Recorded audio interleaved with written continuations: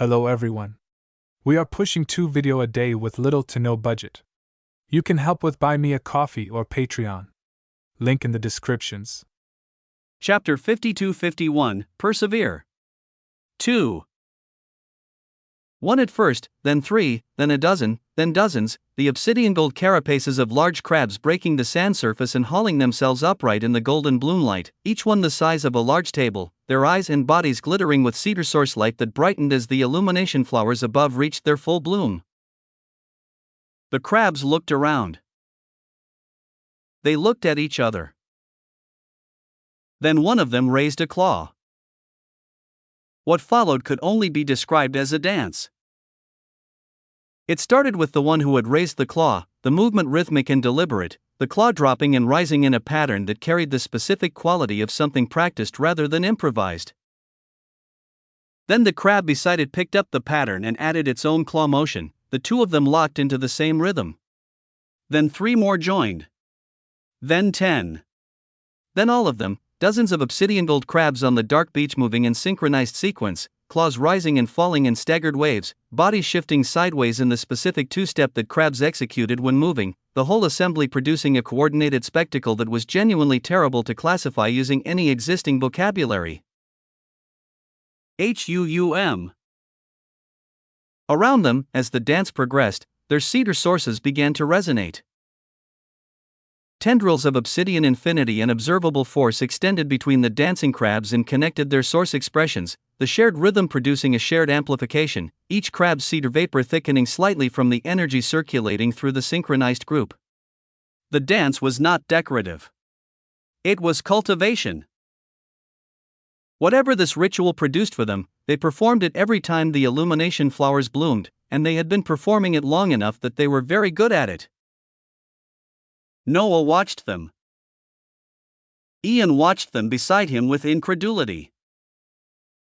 Noah looked closer as infinity provided him waves of information. Source creature identification, cedar crater crabs. First, demarcation. Long-term residents of the source land's coastal regions. Highly social, which in most environments would be considered a charming quality. In the source lands, it primarily means there are more of them than one would like. Behavioral note: cedar crater crabs are among the few species in the source lands that have developed cooperative survival strategies rather than simply eating each other until one remains. Ritual analysis: the synchronized movement you are observing is designated the bloom rite.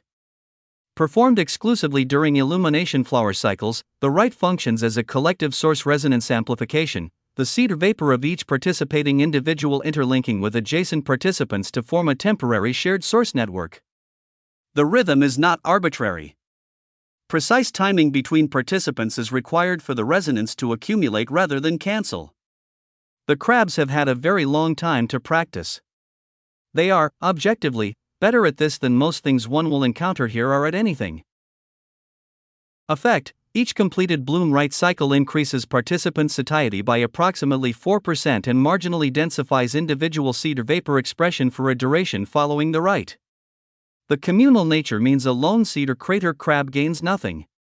This has not stopped lone cedar crater crabs from attempting the dance. It is among the saddest things in the source lands. Threat assessment: moderate. The cedar crater crab's primary offensive capability is its claws, which are stronger than they appear, and its secondary offensive capability is that there are dozens of them and they are watching you right now. They noticed you some time ago when you noticed them. They chose the dance anyway. It was a ridiculous thing to see, but it was grand. The crabs were very good at their dance.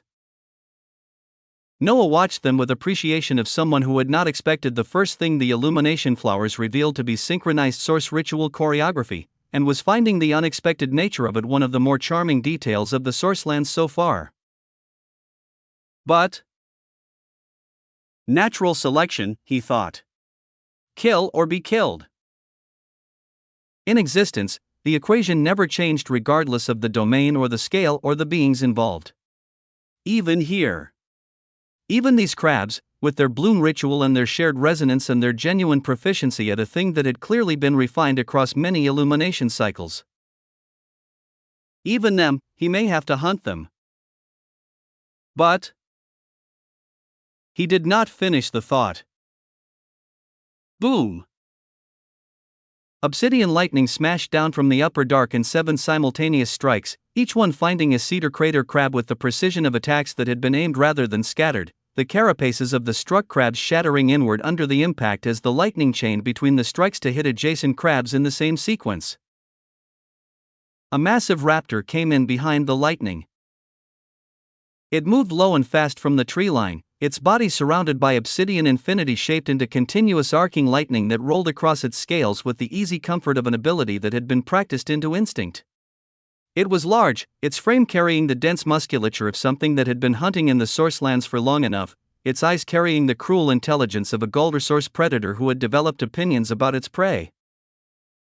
It drove its jaws into the nearest crab with broken carapace and ate without slowing, still moving, the eating and the hunting simultaneous.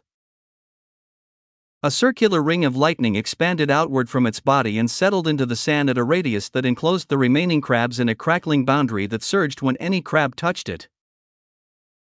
The raptor looked at the contained crabs. "Wait for me, my little snacks." Behind it, at the edge of the tree line where the massive flora had revealed itself in the bloomlight, other Utahraptors watched from the elevated branches. All cedar. First demarcation. Observing with the relaxed attention of beings confident that what was happening was going to conclude in a predictable way. Inside the lightning ring, the crabs did not wait. They surged toward the Utahraptor with their claws raised and their cedar sources blazing with the resonance the bloomlight had just amplified, the collective brightness of them pressing against the encirclement with the desperate energy of things that had survived long enough to know that not fighting was not an option. Noah shook his head as a bright smile bloomed on his face. He looked at Ian. "Let's go." He jumped. Chapter 52-52, Persevere. 3.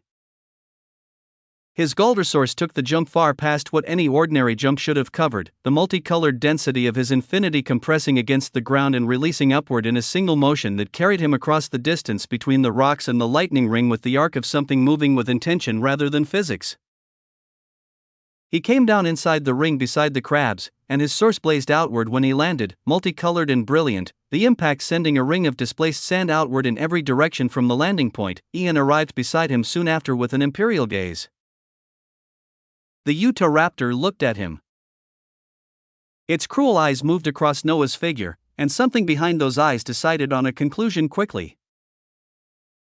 Another pair of golden humans appear. It ate a crab while it spoke, the multitasking effortless. "Ha, look at you. Standing there in your stupid form with all that confidence. You are nothing more than golden humans. Fragile. Polished. Pathetic." It ate another crab. "Many of your kind have crawled out of the woodwork recently. I've had to clear the brush. I've killed a fair amount, and I must say, you taste better than the common rabble. Your sources are unique. Intricate. A pleasant change of menu after so much bland, repetitive existence." It began moving toward Noah, the lightning rolling across its body in lazy arcs. "And here you are. You've saved me the exercise. You've descended and landed right in my lap. For that small mercy, I'll be kind. I'll make your transition quick." The cruel eyes carried no mercy behind the promise. "You always have that look. That wide-eyed stuttering shock as the light goes out. As if the laws of existence were written to exclude you from the grave. As if your power granted you a seat at a table that doesn't exist." It stopped and drew itself to full height. "You think you are the sun? You are nothing. Death is not a suggestion. It is not a request. It is a command. Death comes to all. Death comes to all." Boom! Come receive yours. The tendrils of lightning crashed outward from the Utahraptor toward Noah and Ian, the strikes fast and converging, the obsidian infinity within them carrying the weight of a Galder source that had been generating lightning attacks for longer than Noah had been alive. Noah scowled. His smile was brutal. I was looking for a Galder source to test. He met the Utahraptor's eyes. You'll do just fine. He moved into the lightning. The infinite vector caught the first tendril mid-arc and redirected it sideways, the lightning curving away from its original trajectory and dissipating into the sand. The second tendril hit the vector's passive field and found its direction rewritten before it reached Noah's position. The Utahraptor's eyes narrowed as the attacks failed to arrive and Noah covered the distance between them and the interval the Utahraptor spent processing why the lightning had not landed. His fist found the Utahraptor's jaw. The Galder source behind the strike hit the Utahraptor's foundation directly, not a cultivated attack but a source against source contact, the multicolored density of Noah's Galder pressing into the Utahraptor's obsidian Galder at the point of impact. The Utahraptor's head snapped sideways and it disengaged with a speed that was genuine, the cruel eyes recalibrating as it circled. It drove two lightning tendrils of infinity from different angles simultaneously, the spread designed to force a choice between blocking one or the other.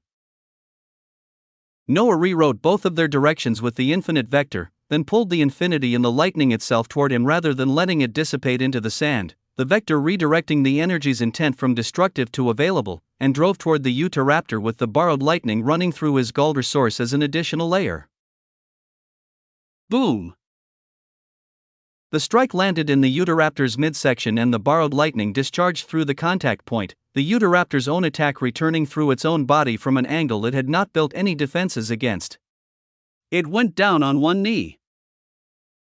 Noah was already on it, his source blazing at the top of its current expression as he drove into the Utahraptor's position with the focused density of a Galder.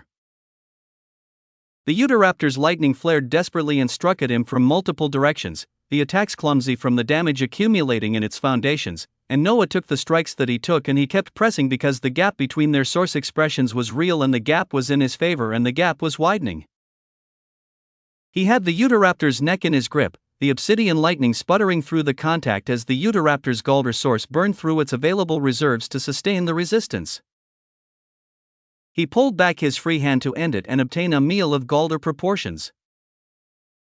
But persevere. Boom! The Utahraptor roared it from somewhere beneath the grip.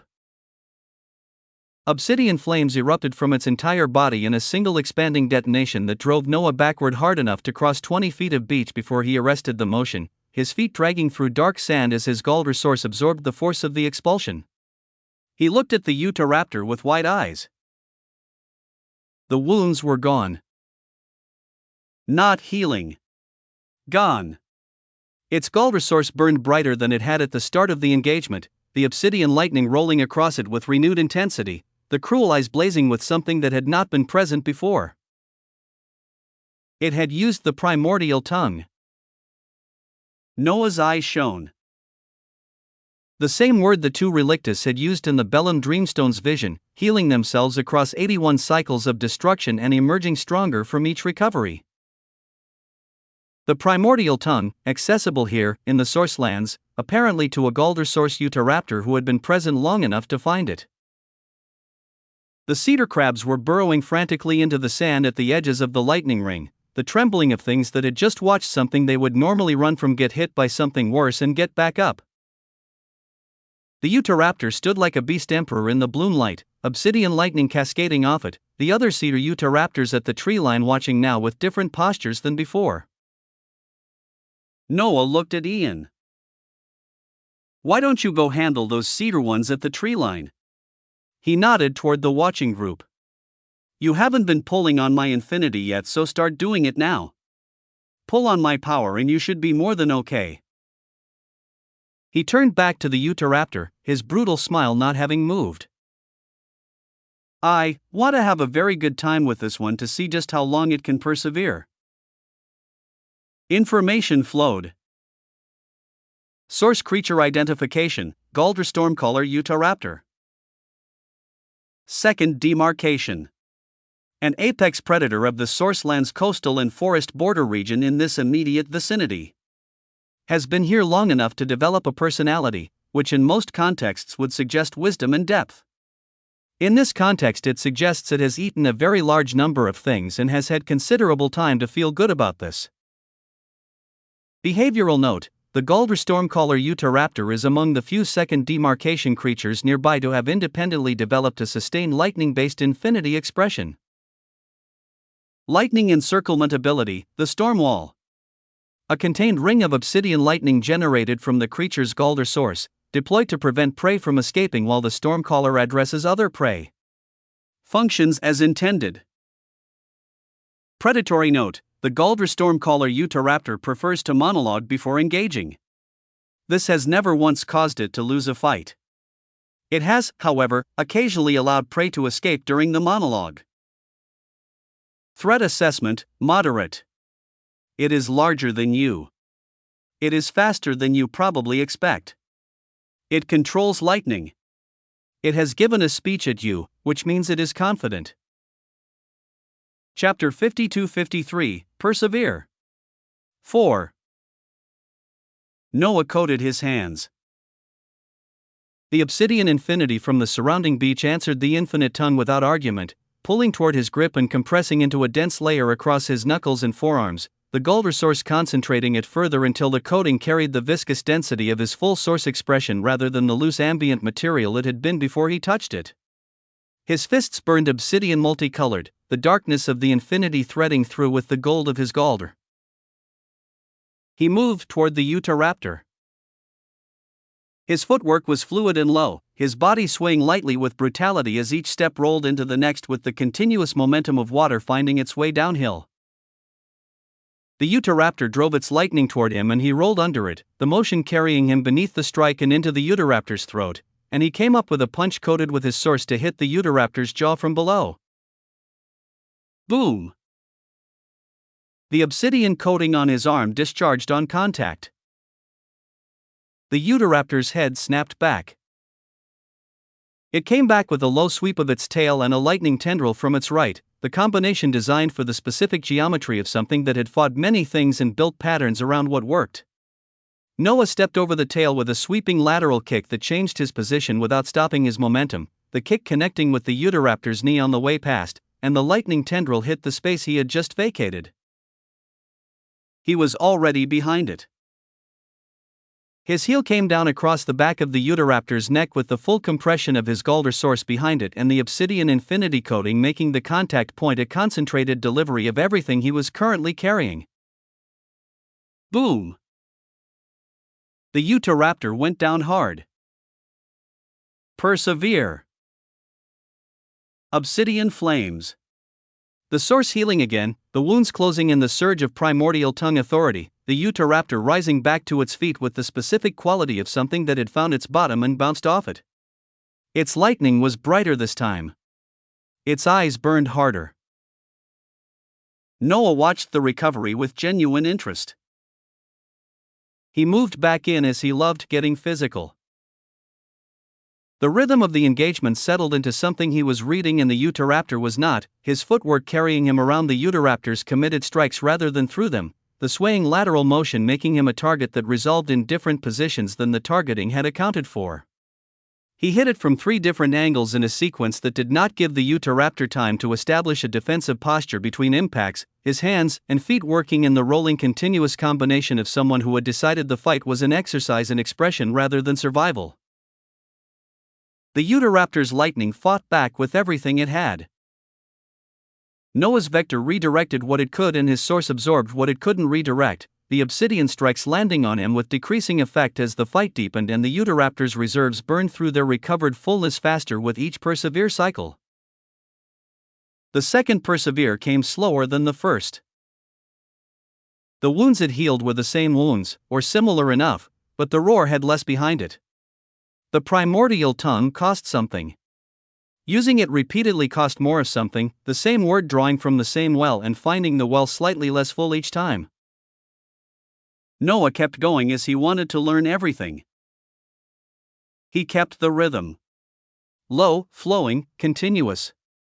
Hit and hit from somewhere else and move again, his footwork never quite stopping, the fight a sustained expression of everything he had been doing rather than a series of separate exchanges. The Utahraptor's responses slowed by increments small enough that each individual increment was unremarkable and the accumulation was devastating. Third, persevere. The flames that erupted were shorter-lived. The brightness they produced faded faster. Fourth, persevere. A long pause before the word arrived, the Utahraptor finding it from somewhere deep, the voice carrying the sound of something that was very tired and had not yet admitted this. Noah leaped. He came down with both feet across the Utahraptor's back in the specific concentrated delivery of someone landing on something they intended to stay landed on, the obsidian coating on his feet discharging completely into the contact point, the full density of his Galdersaurus driving straight down through the Utahraptor's foundations. The Utahraptor trembled. It tried. The shape of persevere formed somewhere in its chest, the ancient letter of the primordial tongue moving toward expression with the desperate insistence of a word that had saved it 4 times before and was being asked for a 5th. It could not make it out.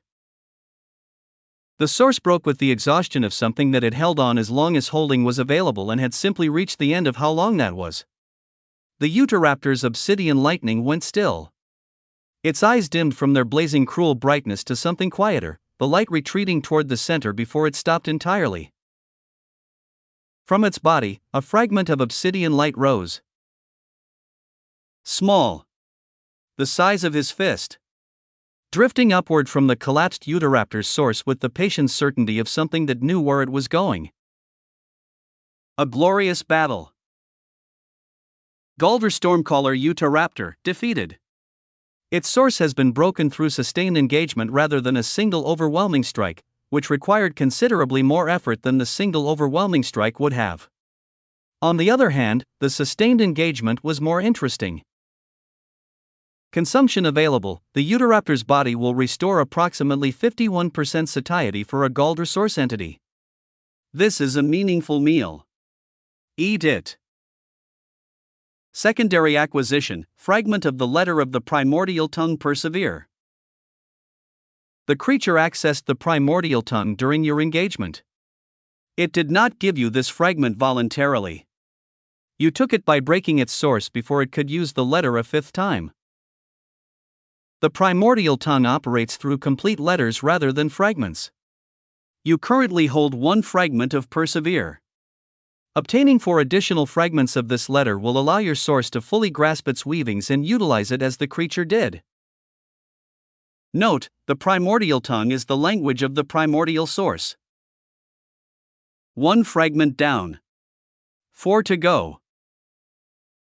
Noah's eyes shone brilliantly as he watched the dazzling loot. This place continued to exceed every known measurement of power and glory as he had to find, for other fragments to gain access to another tongue. Chapter 52-54, The Strand of Broken Scales Eye.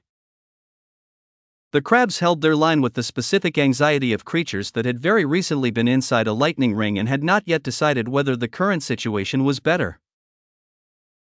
Noah looked at them. One of them, the largest, began to raise its claw in the opening motion of the bloomrite. If you begin dancing again, Noah said, I will fry you and eat the meat. All of you. The claw lowered. Good. Now. He crouched to their eye level, his Galdersaurus multicolored and calm around him. Tell me the locations of any areas you never venture into. Anything in the surrounding region that you avoid. Any Galdersaurus beings like the one that killed your people. The crabs looked at each other. They began clicking their claws in rapid sequences, the sounds overlapping and rhythmic, and tendrils of obsidian infinity moved between them as the clicking carried information that the infinity translated outward. Noah's infinite tongue reached into the ambient communication and pulled what it could, the shape of a region assembling itself from the crab's collective knowledge into something he could orient around. They were in a stretch of coast the crabs had no name for but that his tongue organized as the strand of broken scales, a region running several hundred miles along the beach and extending inland to where the forest thickened into terrain the crabs considered categorically non-survivable for their kind. The beach and the rocky terrain behind it were their domain. The forest border was not. 3 areas the crabs never went. The first was north along the coast, where the dark waters churned in a pattern that suggested something very large moving beneath them at regular intervals. The source eel from their arrival was a possibility. Something larger was also a possibility. The crabs had not investigated because the crabs that had investigated had not returned. The second was inland and east, where the vegetation gave way to a clearing the crabs could sense from the border but approached no closer to.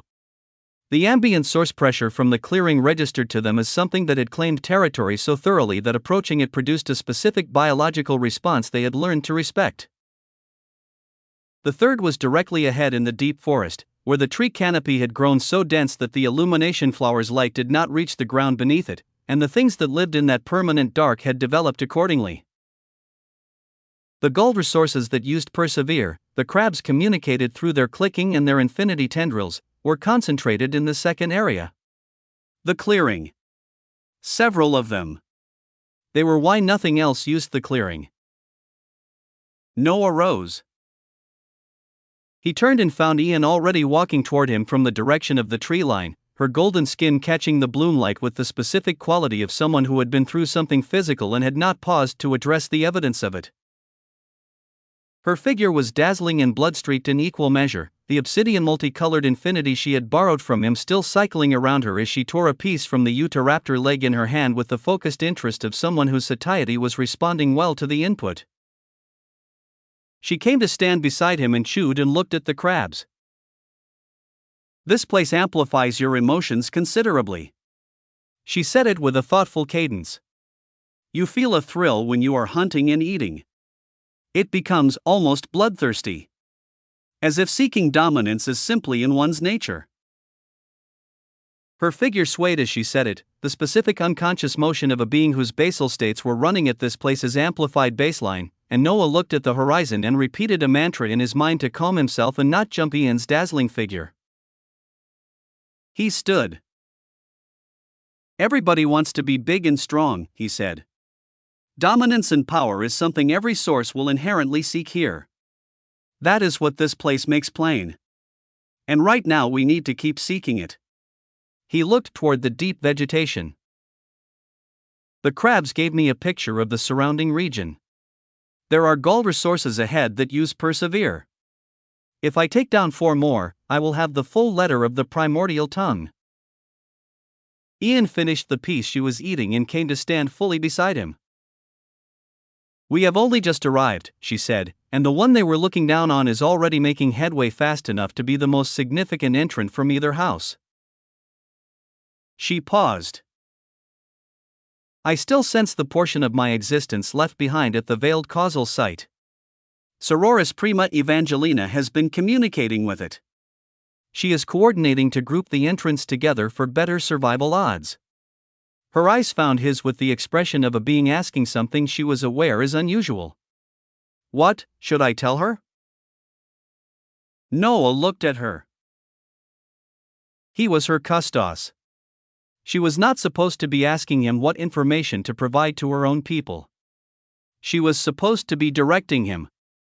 Something had shifted in the hours since they had arrived on this beach together, in the cave, in the dark and the bloom light and the hunting, and the shift had expressed itself as this question, and the question was significant enough that he looked at her for a moment without answering it.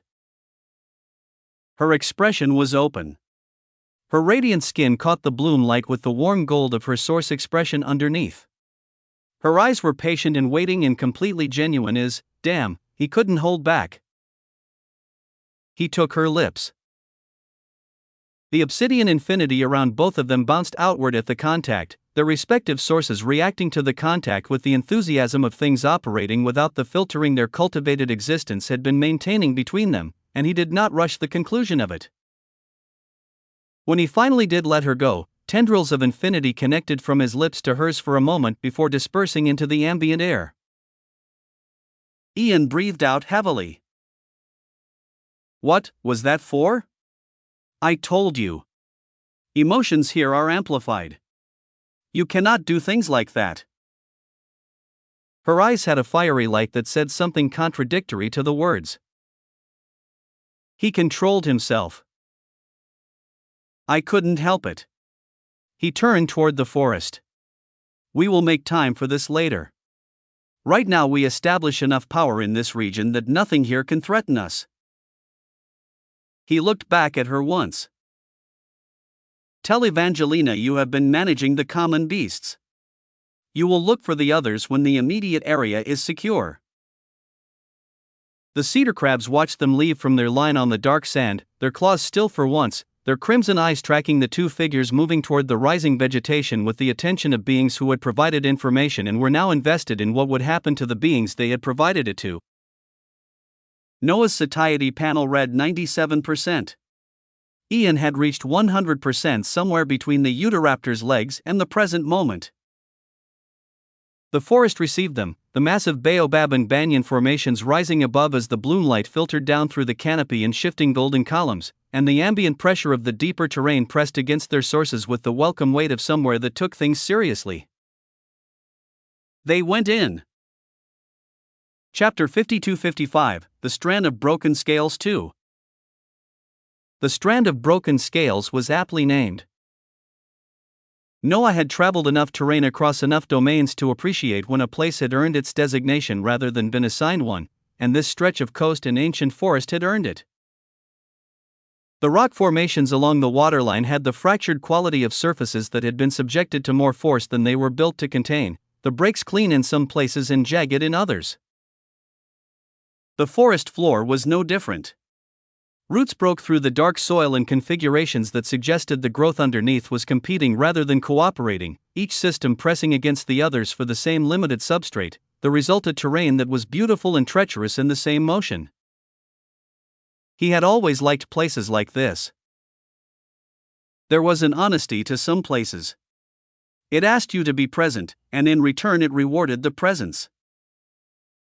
Ian moved alongside him through the ancient trees with a composure that had resettled after the beach, her golden source expression stable and close against her figure, her eyes tracking the surrounding growth with focused awareness. She was adapting quickly. A Silurian Paleozoic entity who had been stripped to her source and had spent the preceding hours hunting, eating, and navigating the amplified emotional terrain of the source lands without losing her coherence was not doing poorly. He had also noticed that her figure moved through the forest with a quality this place had no interest in muting. He redirected his attention to the terrain ahead. The crab's information had been accurate. The Galder source pressure ahead had been building against his perception for the last several minutes, the dense obsidian warmth of it distinct from the cedar sources scattered through the surrounding forest, and he placed the cluster at approximately half a mile from their current position as their images became visible through the surrounding infinity. Velociraptors. A group of cedar ones surrounding a Galder source at their center, the arrangement of a predator pack organized around the most powerful member. His existence got ready. He had been thinking about long range. The physical approach had served him well against the Utahraptor. He had no complaints about it. The direct engagement, his hands and feet carrying his Galder source through the infinity-coded strikes, the rolling continuous movement that kept his position unpredictable, it worked, and he liked the directness of it, the confirmation that came with the impact of source against source in physical contact. But he was also a being who had spent considerable time developing expressions of power that operated at distances exceeding arm's reach, and the source lands had not stripped that preference from him along with his Hadean physiology. He stopped walking. Ian stopped beside him without requiring an explanation. He reached inward and found the reserves of infinity that had been building through the consumption of the honey badger and the Utahraptor and the cave creature, the Galder source density of his expression higher than it had been at arrival in the specific way that it kept being higher than it had been at arrival, each battle and each consumption deepening the viscous concentration of what he was carrying. He gathered from those reserves with the deliberate attention of a being constructing something that required precision rather than volume. A singularity. Not large. The singularity he was constructing was the size of a fist, compressed obsidian infinity threaded through with the specific expression of his Galder source, the two substances combining under the tongue's direction into a configuration that held the potential energy of a sustained lightning discharge and the compressed patience of something waiting to be told it could become what it was built to be. He held it between his palms. He whispered, "Sever. H-U-U-M." The singularity left his hands at a velocity that the space between his palms and the tree line ahead had no framework for containing, the compressed obsidian infinity extending into a tendril of lightning that moved through the forest canopy and the obstructing growth and the ambient dark of the spaces between trees. He began walking. Boom! From the clearing ahead, the sounds arrived. A sharp crack of lightning contact. Then another. Then the cascading sequence of a chain discharge as the first impact propagated its energy laterally to the nearest available source expressions, which were the cedar velociraptors packed around the Galder at the clearing center, each one receiving the chain and the specific sequence of targets that had not seen the attack coming and had therefore not moved. A chain lightning strike. The Galder source velociraptor roared. He heard the earth responding to it, the ground around the clearing rising in sharp formations as the creature's source expression drove into the surrounding terrain to form a barrier. The lightning pierced through. He heard persevere. Then persevere again. Then again, the roar containing less each time, the primordial tongue's letter arriving from a smaller reserve with each successive use, the specific diminishing quality of a word being spent faster than it was replenishing. By the time he and Ian reached the clearing, the scene had finished resolving itself. Scorched cedar velociraptors were scattered across the clearing floor in the still configurations. The earth formations the Galder source had raised stood as misshapen evidence of a defense that had not been sufficient. At the center, the Galder source velociraptor itself was on the ground, its body trembling. Its eyes found Noah as he walked into the clearing, and what was in those eyes was hatred in the pure unfiltered form this place amplified to its maximum expression. Noah crouched in front of it. He looked at it for a moment. He raised his hand and slashed sideways. H-U-U-M. The motion was clean and final. Existence is unfair. He held the creature's gaze until the light left it. Apologies. H-U-U-M. The fragment rose from the Galder source velociraptor's broken expression, obsidian and faintly luminous, drifting upward with the patient certainty of something that knew it was being claimed. Second fragment of the letter persevere obtained. 2 of 5. The Galder velociraptor used persevere 3 times before collapse. First Utahraptor required 4 cycles. Either your sever expression is more efficient than your physical approach, or this individual had a shallower reserve to draw from. Satiety status, 97%. The surrounding cedar velociraptors represent approximately 8% recovery each.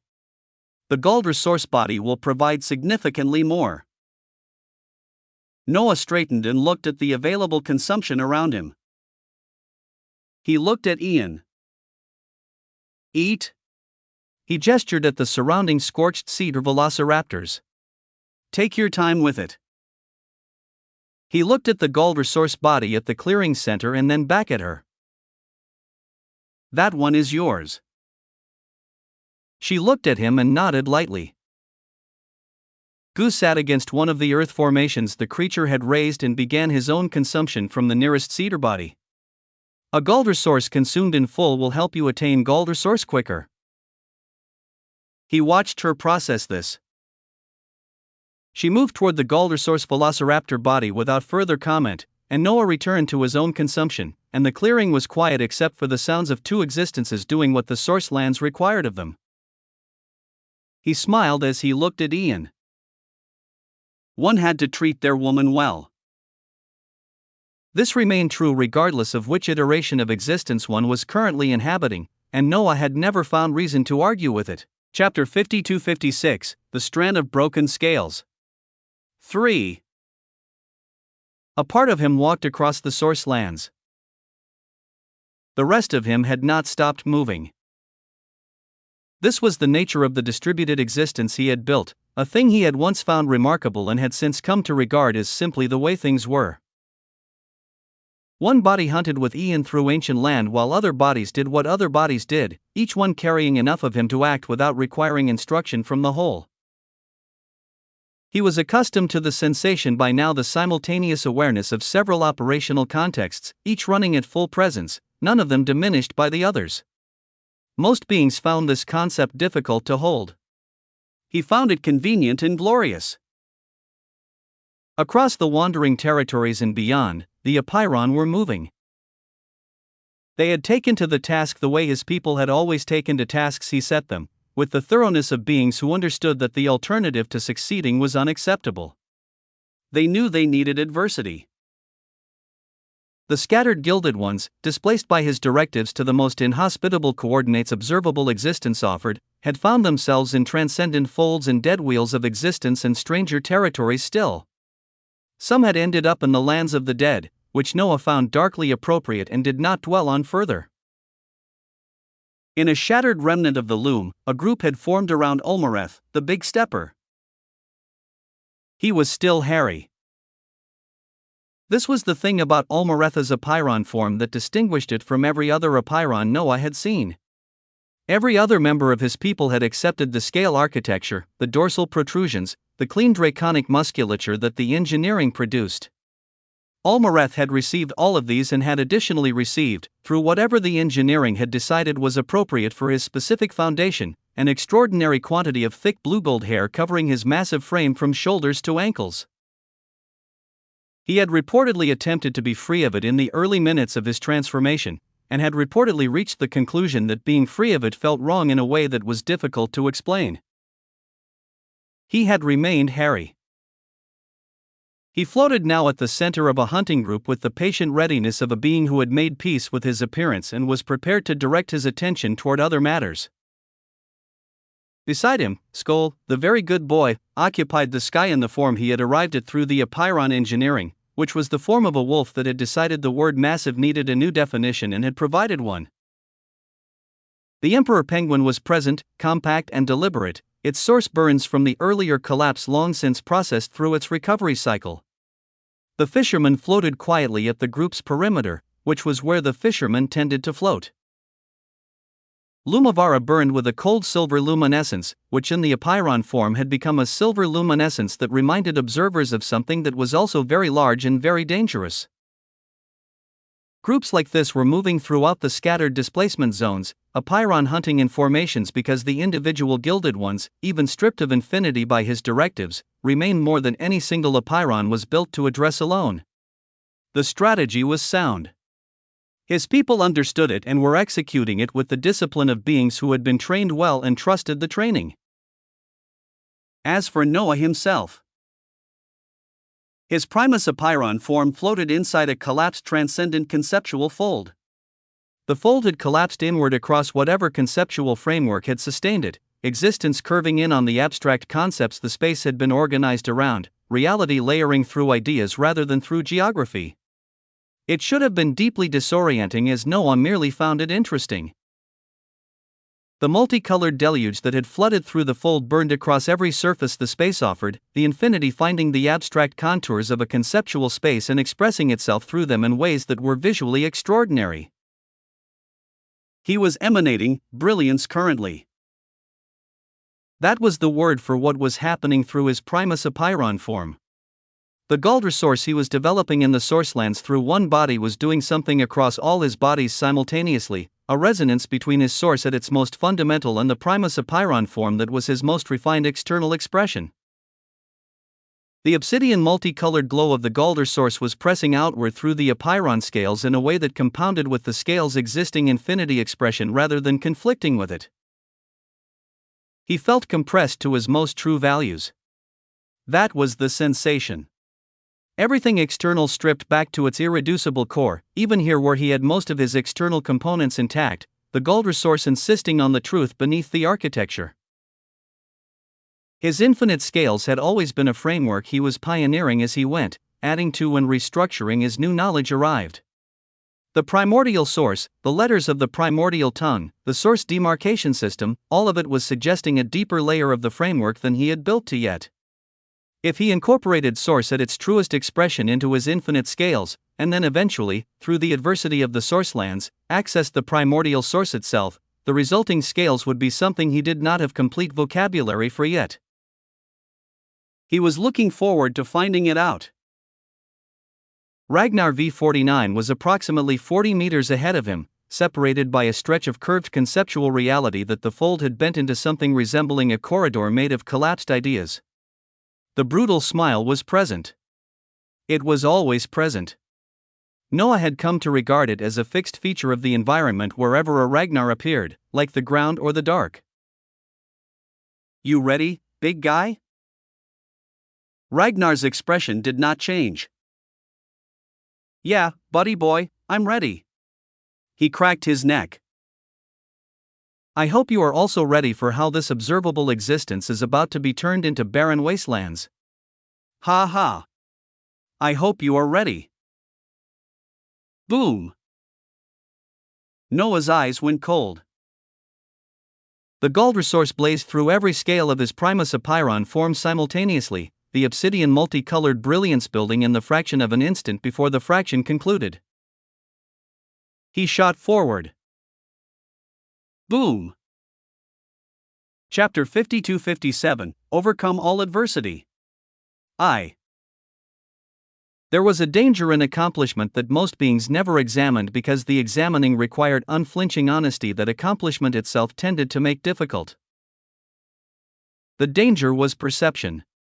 When something grand was achieved, the mind reached for a category large enough to hold it, and the categories it reached for were often too large. An accomplishment perceived as unfathomable became a destination rather than a waypoint, and destinations ended journeys. A being who had climbed to a peak they considered the ultimate peak had no reason to look for the next one, and if they had no reason to look for the next one would not be found, and the one after that would not be found, and the vast architecture of what they might have become would remain unbuilt because they had mistaken a single floor for the whole structure. The correct relationship to accomplishment was simpler and considerably harder to maintain. Each achievement was a point in an endless journey. Significant because all points in a worthy journey were significant. No more significant than the next point, which had not arrived yet, and would be grander. This was the only way to keep moving. To look at something genuinely extraordinary and think, good. What comes next? Noah had been practicing this relationship for longer than he would have consciously admitted. He stood at the crown of a wide ancient tree whose upper canopy broke above the surrounding forest canopy into open bloomlight, and what occupied the massive nest at the tree's highest platform of branches was extremely unhappy with his presence. The flying dinosaur had a wingspan that covered the nest platform's full diameter with room to spare, its body long and scaled in the specific dark iridescence of creatures that spent their existence above everything else and had developed the aesthetics of altitude. A Galder source, the densest he had encountered in the strand of broken scales since the Utahraptor, its source expression blazing with the bright chaotic warmth of a being defending something it considered inviolable. The nest around it was layered infinity and accumulated source energy compressed into the architecture of a home rather than a weapon, and the creature was currently deploying both as weapons with the indiscriminate thoroughness. Noah directed the storm. He had been building it before the creature realized the storm was directed, gathering the obsidian infinity that saturated the upper air of the strand into the swirling formation of a lightning system rather than a collection of individual strikes, and the system was making no accommodations for the nest or its occupant. The multicolored current within the lightning carried his Galder source through every discharge, each bolt carrying source against source impact at the contact point rather than simple electrical force. The Galder source beast persevered twice. The second persevere came from a reserve that had been significantly depleted by the first, and what it healed was less than what the storm had taken, and the storm continued. The creature fought with the full extraordinary capability of something that had survived by being the apex of its particular environment for years, its lightning capabilities and its superior aerial mobility and its territorial fury all expressed at maximum. The storm was broader than all three.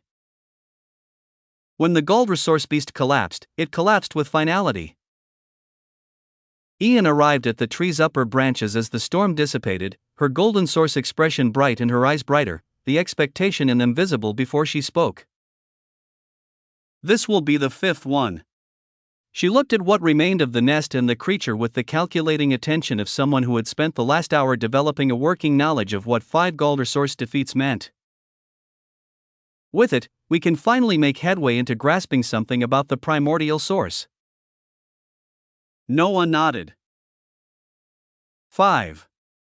In whatever passed for an hour in the source lands, where time was not a factor his body recognized but his awareness still tracked through the accumulated weight of events, they had moved through 5 gold resource creatures that wielded a letter of the primordial tongue. The hunting had been excellent. He was not going to say this out loud, but the hunting had been genuinely excellent. He raised his hand. The 5th fragment rose from the creature's broken source and drifted toward him without requiring the summoning, the obsidian light of it moving with the patient certainty of something arriving at its destination. The other 4 fragments answered from wherever they had been resting within his source expression, coming forward to meet the 5th, and the 5 pieces of the letter of persevere began rotating around him in slow orbit. The rotation accelerated. The obsidian light between the 5 fragments intensified as they moved, the pieces recognizing each other and completing the connection between them, and then the acceleration reached its conclusion and the pieces merged. A blinding beam of obsidian light shot upward from the convergence point into the bloom-lit sky above the canopy, the signal of a completed thing announcing itself to whatever this place used for an observer. Noah frowned at it briefly. Whatever attention it drew, it drew. He had not been operating with subtlety as a primary consideration. He looked at what the 5 fragments had become. A letter. Ancient in the way that things were ancient when they had existed before the frameworks used to measure age had been established, its form carrying the specific geometry of a language that did not use an alphabet any surviving writing system had derived from. It communicated toward him as it rotated, the letter actively oriented toward his source expression rather than passively existing in the air between them. As if it had been waiting to be completed. As if it had been waiting for him specifically. It surged forward and entered him. The comprehension arrived not as information but as recognition, the understanding settling into his source at the foundational level rather than the cognitive one, the letter becoming a thing he knew the way he knew his own name rather than a thing he had learned. Persevere. Through boundless adversity, persevere. Through all the unfairness of existence, persevere. Through the weight of every force that pressed against what you were trying to build, persevere. Through the moments when the calculation said the odds were unacceptable and the moment demanded you act anyway, persevere. So long as you persevered, everything would be okay. Not a promise. A principle. The first and most fundamental letter of the primordial tongue, the language of the primordial source, and it was the one that said, continue. For the first time, Noah opened his mouth. Persevere. Boom. Chapter 52-58, Overcome All Adversity. 2. Multicolored flames erupted from him in incandescent billowing waves that had no interest in being contained by the tree's canopy or the surrounding air or any other intervening medium.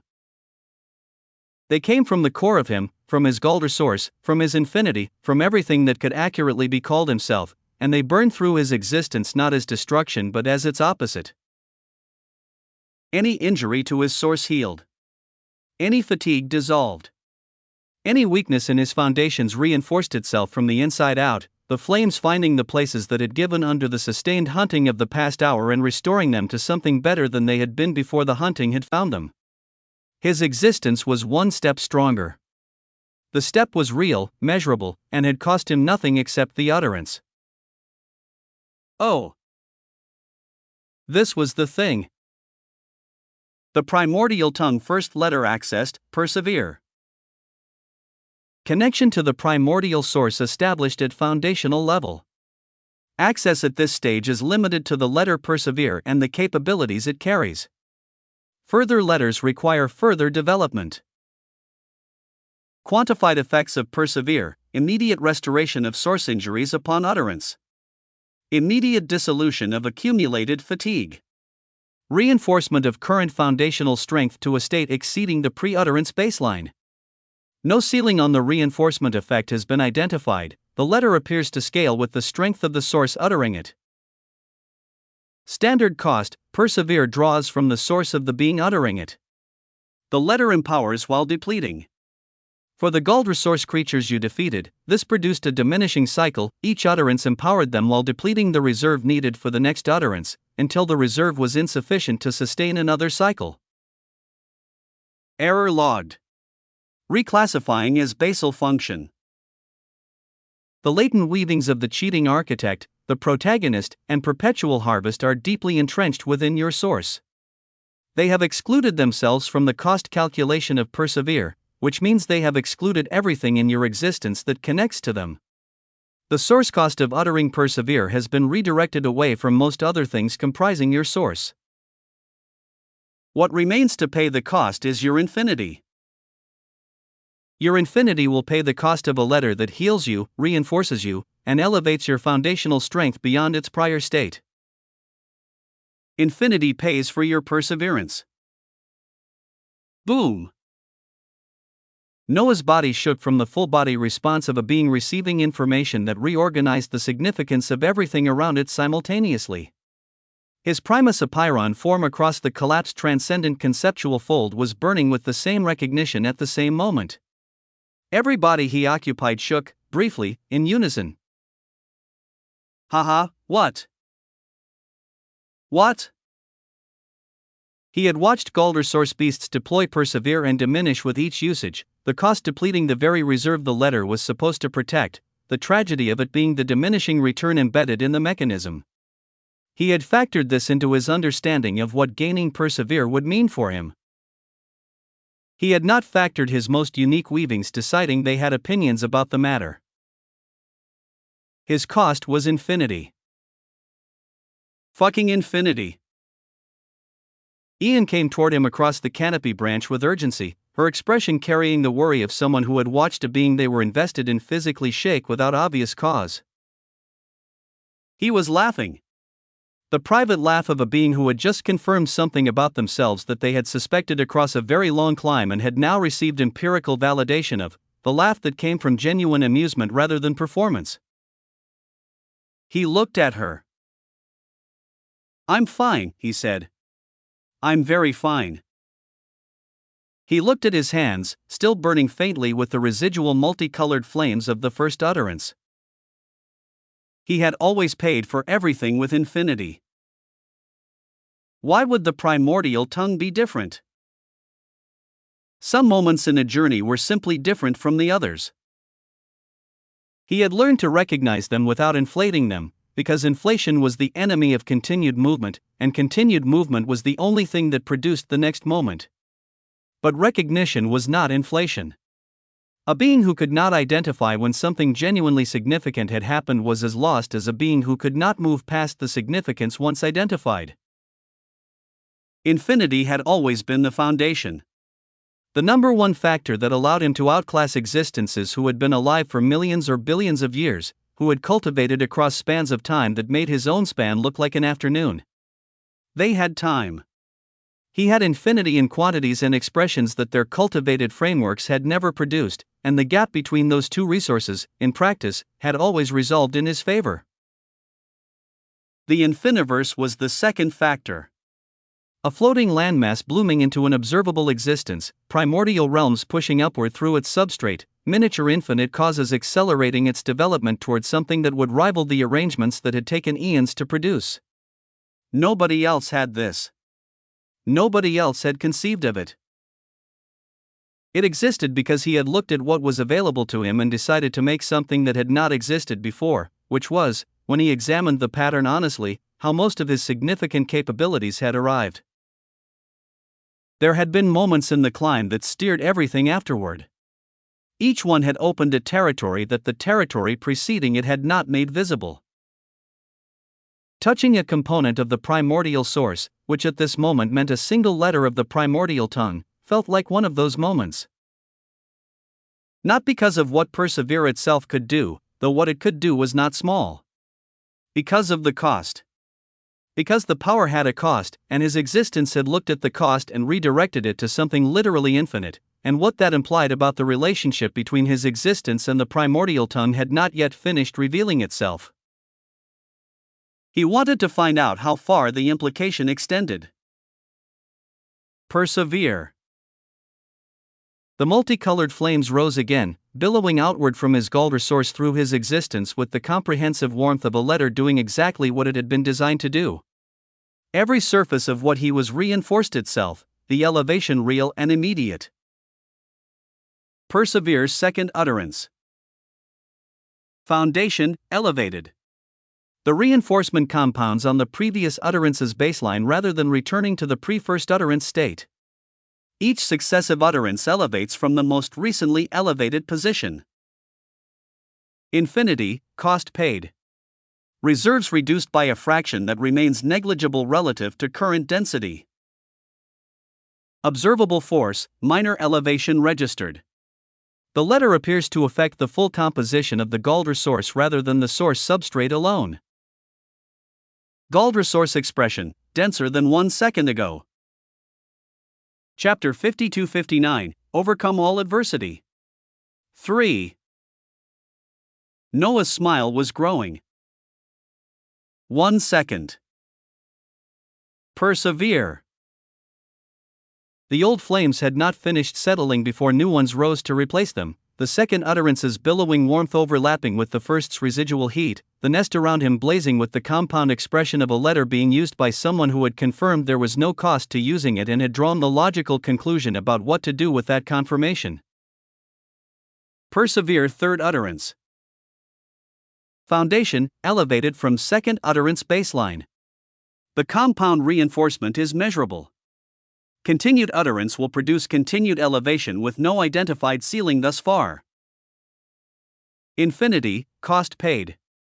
The fraction paid per utterance remains consistent.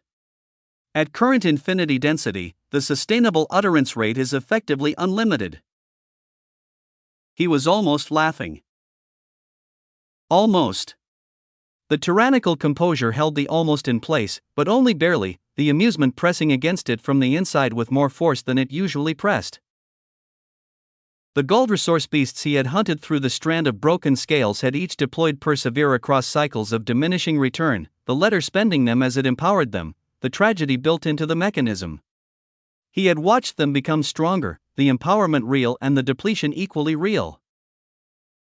He was paying with infinity. Persevere. Again. The flames were continuous now, the utterances close enough together that the rise and fall between them had become a single sustained expression, the nest and the ancient tree and the surrounding canopy all bathed in the multicolored light of a man confirming something about himself that he found deeply satisfying. Ian was watching with shining eyes. She knew the word.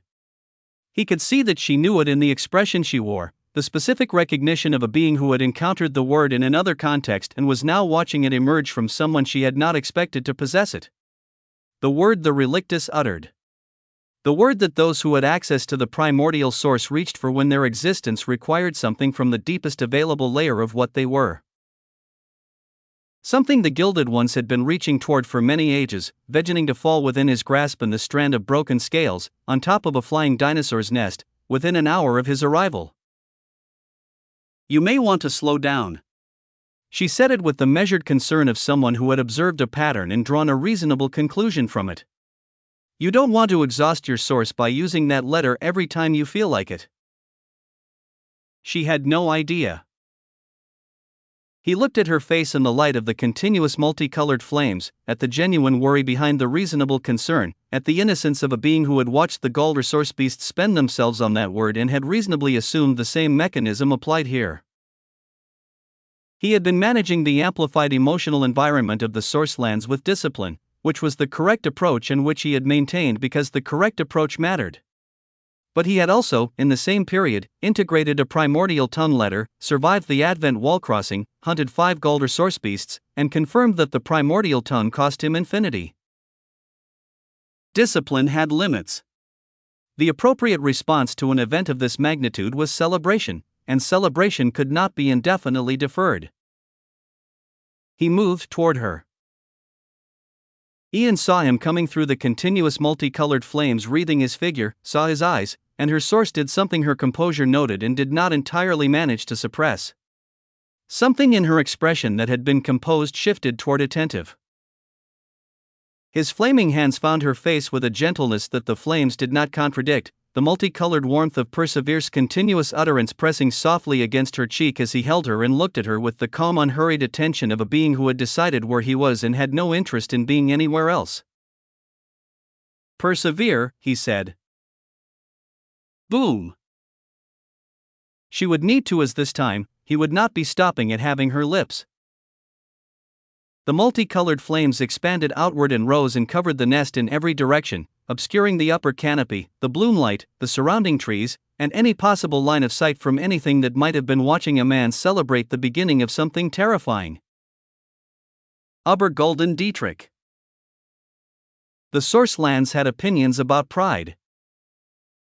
Dietrich had formed this assessment rather quickly into his crossing of the Advent wall, when the stripping had begun and the thing that remained had discovered that the thing that remained was not substantially diminished by the stripping.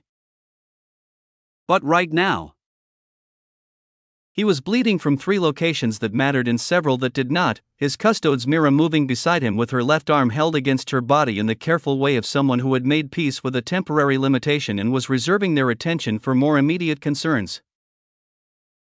They had ran away from and survived the first gold resource beast encounter through the combination of his source expression and her strategic instincts, and the second encounter through sheer refusal, and the third had left them both in the state they were currently navigating. The deep forest of the strand of broken scales had no interest in his house's name. He was reconsidering this when the 3 figures emerged from the tree line ahead. All 3 of them wore scars, the marks of engagements this place had required of them distributed across their arms and shoulders and the planes of their faces with the specificity of a history that was still being accumulated. Their sources burned with the steady warmth of beings who had been here long enough to find their footing and had not spent that time resting. Their eyes were bright. Dietrich recognized all 3 of them at once and felt something in his chest that was, in fact, relief. Sororis Prima Lana. He stepped forward and did not try to make his voice smaller than it was. Obergolden Shatta. Obergolden Rihanna. He looked at each face in sequence and found each face exactly as he had hoped to find it. I have never been happier to see faces like yours in this forsaken place. Obergolden Shatta raised a hand in the gesture of someone about to say something that required a quieter delivery than the greeting had used. He was broad across the shoulders, his golden hair worn loose, his source expression carrying the denser warmth of an existence that had been feeding well. Now. Keep the volume down. The amusement in his voice was genuine and not unkind. The more of us together, the better, and strength in numbers has mattered in very few places as much as it matters here. He looked past Dietrich briefly, assessing. We were told others entered this time and to come to the periphery of the strand and find you. You didn't manage to locate any of them? Are they still alive? Chapter 5260, Overcome All Adversity. 4. Dietrich's face went through a change he did not fully control. My sister has no protector. He said it with the flatness of a fact that had been pressing against the back of his thoughts since the crossing. Who knows what she is currently going through? If you are all intact enough, could we search the periphery for her before returning? Even an hour of looking dash. Sororis Prima Lanas interjected. We can continue searching for a few more hours, she said, carefully. But you do not want to be in these forests when the illumination flowers fade. The dark here is not merely dark. The gold resource creatures that move through it are different from what you have encountered in the bloom period. We need enough time to return to camp before it fades. She met his eyes with the directness of someone who was not softening what she was saying. Communicate with your sister through the thread you left at the Advent wall. If Sororis Prima Evangelina outside the wall can relay what your sister sees around her, any landmarks she can identify, we may be able to narrow the search considerably. Dietrich reached for the thread. The sliver of his existence left behind outside the Advent wall was present, and communicating through it was a sensation of speaking across a limitation that was not distance but something more structural than distance. He pressed his intent through the connection toward Evangelina and held the channel while he waited for information to return. What returned was not his sister's voice. Evangelina's reply came back measured and clipped. Adelheide's golden thread outside the wall showed her alive. The thread was active. The existence it was connected to continued. But the thread was not responding to communication, not because it was severed but because the existence on the other end of it was occupied with something that was consuming its full attention. She might be fighting for her life. He had argued against her coming. He had not argued hard enough. He had looked at the custos arrangement she had arrived with, the luxurious standing behind her with the infuriating calm of something that did not understand its own insignificance, and he had found the arrangement unworthy and had said so. Yet, he blamed himself for allowing it. He blamed the luxuria for existing in a position where being allowed was a meaningful variable. She is not responding, he said to Sororis Prima Lana. Then we look. He met Lana's eyes. However many hours we have before the dark, we look. Mira, who had been quiet since the three Gulden emerged from the treeline, shifted her weight off her compromised arm and back into the readiness of a custodes with somewhere to be. Dietrich moved, and his custodes moved with him, and the three scarred gilded ones moved alongside them, and the deep forest of the strand of broken scales received them all. The strand did not care about their house name. Away from the sourcelands, in a collapsed transcendent conceptual fold where existence curved through abstract concepts that the collapse had compressed into visible geometry, Noah floated in his Primus Apiron form and looked up at Ragnar V49. The battle had been going on long enough that its texture had changed. The first exchange had been an assessment. The second had been a confirmation of the assessment. What they were doing now was something else, the specific sustained pressure of two beings who had found each other's level and were testing whether either of them had a level above the one they were currently occupying. Ragnar was laughing. Buddy boy. He shook his head, the brutal smile whiter than usual. We seem evenly matched. Which is shocking in itself, because I was pummeling you not long ago. He tilted his head with the assessment of a being who had been doing this for a very long time. But here's the thing. The longer this goes, the sooner a truly resounding force gets sent down to address whatever is happening here. You are getting stronger as time passes. His confidence settled into something absolute. But it will not be significant enough. It will not. He said it without malice. He said it the way someone stated the position of a mountain. Noah looked at his clawed hand. The Gulder source emanating through his Primus Apiron scales had deepened across the duration of this battle, the additional density from the persevere utterances in the sourcelands pressing through the connection between his bodies with the compound warmth of something growing faster than the battle was expecting it to grow. He looked up at Ragnar. Then all I will have to do, he said, is persevere. Boom! Multicolored flames erupted from him in billowing continuous waves, the letter answering the utterance as it had answered every utterance since he had first grasped it in the strand of broken scales. They came from the deepest available layer of what he was. Not from his infinity. Not from his Gulder source alone. From something beneath both of those, the foundational layer that the primordial source touched and that the primordial tongue expressed, and what came from that layer carried a quality that infinity-only expressions did not carry. His Primus Apiron form stood inside the flames with the easy composure of something that had always belonged there. The multicolored scales caught the flame and refracted it through their prismatic surfaces until the figure at the center of the conflagration was difficult to resolve as a distinct shape and easy to resolve as a single blazing fact. His 4 horns burned at their singularity tips. His crown spun above his head with the additional fire layer through its orbit.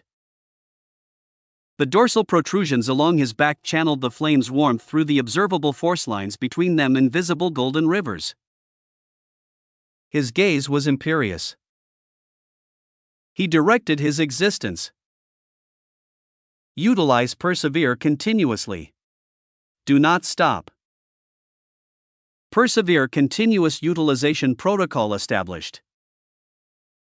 Current limitation: the letter of the primordial tongue can be expressed once per second at the foundational level of your current access. This limitation is not yours specifically, it is a function of the letter itself and of the primordial tongue's architecture more broadly. The tongue operates at a cadence that exceeds ordinary existential expression but is not without constraint. 1 utterance per second represents the current maximum frequency for this letter at your access level. Each utterance elevates from the previous utterance's baseline. Compound elevation is active. Continuous utilization will produce continuous elevation at 1-second intervals for as long as the protocol is maintained. Infinity cost per utterance, negligible relative to current infinity. Sustained utilization is viable. Beginning. The flames did not stop. They rose and rose and rose in the 1-second rhythm of a letter being spoken continuously into the foundation of an existence that had no cost to speak it, each wave overlapping the trailing edge of the previous one, the compound elevation accumulating in the specific way that things accumulated when they were building on their own prior state rather than returning to a fixed baseline between iterations. Ragnar's expression changed, the smile held. But behind it, something recalibrated with the speed of a being who had encountered this phenomenon before, who had a classification for what this quality of flame meant, and who had not expected to find that classification applicable to whatever Noah was. You were connected to the relictus? He stared. The incredulity was genuine. You should have shown that earlier. The full force of the Gilded Ones would have come down for you. He laughed. Haha, wow. This is crazy. His eyes found Noah's. Okay, buddy boy. The brutal smile became something that held respect in it alongside everything else it held. You are about to be famous. He shot forward. Boom. The distance between them collapsed in the interval that characterized Ragnar's closing speed, the cause-backed force behind his approach cracking the curved conceptual geometry of the collapsed fold around the path he traveled. Noah watched him come with the focused calm of someone who had been tracking this approach since before it began. He punched. The full compound weight of what the continuous persevere utterances had built across the preceding seconds behind the strike, his Primus Apiron fist driving into the center of Ragnar's chest at the moment the distance between them reached contact range. The infinity behind it came through his source and the infinite tongue simultaneously, the tongue speaking the impact into Ragnar's foundations rather than against his exterior. The dent appeared. Then the cracks, spreading outward from the impact point across Ragnar's ciliary anterior chest. The cracks were real. They were the record of something that had found a gap in what Ragnar V49 was built to withstand. Boom! Ragnar went backward like a cannonball. The collapsed transcendent conceptual fold received him at the far edge of the space, the curved conceptual geometry buckling around the impact of a Silurian Paleozoic era Gilded One being sent through it at a velocity he had not generated himself, and for a moment the laughing stopped. Noah floated in the continuous multicolored flames and watched. The flames kept rising. 1 persevere per second. 1 per second. Chapter 5261, Quintessential Immensity. Ragnar V49 hit the far wall of the collapsed transcendent conceptual fold and came off it grinning. The cracks in his chest were real. He looked at them with the appreciation of someone who had not seen cracks in his chest in a very long time and found the novelty interesting. Okay. He rolled his neck. The Dominion cause blazed through his left hand and the Bellum cause through his right, both prime cause integrations burning at full expression, the compound authority of two integrated truths pressing outward through his frame and into the surrounding space. The conceptual geometry of the fold bent around the pressure of it. Now we're talking. We are talking. He drove both hands together. The resulting surge hit Noah across the full width of the fold simultaneously, the Dominion cause asserting the hierarchy of the space and the Bellum cause feeding violence into every coordinate the assertion touched. The combined expression filled the fold from wall to wall. Noah was already redirecting it. The infinite vector caught the leading edge and adjusted the direction, not fully, not yet, the magnitude of two integrated prime causes pushing against the vector's current capacity and finding partial purchase. The surge hit Noah at roughly a third of its full force. He took it, absorbed it, and was already moving by the time Ragnar processed that the attack hadn't landed cleanly. Every second, the flames rose. Persevere stacked on persevere, and the compound elevation built in Noah's Galder source, the primordial flames burning through his primus apiron form in denser waves with each iteration, his scales pulling the warmth into their prismatic surfaces and compressing it into the foundation of what he was rather than letting it disperse outward. His Hadean pillar of infinity, his civilizations, his infinity, all of it ran through the Galder source now as a conduit rather than as separate systems, the source sitting beneath all of them and amplifying everything that moved through it. Ragnar came in hard, low, fast. The Bellum cause erupted from his body in a close-range expression that turned his skin into a weapon, and he drove that weapon at Noah's torso with the full committed weight of a Silurian Paleozoic Ira Gilded One who had finally decided to stop feeling out his opponent. Noah stepped into it and hit him 3 times in the span of 1 step. Ragnar absorbed 2 and the third found the cracks in his chest from the cannonball strike earlier, the impact driving into the compromised architecture and spreading the damage outward. He disengaged with a laugh.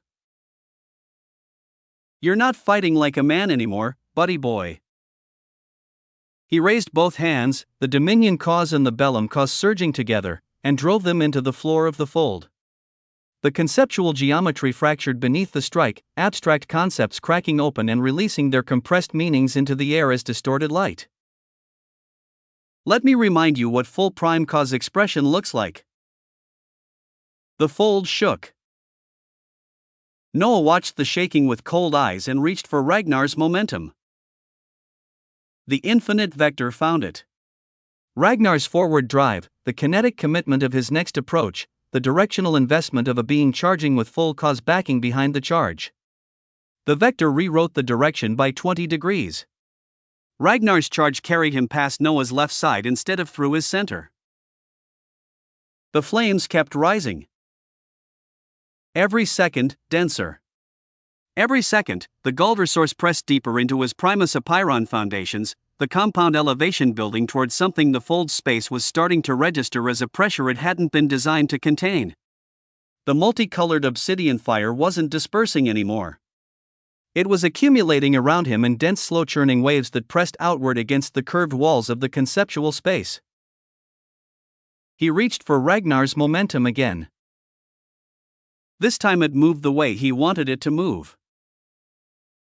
He had grown stronger to be able to.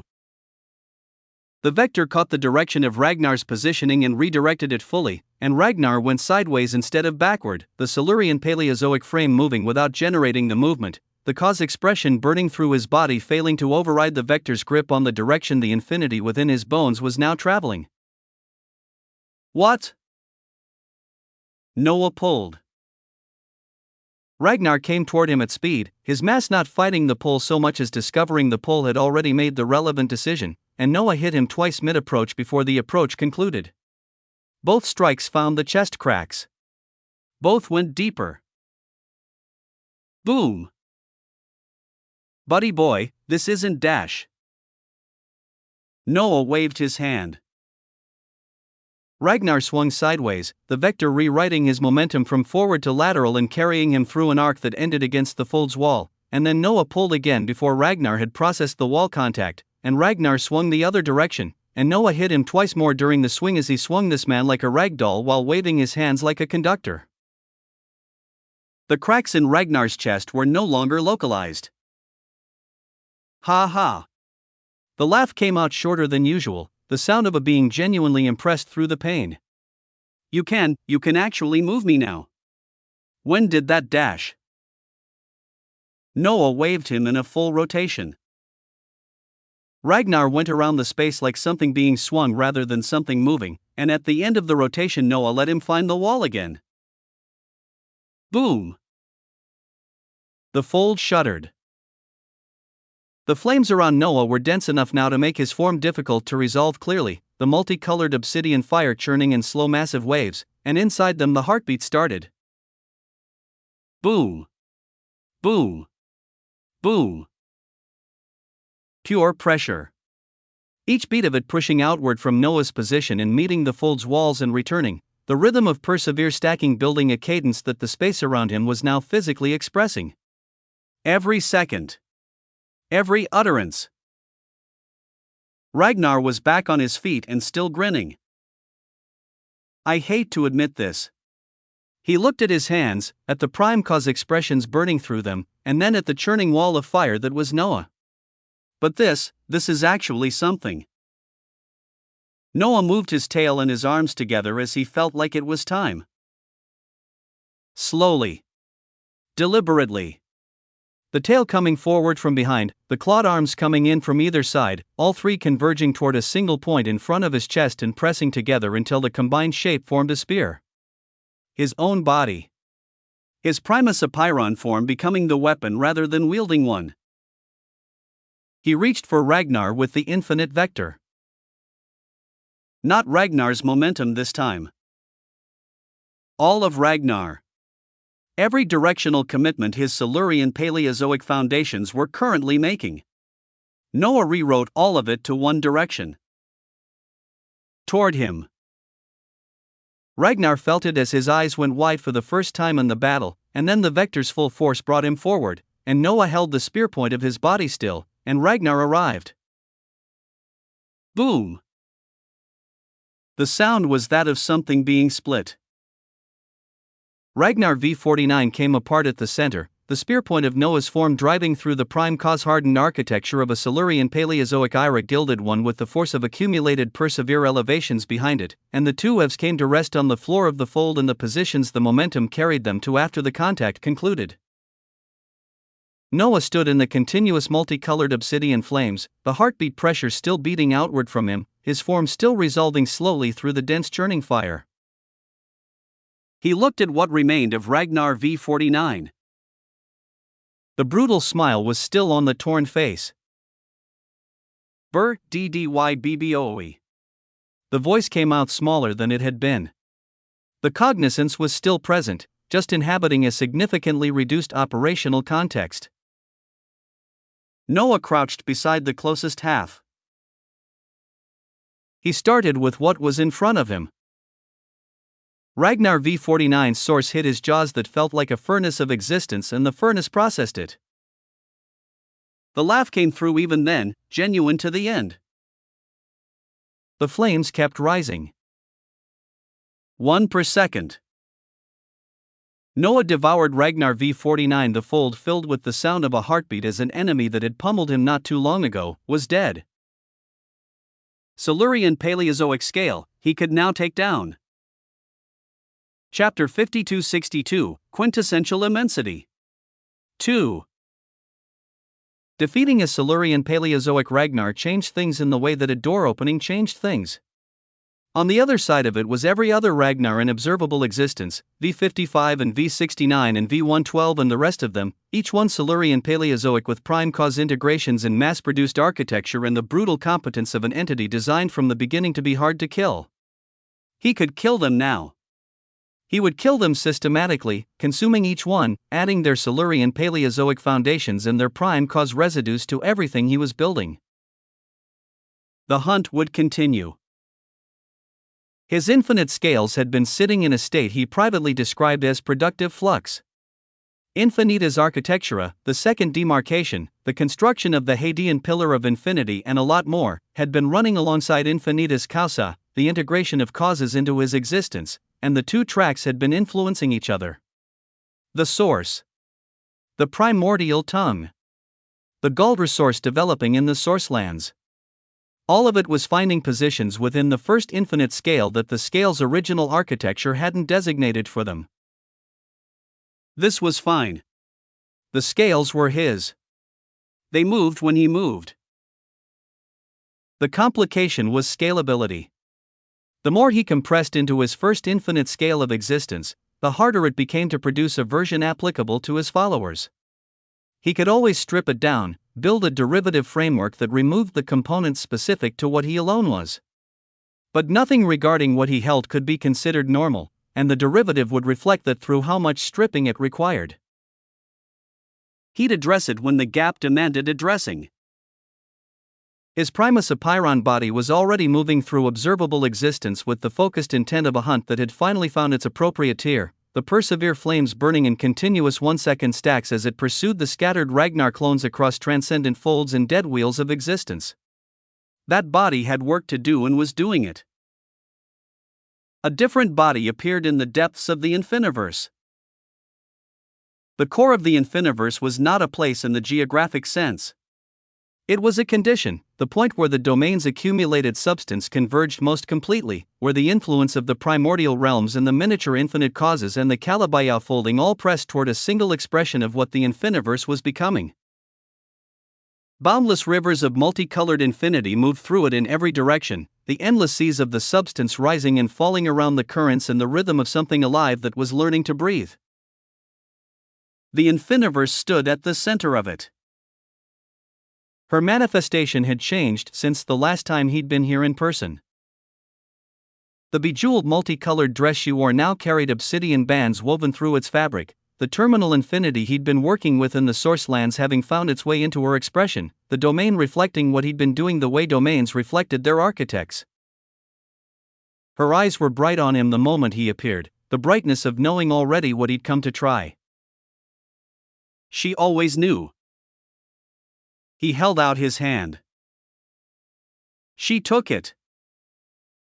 He paused the Persevere utterances.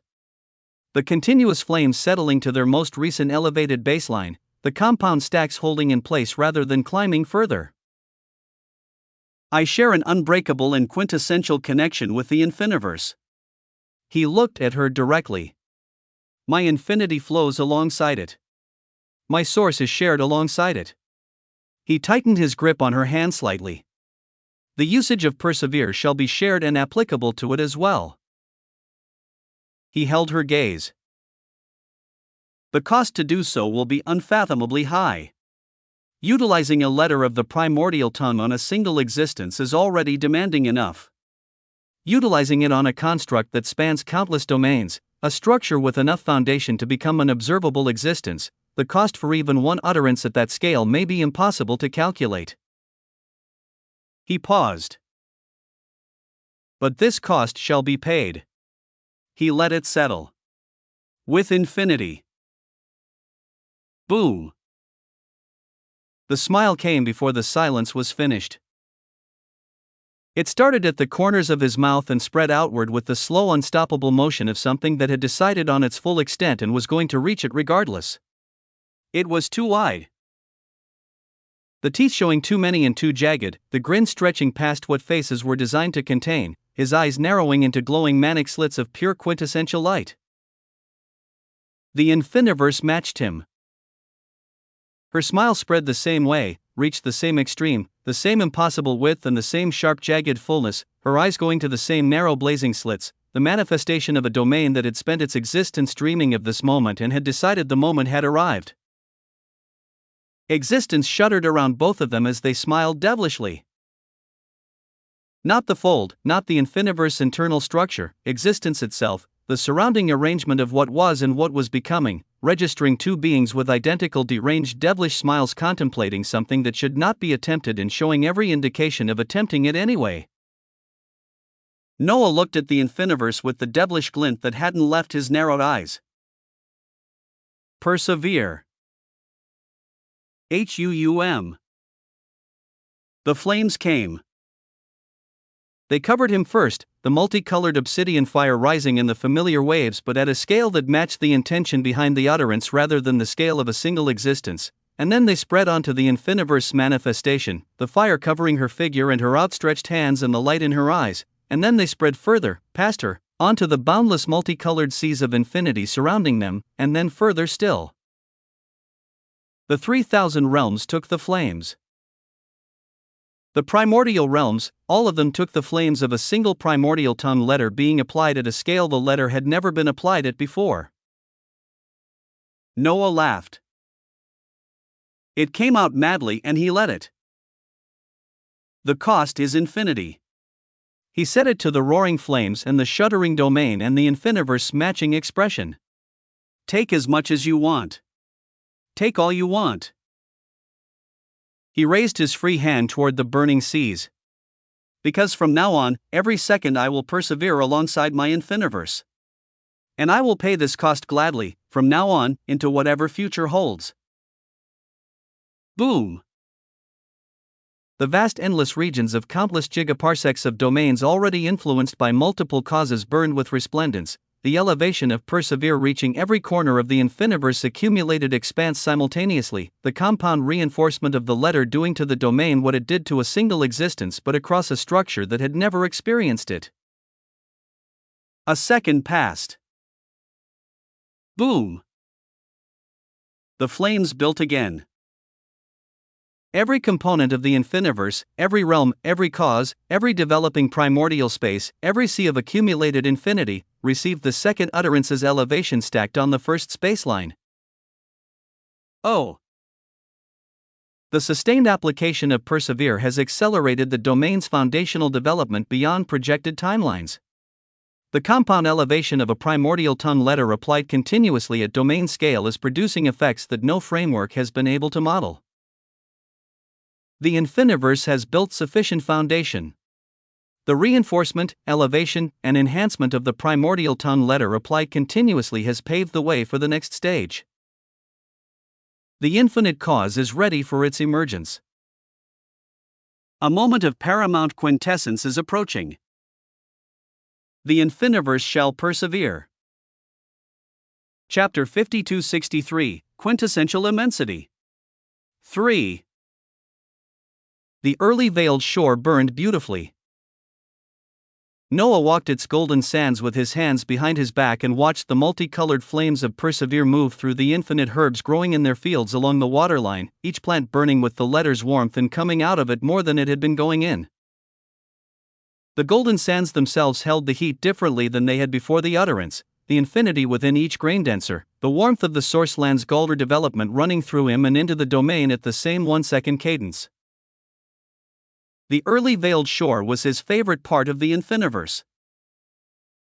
He'd never said this to anyone. But it was true, and the truth of it was visible in how often he came here when one of his bodies needed to simply be somewhere for a moment rather than do something. He kept walking. Through the 3,000 realms, past the primordial domains. The flames were everywhere, running through the domain's full expanse at the 1-second cadence of a letter being applied to something vast enough to take a full second to receive each application. In one region, the beholder and the mnemonic Leviathan floated near Amelia Osmont's position. His mother was watching the flames move through the domain with bright eyes. The beholder's singular cognizance pressed against Noah's awareness as he approached, the oldest warning it had given him surfacing. It had warned him. The emergence of an observable existence drew catastrophe. The gilded would find it. Things from beyond either of those categories may find it. It had told him to stop. He'd told the beholder he couldn't stop. The logic was simple, even if the stakes weren't. He had simple dreams of peace, stability, and safety for himself and his people. Stopping and accepting the limitations imposed on him meant remaining at a level where something more powerful could come and take everything he'd built. Today the infiniverse would become an observable existence, and whatever came after that could come. He'd built the Calabayao foldings to hide her. He'd taken every available concealment measure. Now he simply had to watch the glory of it happen. He looked at his mother and smiled as he walked on. Elsewhere in observable existence, his Primus Apiron form was moving. Ragnar V55 was in the remnant of a dead wheel of existence. The former civilizational structure collapsed into fragments that drifted through the void in slow disconnected rotation. He was hunting the scattered gilded ones displaced by his directives, and he had found one. The Primus Apiron didn't slow. The continuous persevere flames running through the Primus Apiron form had been stacking for longer than the original battle with V49 had taken, the compound elevation pressing through the Apiron scales in waves that the dead wheel's fragments reflected back as multicolored light. Noah drove his tail through the wheel fragment. Ragnar V55 was using his cover at a speed that made cover a concept rather than a protection, the spear tip singularity arriving at V55's position before V55 had finished registering the tail's departure point. He was not even able to say anything before dense infinity and boundless Gaul resource pierced his existence. V55 went down. Noah ate what remained and kept moving. A Sororis prima had taken shelter near the wild's outer borders, her Silurian Paleozoic source expression pressed as small as she could manage in the hope that low profile would equal safety.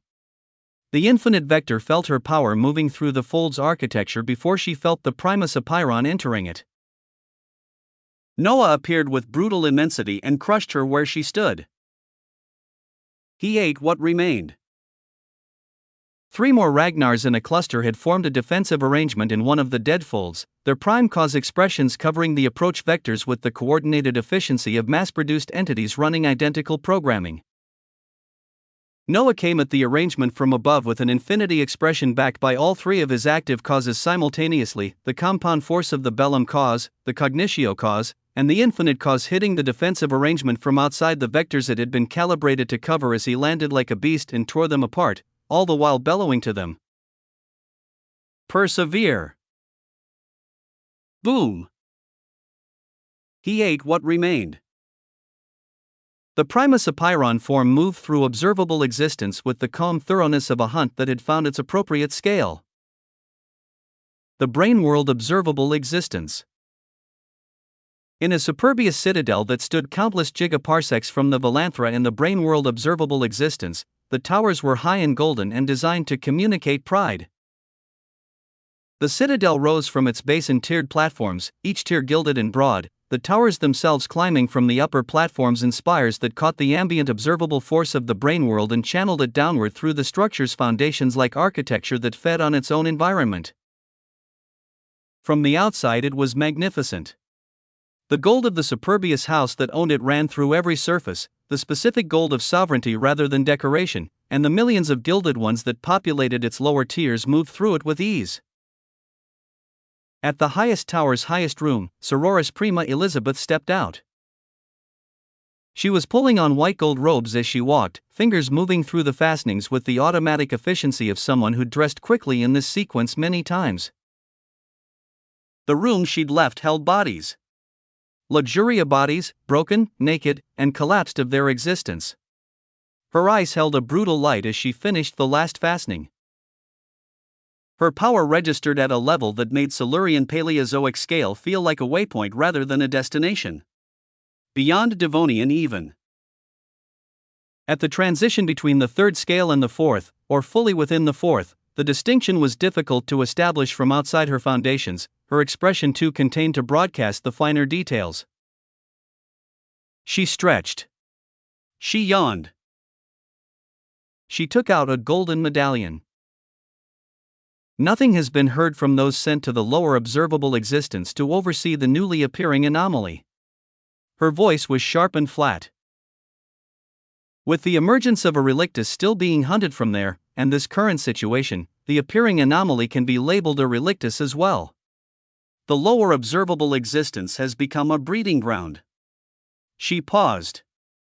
The Magna Sorora has given permission for a Gilded Legion to be deployed. I will personally lead it. Get the IRA and other components ready. A crisp reply came through the medallion. Understood. She cracked her neck. She still didn't feel satisfied. The broken luxuria in the room behind her hadn't been enough. It never was, or rather, it was, but the window between enough and not enough had been narrowing across the centuries, and she'd never bothered to examine why. What held interest was the activity. The specific sensation of power applied directly to a lesser existence until the existence gave way. Nothing replicated it. Not cultivation breakthroughs. Not victories. Not the administrative satisfaction of a well-executed legion. She looked toward the golden door at the far end of the corridor. Bring in the other luxuria tools. The door opened. 10 of them entered, their heads down, their expressions dim with the accumulated weight of what this tower required of them. She watched them enter with the evaluating attention she brought to everything. She waved her hand. The one at the front was pulled forward by the force of it, their body crossing the room without their feet generating the movement, and her arms came around their neck. She felt the pressure build as she crushed his neck, feeling his existence folding and collapsing as she applied the very force of her causes into her grip. She felt the giving until his existence collapsed in her hands, her eyes burning with the thrill. Hundreds of thousands had given beneath her hands over the course of her existence. She remembered none of their faces. She remembered none of their names. She remembered only the sensation, which was the only part that had ever mattered to her. The Legion would be ready soon. She could wait. Chapter 5264, The Gilded Legion. Berserker M'Baku had stood in front of many legions over his life. This one felt grand. He stood at the forward edge of the golden clearing and looked back across it. 100 Silurian Ragnars occupied the left flank, their formations tight and identical, each face wearing the same brutal expression on the same face, the mass-produced perfection of them both impressive and faintly unsettling even to someone who'd worked alongside them before. The 900 Silurian IRA gilded ones behind them moved with the disciplined restlessness of warriors who had been told to wait and were tolerating it. 500 Silurian Superbious gilded ones held the center, their bearing erect, their existential radiation pressing outward through the golden air of the clearing. The 10 Devonian Ragnars stood apart from their Silurian counterparts in the way that things operating at a different tier always stood apart. His own Devonian standing recognized theirs. The 10 Sororis Primas were distributed through the formation. Each carried the Devonian authority alongside their custodes that made them the backbone of what this legion was rather than ornament added to it. Above the clearing, 10 massive oval vessels floated in the arrangement the Avarisha engineering houses had long ago determined was optimal. The Avarisha had designed them, as they designed everything the other designations relied on without acknowledging the reliance. The vessels were golden, flattened at their bases and curved through their upper architecture into the oval shape that provided maximum internal volume for the Legion's components. Their surfaces caught the ambient light of the brain world and held it, the gold warm rather than blinding. M'Baku rolled his shoulders. His half-bull frame settled into its combat posture without requiring instruction. It had been doing that for eons, the body making the preparation while the mind handled the assessment. 3 prime cause integrations burned in his foundations with the quiet readiness of capabilities that had been integrated long enough to feel like physiology rather than technique. He was sweeping the formation when something snagged his attention and held it. Behind the 3rd Sororis Prima from the left. A group that hadn't been in any briefing he'd received, positioned just far enough inside the Legion's formation to belong to it and just conspicuously enough assembled to not quite blend into it. He looked at them. A young man with purple gold hair stood toward the front, his fair skin covered in archaic crimson tattoos that shifted position while M'Baku watched. His pupils were gold and blue at once, burning simultaneously, and a loose crown of observable force orbited his head without resting on it. He was looking at everything in the clearing with the careful attention of someone assembling a thorough picture of a situation they had not expected to find themselves in. Beside him, a woman with crimson hair that moved without any wind present and eyes that held the brightness of someone who already knew how things were going to go. She emanated nothing. No power signature, no cause expression, no ambient pressure of any kind. The one-eyed man behind her had obsidian skin over a frame that communicated nothing decorative, and there was a woman with fiery green hair and a green dress emanated verdant holy light in slow waves that felt nurturing and wrong simultaneously, her face covered by a blindfold. A slime, and a man with rivers of golden infinity orbiting him. Lastly, a petite woman's eyes moved across every surface in the clearing in rapid calculating passes, the intelligence behind them her most dominant feature. She held the tension of someone whose instincts had been right enough times that ignoring them was no longer something she considered. She was the one who looked the oddest to him, as M'Baku could almost say she was a bounded lifeform. Since when did bounded lifeforms begin walking freely in the brain world observable existence? M'Baku looked at this group for a long moment as it truly felt out of place. Most of them he couldn't feel the auras of, which meant they were either Devonian, or had stepped onto the fourth scale of existence. Which was not realistic for them to be behind the scenes and not leading this legion. Then he shook his head. He didn't question the Sororis Prima they stood behind. By extension, he didn't question the Magna Sorora, which meant he didn't question the presence of beings in this formation that he couldn't immediately classify. He had served long enough to know that the things he couldn't classify were frequently the Magna Sorora's business and only incidentally his. He looked forward. Sororis Prima Elizabeth descended from the upper air of the clearing, and the formation held its posture with the automatic discipline of a legion in the presence of its commander. She was unhurried. She looked across the assembled force with eyes that caught the ambient gold of the vessels above and returned it colder. Stand ready and proud. Her voice reached the formation's full extent without being raised. Stand ready, for we do not make mistakes. The golden vessels above began buzzing. A legion had formed, ready to descend into the lower observable existence. What most of them hadn't registered, what M'Baku had noticed and filed without questioning, and what the broader formation had not noticed at all, was the group standing behind one of the 10 Sororis Primas. They were odd, those beings. They were odd in ways that didn't resolve cleanly into any category the gilded framework provided. Very few beings, if any, in the brain world knew the truth of it, that almost all of these odd unknown beings who were now part of this gilded legion, didn't belong in this time and era. Several didn't belong in this observable existence at all. Among them, 2 were particularly worth noting. The woman with the rapid calculating eyes was watching everything with suspicion. And the young man with the purple gold hair and the shifting tattoos and the crown of orbiting observable force was watching everything carefully, composedly, with the attention of someone who had come here with intentions he was not broadcasting. His name was Achilles Adrastia. Chapter 5265, Across Time and Existence. Heraclitus said war was the father of all things and king of all. He wrote this in a treatise that would survive longer than every building he'd ever entered, arguing with the calm assurance of someone who believed they had located the first principle beneath everything else. Peace was not a condition.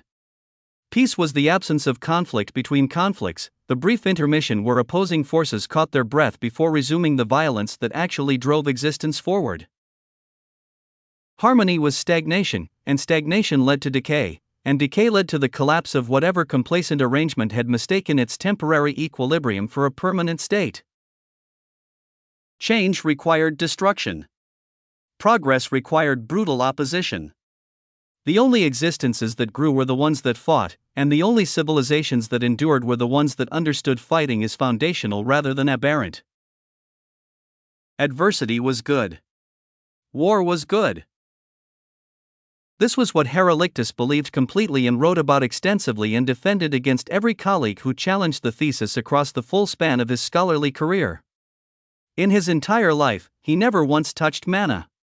He never cultivated a single day. He lived and died on the floor of existence he'd been born on and experienced none of the wars his work insisted were necessary for the progression of all things.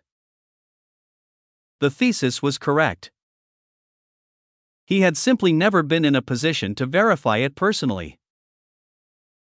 The last 3 Ragnars had gone down within minutes of each other. V287 first. He'd been sheltering inside the remains of a shattered shelter of the loom. It hadn't mattered. The other 2 fell after a few exchanges as he had gotten very good at taking down Silurian Paleozoic scale gilded ones. He ate all 3. The Primus Apiron form processed. Each Ragnar was a Silurian Paleozoic existence with 2 integrated prime causes in mass-produced IRA engineering, and each one's consumption added measurable density to what he was carrying as the loot from them, was even enough to act as fuel to unlock more of his ego designations. He absolutely had enough to unlock multiple sins and virtues as soon as things died down. He sat in the wreckage of the shelter and thought. He was thriving. Not in the general sense that he was winning, though he was winning.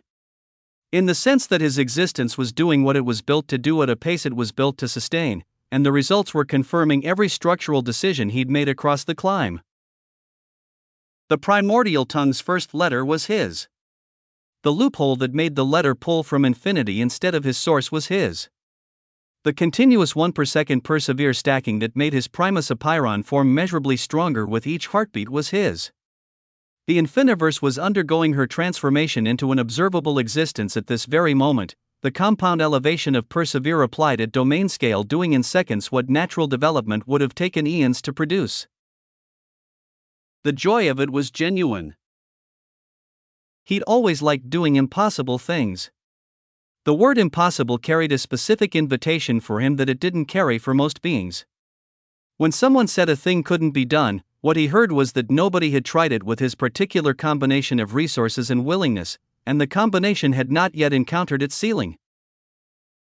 The cheating architect and the protagonist sat in his source as constituent components of what he was, and what they contributed wasn't a technique or a capability but an orientation. His existence looked at closed systems and instinctively found the gap where the system's designers hadn't accounted for him. The primordial tongue had a cost.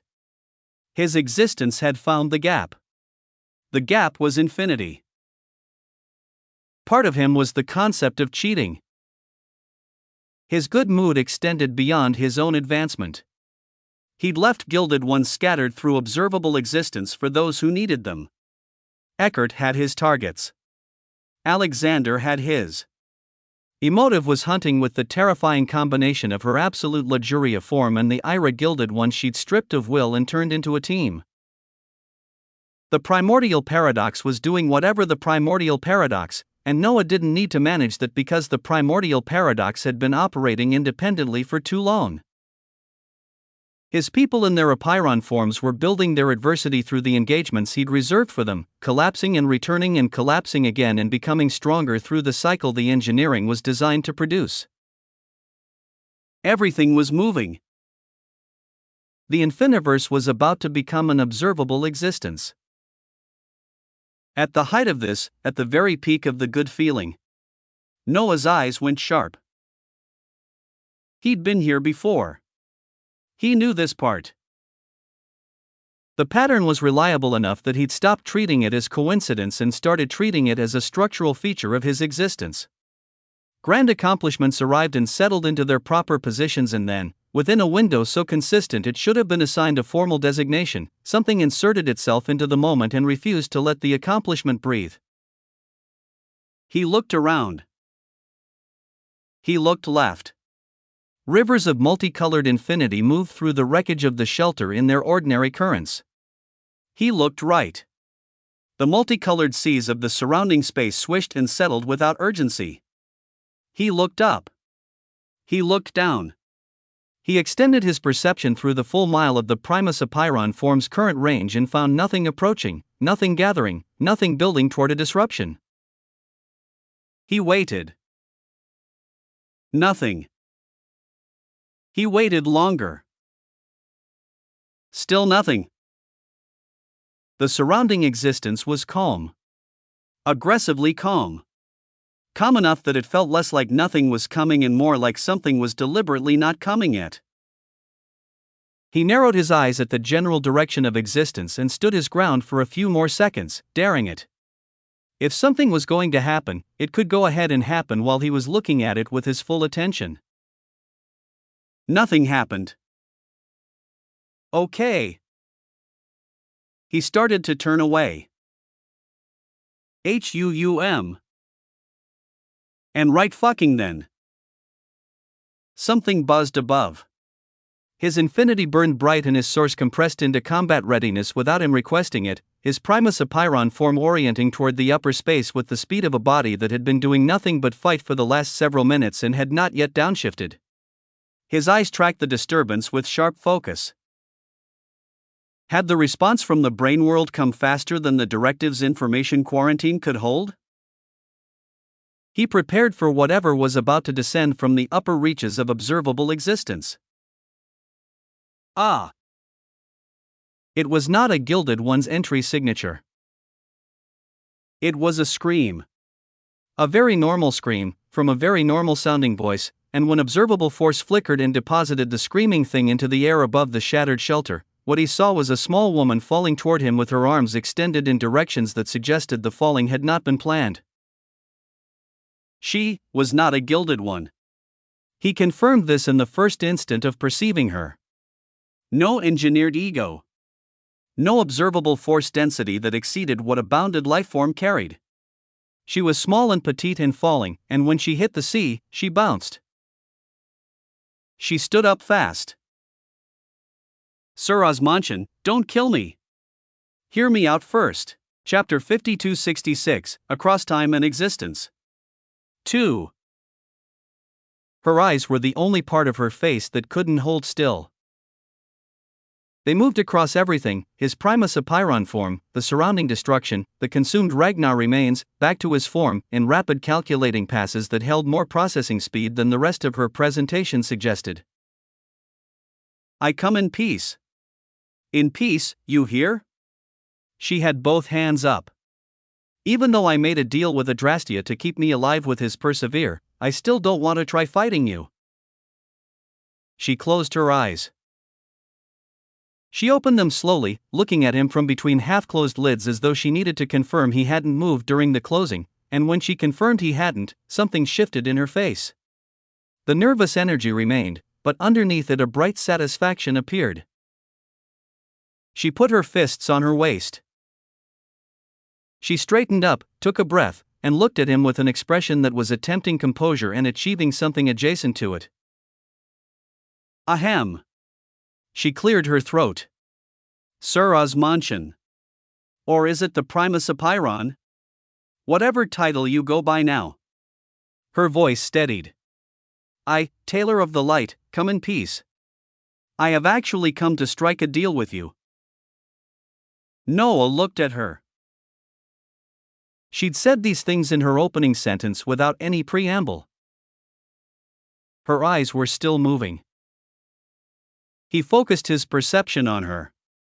The infinite tongue extended toward whatever substrate composed her existence and looked for what it could pull. Nothing. He pushed pillow talk outward toward her. The capability that made existence itself confess its information to him, the passive flow that had been delivering names and standings and cause integrations and hidden details of every being he'd encountered since activating it, reached for whatever Tailor of the Light was carrying beneath her unremarkable exterior. Nothing came back. Just nothing. The space where information about her should have been was empty. Entity identification, Tailor of the Light. Additional information, unavailable. Pillow talk returns no data beyond the designation provided.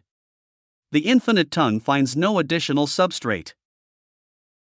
Noah looked at this woman and his tail moved behind him slow and deliberate, the spear-tip singularity at its end tracing a lazy arc through the air that didn't hide what the lazy arc was designed for. His deep voice came out through the Primus Apiron form. What deal are you talking about? The crystalline blue of his eyes held her without blinking. There are more of you? You mentioned persevere. Someone with access to the primordial tongue? His tail completed its arc and began another. Speak quickly. Make things clear. Taylor of the Light looked at the tail. She looked at it for a full second before she looked at his face, and then she looked at the tail again, and then she cleared her throat. Sir.do you have a less scary and more friendly form? It's fucking imposing trying to talk to you while you look like a beast who's trying to kill me with your eyes and tail alone. Noah smiled. The smile was brutal and unhurried and showed too many teeth, and the tail behind him didn't slow its arc, and the persevere flames running through his Primus Apiron form burned a fraction brighter as the smile formed. This is my most friendly form. Taylor physically squirmed. She took a breath. Steadied herself. Looked at a point approximately 6 inches to the left of his face, which was apparently easier to address than the face itself. Well. She sighed. It's a long story, but I'll make it short. Basically, whatever you do in the future is so fucking batshit crazy that right now, there is an assassination team of beings from the future who came back to this time, where you are apparently just starting out, so they can fuck you up. Boom. She said this casually. Noah's eyes flashed. An assassination team. From the future. Sent backward through time to this moment, specifically this moment, when he was in the early stages of what his existence was becoming, to eliminate him before what he was becoming arrived at its full expression. He'd wanted time to absorb his gains. He'd wanted days. He'd wanted to stack persevere and let the compound elevation do what compound elevation did when given time to accumulate without interruption. He'd wanted the infiniverse to complete her transformation and his infinite scales to solidify around the new components he'd been adding. And here was something. Because there was always something. From the future. Fucking something from the future. Taylor was still talking. Frankly, I don't think it's fair. She had her arms crossed now and was addressing the general direction of the sky with the energy of someone filing a formal complaint. They are sore losers who can't kill you in the future, so they come back and try and kill you now? Fucking scrubs, man. If you and I were fighting or we were mortal enemies, I would scheme to kill you straight on. She pointed at him. Oh, but again, I am not your enemy. Or really, I don't want to be. If only these fuckers knew what existence was saying about you. Focus for me, Noah said. Continue. Concisely without rambling. She stopped mid-sentence. She blinked. Cleared her throat. Looked around as though what she was about to say required checking whether anyone else was listening, which was absurd given that they were in the wreckage of a shattered shelter of the loom surrounded by consumed Ragnar remains and nothing else. She floated closer to him. All the fear she'd shown upon arrival was apparently gone, replaced by the conspiratorial energy of someone who decided that if she was going to be in proximity to something terrifying, she might as well commit to the proximity fully. She looked left. Looked right. Leaned in until she was approximately 3 feet from his Primus Apiron face. She whispered. These fuckers from the future. They came and kidnapped me and a few other anomalies from different observable existences. Her whisper was louder than most people's normal speaking voice. Beings with unique capabilities who could counter you momentarily while they do their thing. They fucking kidnapped me in the middle of my centennial family gathering. She pulled back slightly. I had my whole observable existence there. Oh, which I rule, by the way. She paused. Isn't that fucking cool? I, a bounded lifeform, rule the entire lower observable existence where I come from. She put her hand on her chest. It's actually a matter of pride. Ho-hoo. Focus. Ahem. Right. They ruined my celebration, kidnapped me, threatened my people, and brought me to the brain world observable existence. That's where they're coming from now. A gilded legion is being assembled as we speak. Her eyes moved in rapid passes across the wreckage around them. There are other anomalies up there. One guy who seems really good at controlling infinity. His control even exceeds some gilded ones. But I've already compared what I can pull about him against what existence has told me about you. She shook her head. He's in for a fucking surprise. She counted on her fingers. There are others meant to counter you. One that might have given you actual trouble is the one I mentioned. Achilles Adrastea. Her voice dropped into something more measured. His information is unique. He can apparently assimilate anything. But he's also smart enough to not want any part of this assassination, so him and I formed a deal. He protects me from something like you, since existence told me he had a connection to the primordial tongue, and I was confident enough to come here first. She tapped something small and bright in her palm. He gave me this little singularity so he might actually be listening.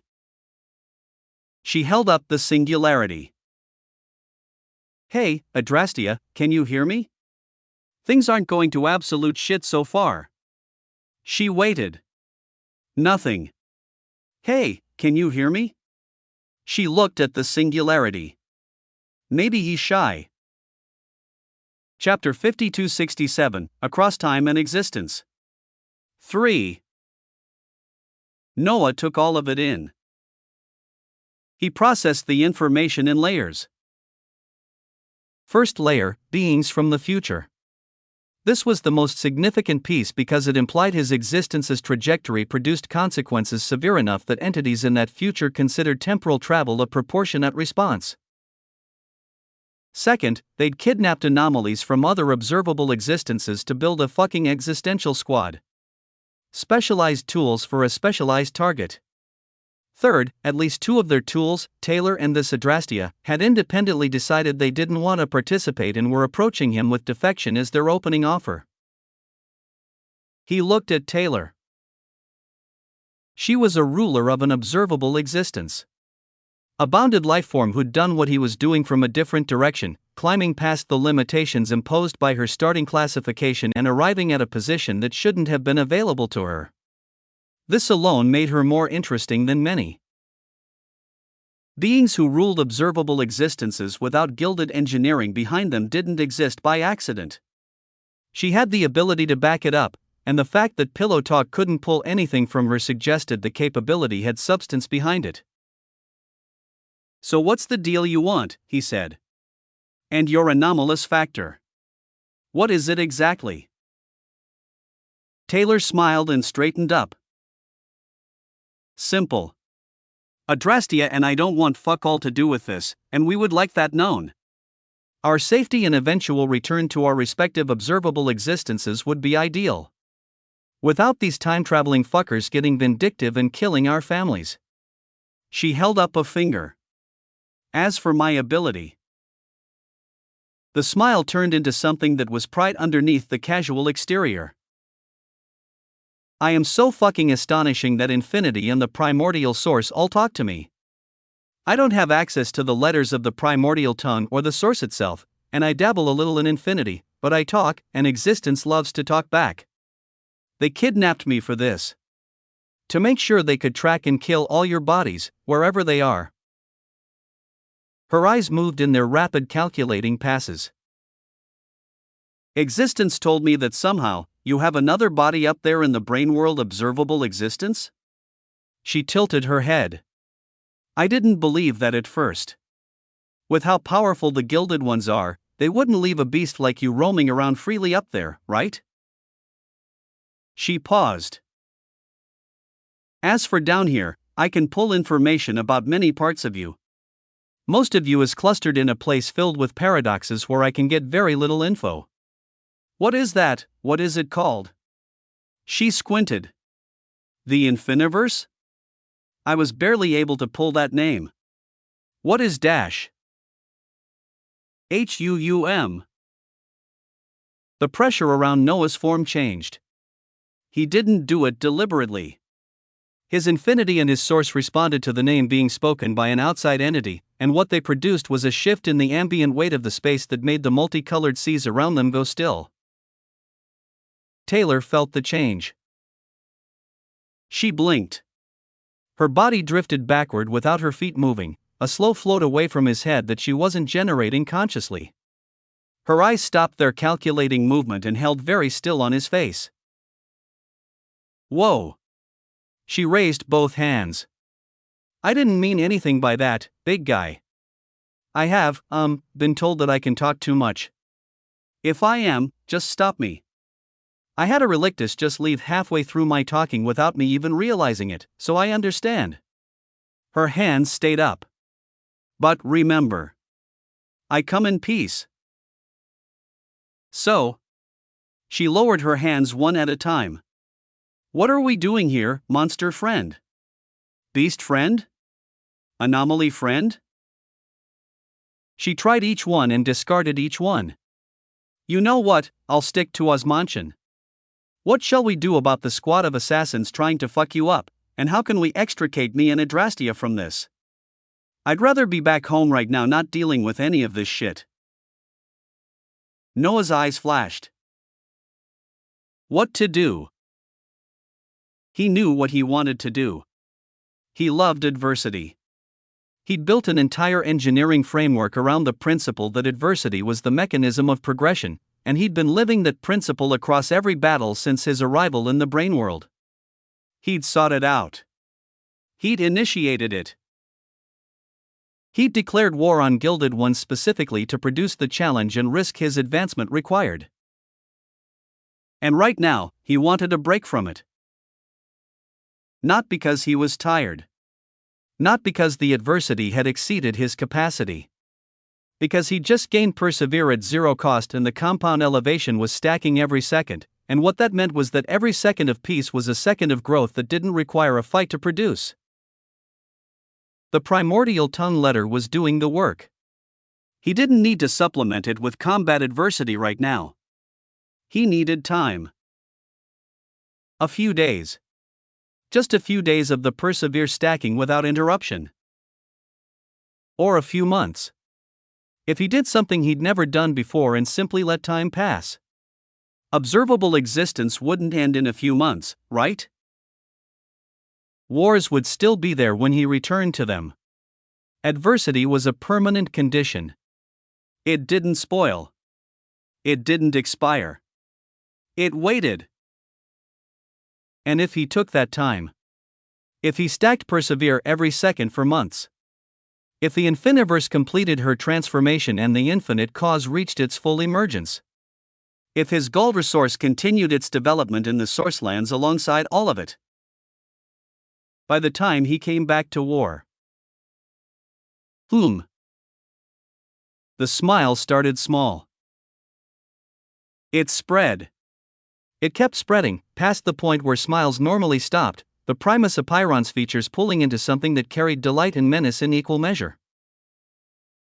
His eyes narrowed into bright slits of crystalline blue above the widening grin, and the multicolored flames burning through his form responded to whatever he was thinking by burning hotter. The surrounding existence trembled. Taylor shivered. She floated another foot backward. Her eyes, which had been moving constantly since her arrival, went very still. Bro. She looked at the trembling space around them. This is why I wanted nothing to do with you. Because why the fuck is existence trembling now? She looked at him and then at the space and then at him again. Hey, what did you just think to make the surrounding existence tremble? Fuck. Chapter 5268, Everybody Dies. Noah looked at Taylor and thought about what she'd told him and found that not all of it fit. Some of it did. An assassination team sent from the future was dramatic but not conceptually complicated, beings with enough power and enough motivation and enough temporal capability to execute a retroactive kill had existed. But the logic ANF specifics had problems. There's a lot of possible things that can be done about this, he said. His Primus Apiron form looked at Taylor with the calm calculation of something that had been chewing on a thought and had reached the point where the thought was ready to be shared. But not all of it makes sense. He let the persevere flames settle slightly around his form. Coming through time is fine. I've traversed through time too. But he looked at the space around them. If they were really going to kill me, my future self would have already intervened. Existence is a closed loop. What was supposed to happen has happened and will happen. The past doesn't change. What occurred in the past was already set, even if someone in the future thinks they're going back to alter something. Whatever future they're in won't really change. He held her gaze. The past is set. If they come from the future, and I am alive in that future, then it means I never died. Wah! He straightened to his full height. The multicolored flames of Persevere burned across his Primus Apiron form with the dense slow-churning warmth of continuous compound elevation, the surrounding seas of infinity reflecting the multicolored light across the wreckage of the shattered shelter. So all of this is pointless. Boom! Taylor looked at him. Her rapid-moving eyes held still for approximately 2 seconds. She opened her mouth. Closed it. Opened it again. While your outlook on time seems right. She paused. Wowie, you are really full of yourself. She caught herself. Yes sir. You are invincible. His tail flickered. She started to pull back, the beginnings of the cowering reflex she'd shown on arrival returning. But something behind her eyes caught and held, and the cowering didn't complete. She stood her ground, and the rapid movement of her eyes went still again, and what was behind them wasn't nervous anymore. Actually, no, fuck it. She looked at him directly. You are not invincible. I've seen multiple friends who believed they were invincible die. You too can die, no matter how terrifying you think you are. Even if you say the past can't change and it's already set and all that temporal bullshit. Her voice dropped. Even you, Sir Osmantian, can die. Others more powerful than you have died. The rapid movement came back into her eyes, but it was different now. The movement of someone looking at something far away. I have heard their deaths. I have heard infinity and the primordial source cry out for lifeforms born of infinity and the primordial source you can't even imagine. Lifeforms, born of infinity and the primordial source? The air between them was quiet. She flinched. Her eyes shut and her shoulders came up and her body pulled back into the reflexive brace of someone who'd said something they believed and was now expecting the physical consequences of having said it. She held the brace for several seconds. She opened one eye. Then the other. Noah hadn't moved. His expression hadn't changed. The flames burned. The tail had gone still. She breathed out. Well, that's just my experience and what I know. She straightened slowly. But okay. The past is set. So what? Noah looked at her and felt something he hadn't felt in a considerable time, which was the refreshment of a being who talked back. When was the last time someone had talked to him like that? He shook his head and continued. Another thing, he said. If they came back in time, why not alert the strongest 4th scale gilded ones here? Or 5th scale, if that power exists? He looked at the shelter wreckage around them. They could kill me easily at those tiers. But they haven't. There should be a reason they can't, which contributes to the closed loop theory. Taylor blinked. Her eyes lit up. She floated toward him again, the fear of 30 seconds ago apparently fully processed and discarded, her face carrying the brightness of someone who'd heard a question she had information about. Hey. She was close to his head again. So actually, I heard this woman Virith, one of the Time Assassins, talking to a Sororis Prima in our party. She was saying how they're hiding from existence. If they do anything too extreme, they'll be noticed. Her hands moved as she talked, the gestures carrying a rhythm that matched her speaking cadence. That's why they recruited anomalies. Because if they involve Eeld or Gilded Ones, they'll be detected. She said they have to walk a fine line. Them being here is already bad because they have to make sure the primordial source doesn't recognize them, since existence would reject them outright. They aren't from here. She leaned closer. Since I found that out, I've been screaming in my head that they don't belong here. Whispering it. Shouting it. Trying to send this information through my communication with infinity and the primordial source. She dropped her hands. Fucking nothing happened. So if you have a direct line to the source, that might be the easiest way to deal with them. Because why face a bunch of fourth scale fuckers if you don't have to? Fourth scale fuckers. This was what wanted to interrupt the momentous occasion of the Infiniverse becoming an observable existence. He'd just become capable of killing Silurian Paleozoic scale entities, the middle tier of the third scale. The gap between that and fourth scale was not a gap he could currently close quickly. But if he had time to continue allowing the spam of persevere. But for now, this adversity didn't need to happen. A direct line to the source. He didn't have that. Not in the way Taylor was describing it, as a communication channel that could deliver a report and receive a response. But he had a connection to something that did. The creature.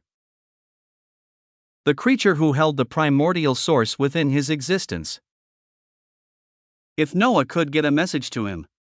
If the creature's connection to the primordial source was direct enough to flag beings that didn't belong in this time. If the primordial source could be made aware, and if that awareness produced the rejection Taylor had described Virith worrying about. Then Noah wouldn't need to fight fourth scale beings at all. He'd just need to make a call. The smile came back. It spread across the Primus Apiron form's features with the slow devilish warmth. The multicolored flames of persevere burned brighter around the smile, and the surrounding existence registered whatever he was thinking and held very still. Taylor was watching. Her eyes moved from his smile to the surrounding space and back to his smile. I don't like when you make that face, she said. Chapter 5269, The Final Lesson. The creature. The undefined gaps had no patience for the weak. It was a condition of the space itself, the dimensional territory between the classified arrangements of observable existence operating at a pressure that most beings processed as hostility and that the creature processed as background noise. Around him, the battle was at full intensity. The massive relictus moved through the gilded formations with the unhurried devastation of something that had been doing this for far too long. The Devonian Paleozoic scale Gilded Ones and the fourth scale entities that had been sent against it were fully committed to an engagement that the relictus was not. It fought them the way terrain fought occupation, not by trying, but by being what it was. The creature had his own work. The Devonian Ragnars came at him in coordinated assault, three causes burning through each one in compound expressions that turned the surrounding dimensional fabric of the undefined gaps into a tactical mush they were trying to use against him. The final lesson met them. His new stick, his goad was massive obsidian, long, filled with the density of his infinity and the primordial source running through its length in twin currents that interacted where they met to produce something that was neither infinity alone nor the primordial source alone but both simultaneously. He'd named it the final lesson because everything he taught with it tended to be the last thing the recipient learned. He brought it around in a horizontal sweep that caught 2 Devonian Ragnars, the strike landing with the full weight of what the final lesson carried, and the 2 Ragnars went sideways through the undefined gap's dimensional fabric. Boom! The 3rd Ragnar drove in from behind. The creature stepped aside, brought the final lesson straight down onto the Ragnar's approach trajectory. The Ragnar hit it going forward and stopped going forward, and the creature pivoted without breaking rhythm and moved into the next one. He was mid-swing when the message arrived. It came through an entanglement.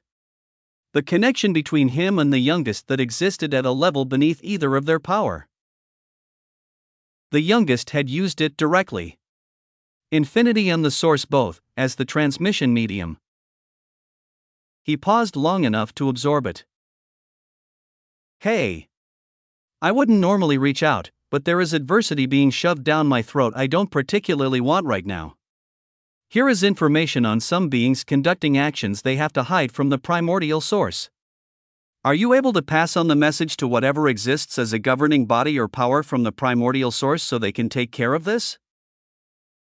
The creature's expression shifted. He smashed the final lesson into the Devonian Ragnar directly in his path, the impact cracking through 3 of the Ragnar's integrated causes in a single contact, and sifted through the information Osmond had attached to the message. Gilded ones moving across time. A party operating from the future and concealing their temporal origin from the primordial source because they knew what disclosure would produce. Actively working to alter a set past, which wasn't temporal traversal in the closed-loop sense that he himself had performed here and there when the occasion required it. He understood the distinction. Closed-loop traversal left the past intact. Osmond had appeared in the earliest folds and the infinite unfurling because he had always appeared there. Every event had still occurred as it had occurred. The youngest had not changed anything. He had simply been the thing that was already there, the presence that had always been present, the closed loop confirming itself rather than disrupting itself. What this party was doing was different. They were actively seeking to alter outcomes. The past resisted this not through any sentimental attachment to how things had been but through structural necessity. Existence derived its coherence from events having occurred as they occurred, and parties that tried to revise the set record introduced instabilities into that coherence that compounded outward. The primordial source did not tolerate instabilities. It didn't tolerate them as a policy position. It was incapable of tolerating them the way a material was incapable of tolerating the conditions that caused it to fail. Osmond had sent him accurate information. The creature looked toward the relictus. He sent a short message. One glance. The massive ancient being's attention moved from the 4th scale gilded one it had been occupying itself with and found the creature's position. It held the look for a moment, the deep awareness behind its gaze taking in whatever the creature was communicating through the entanglement they shared, and then it nodded once. A single nod. That was all. The creature sent his reply back through the entanglement toward the youngest, through infinity and the source as the medium, the message traveling the same channel the question had traveled. The source will know. Existence will be rectified. Boom. He sent it and turned back to the engagement without further consideration. The Devonian Ragnars had reorganized while he'd processed the exchange. They came in from 3 directions with their cause expressions fully committed, the coordinated assault of beings who'd determined that individual approach hadn't produced results and had decided collective approach was the next variable to test. The final lesson rose. For beings like him, adversity was not something imposed. It wasn't an interruption of something better. It was the closest thing he had to comfort, the constant companion that had never once left him across the full span of his existence, the only condition under which he felt his foundations operating at the level they were built to operate at. He met the 3 Devonian Ragnars and the battle resumed. Above him, the massive relictus had already gone still. Still in a way that was different from its combat stillness. Still when one was communicating with something that didn't require movement to receive the message. Its connection to the primordial source ran deeper than any gilded engineering had ever reached, deeper than any letter of the primordial tongue could access, the direct channel of something that had been born from the source rather than something that had cultivated toward it. The primordial source was listening. An existence, which had been carrying within it beings that didn't belong in it, that were hiding from its governing awareness while they pursued revisions to outcomes it had already set, was about to become aware of what it was carrying. The creature brought the final lesson around and continued his work. The rest would take care of itself. Chapter 5270, Power. All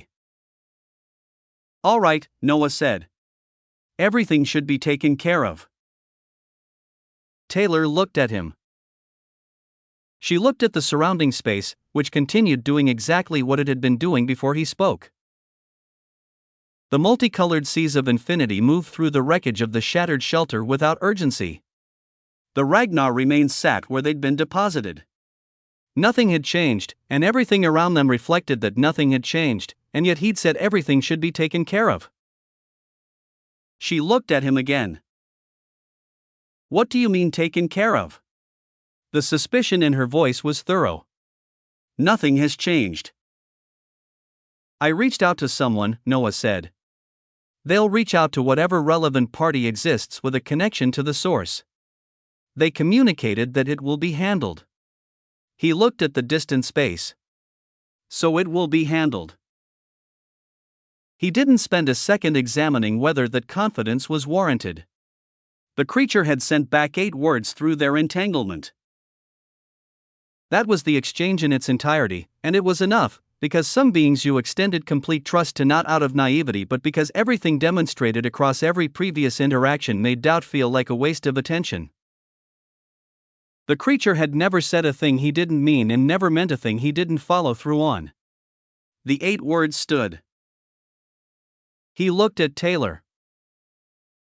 You and Adrastia. Since you were the ones to come forward, we'll get you back to your respective observable existences in due time. I'm a bit busy right now. Taylor stared at him. The stare lasted long enough that he counted several persevere stacks pass through his foundations during it. Oh, you're just a bit busy. She spread her hands wide. While all of this is happening, and a gilded legion is assembling, and there's a team of time-traveling assassins, and something absurd is clearly occurring in this observable existence right now, you are just a bit busy. She dropped her hands. All right. No problem. She crossed her arms. Could you at least give me your word? Your promise that you'll keep us alive and get us back where we belong? His eyes sharpened.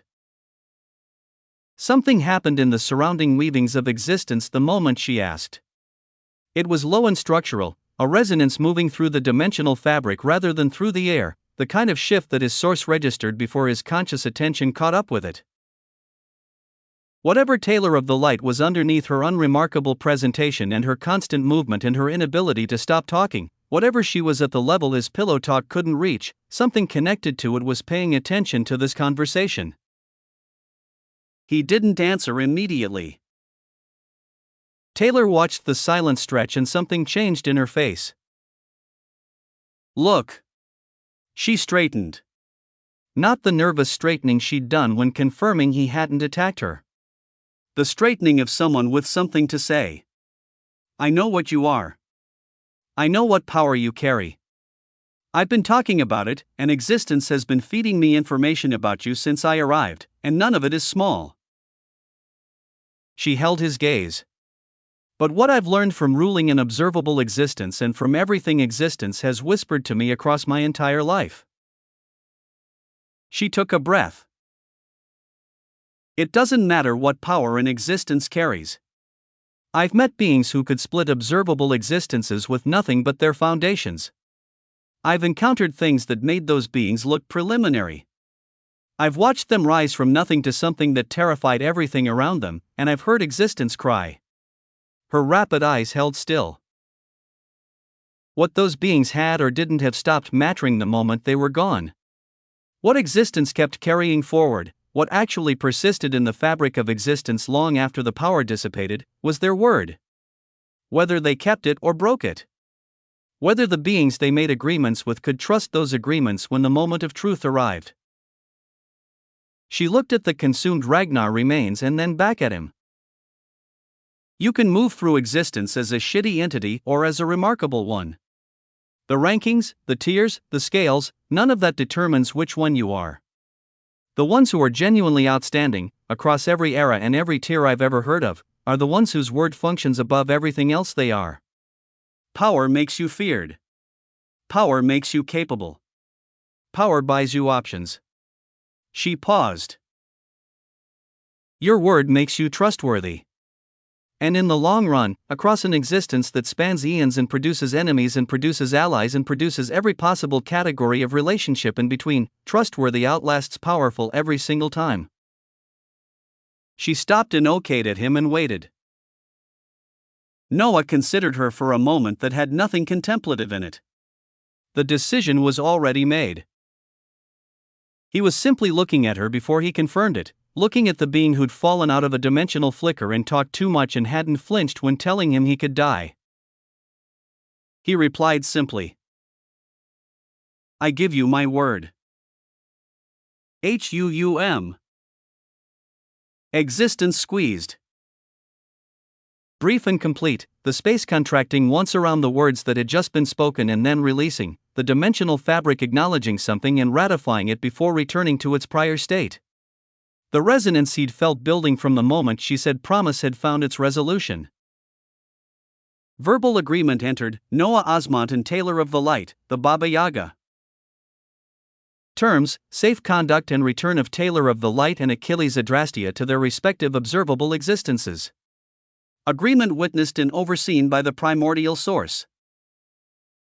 Failure to fulfill this agreement will invoke the source curse of existence upon your foundations. No exceptions. He'd expected the notification's existence. Not entirely its contents. He looked at the woman near him. The Baba Yaga. He let the designation sit. Why are you classified that way? Taylor's eyes went wide. It was the mortified expression of someone who'd hoped a particular piece of personal data would remain unmentioned and had discovered it would not. I'm actually a very nice person. She said this immediately. Every now and then, whenever I'm seriously wronged, I tend to go a little crazy, and I got that distinction carved into Vakachev's scales during one of my crazy times. She pointed at him. Don't pay attention to it. It's not representative. I am actually a very nice person and I have many people who would confirm this. She said the last sentence like she needed it on the record specifically. Noah nodded once and waved his hand in the direction away from him.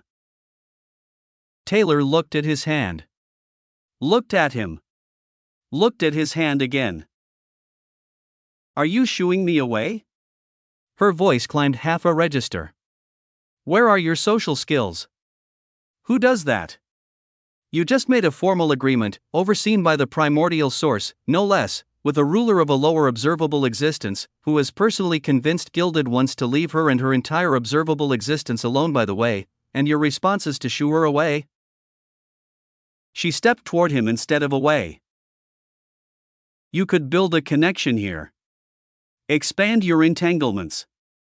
Do you know how you make yourself genuinely unkillable in existence? Not power. Power has ceilings. Connections don't. The more beings across existence who are invested in your survival, the harder you become to erase from it. And I, she said, with the emphasis of someone who considered this their strongest argument, am a very interesting person with a very unusual ability and a very broad network of existences who owe me favors. She looked at the surrounding wreckage and the continuous flames burning through his form. For you to be shooing me away, just what exactly is happening here that you're so busy with? Chapter 5271, Power. 2. Her eyes were deeply suspicious and moving fast. Boom. And at such a time, an aurora cut across all of observable existence.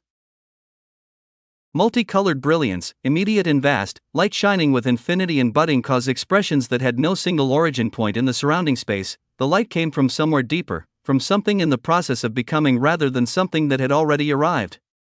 It spread across observable existence from horizon to horizon without gradient. Noah's eyes went to it. The infiniverse transformation is entering critical phase. The infinite cause is building toward full emergence as continuous applications of persevere from the primordial tongue accelerated foundational development beyond projections. The Kalabaya foldings were unable to fully contain the emergence light. The aurora of existential causality is leaking through at the boundary layers.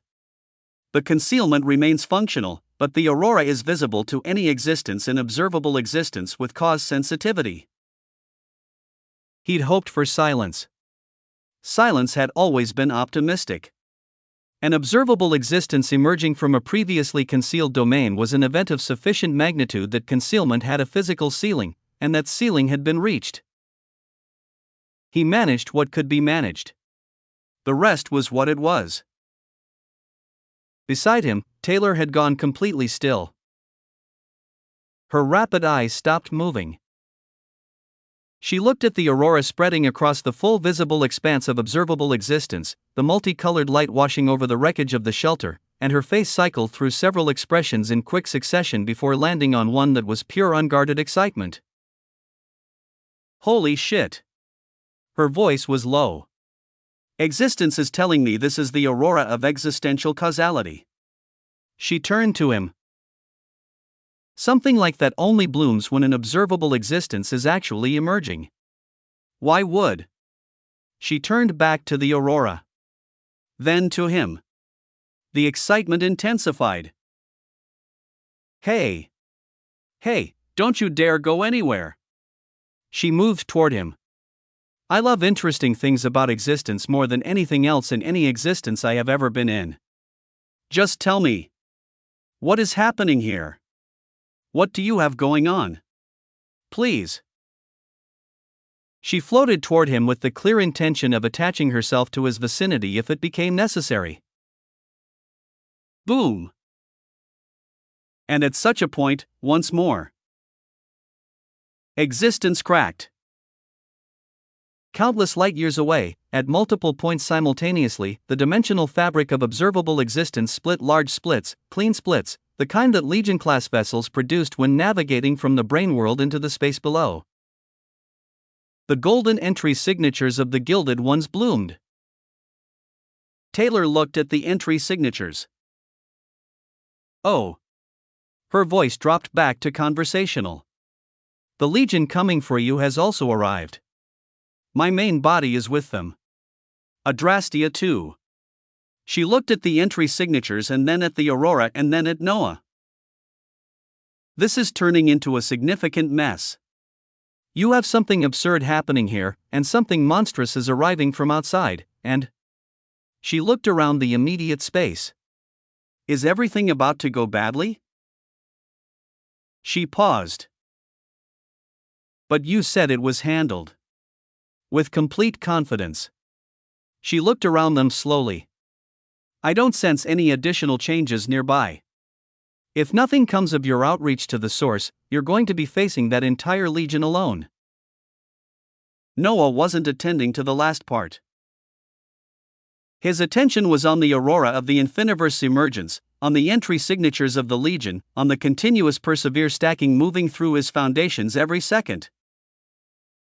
He trusted the creature's word the way he trusted the ground to be solid. Because the creature had never once given him a reason to doubt. He waited. His eyes opened wide. Beside him, Taylor went silent for the first time since her arrival without being told to. Both of them looked up and across the vast distance of observable existence at the same moment, drawn by the same shift, not sound, not light, not any sensory input in the ordinary sense. A change in the pressure of the space itself, the arrival of something that rewrote the ambient conditions of observable existence the way the presence of a very large mass rewrote the behavior of everything near it. The aura came before the being resolved visually. Invisible flames that Noah's source recognized at the foundational level. The primordial source, not accessed, not cultivated toward, but carried, present in the being's existence the way infinity was present in his, as a component of what the being was rather than a capability it had developed. Their body was born from the primordial source. The aura spread across gigaparsecs between the being's position and Noah's and covered the distance as though distance was a secondary consideration. Then the being itself resolved.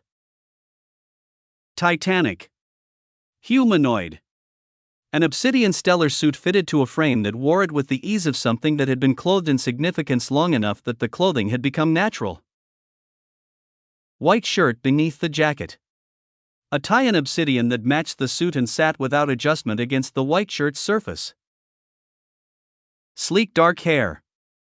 Radiant fair skin. At his side, in a resting grip that communicated preparedness without aggression, an obsidian sheath, and within the sheath, a blade burning with concentrations of the primordial source that made everything quiver. He was gigaparsecs away. He felt immediate.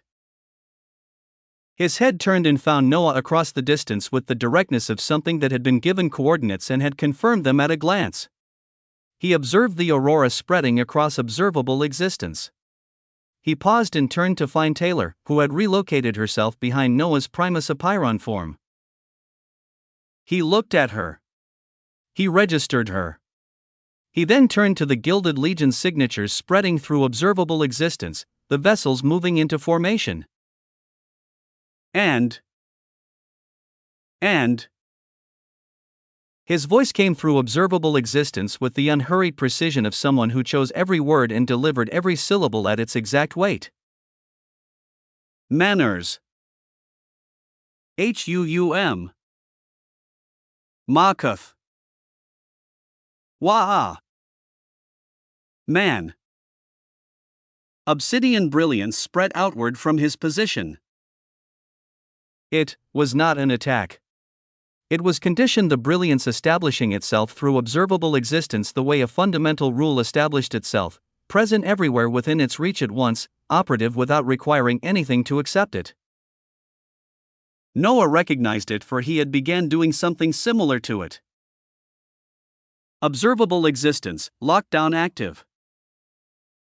All existences at the fourth scale or below are unable to enter or exit this observable existence. The lockdown applies without exception and will remain in effect until the originating authority rescinds it. An entity of unfathomable wonders had made his descent while the Infiniverse was taking a quintessential step forward. Chapter 5272, O Infinite Cause. The entrant brought out an unfamiliar reaction, a sharp spike of genuine excitement that rarely cracked his usual self. Alarm for a new threat stayed absent.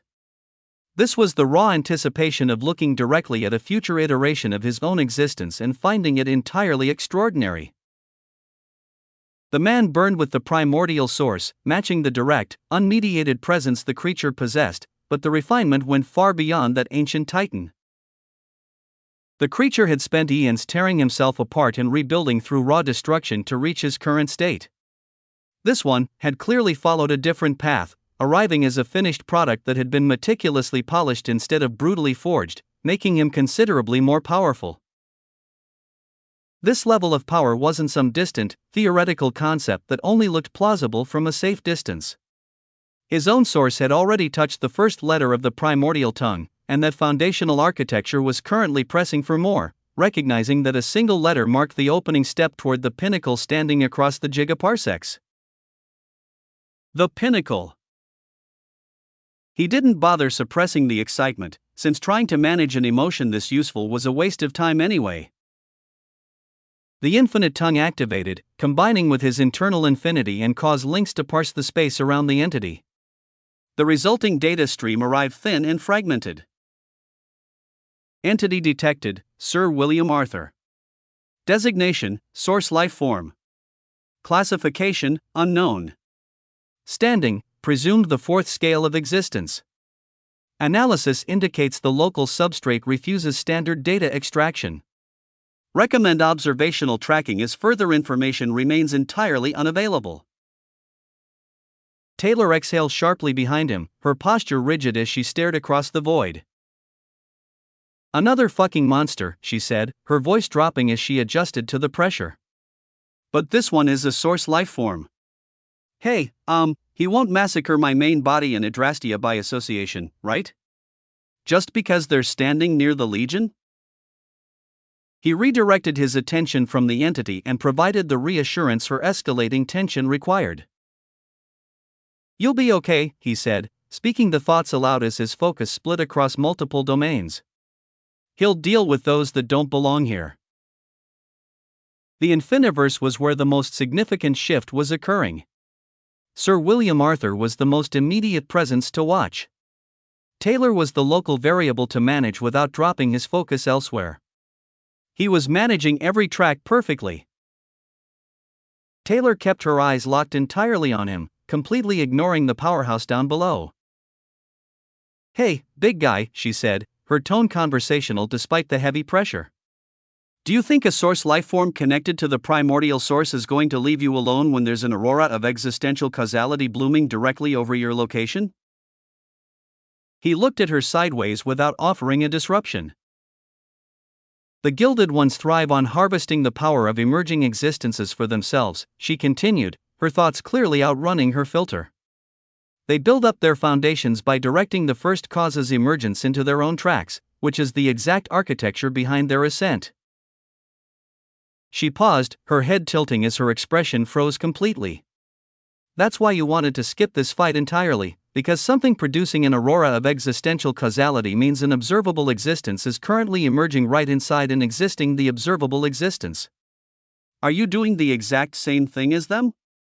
Are you? You shouldn't be thinking too much, he said, cutting her off with a flat, unhurried tone that offered no room for negotiation. Sometimes things are best left alone.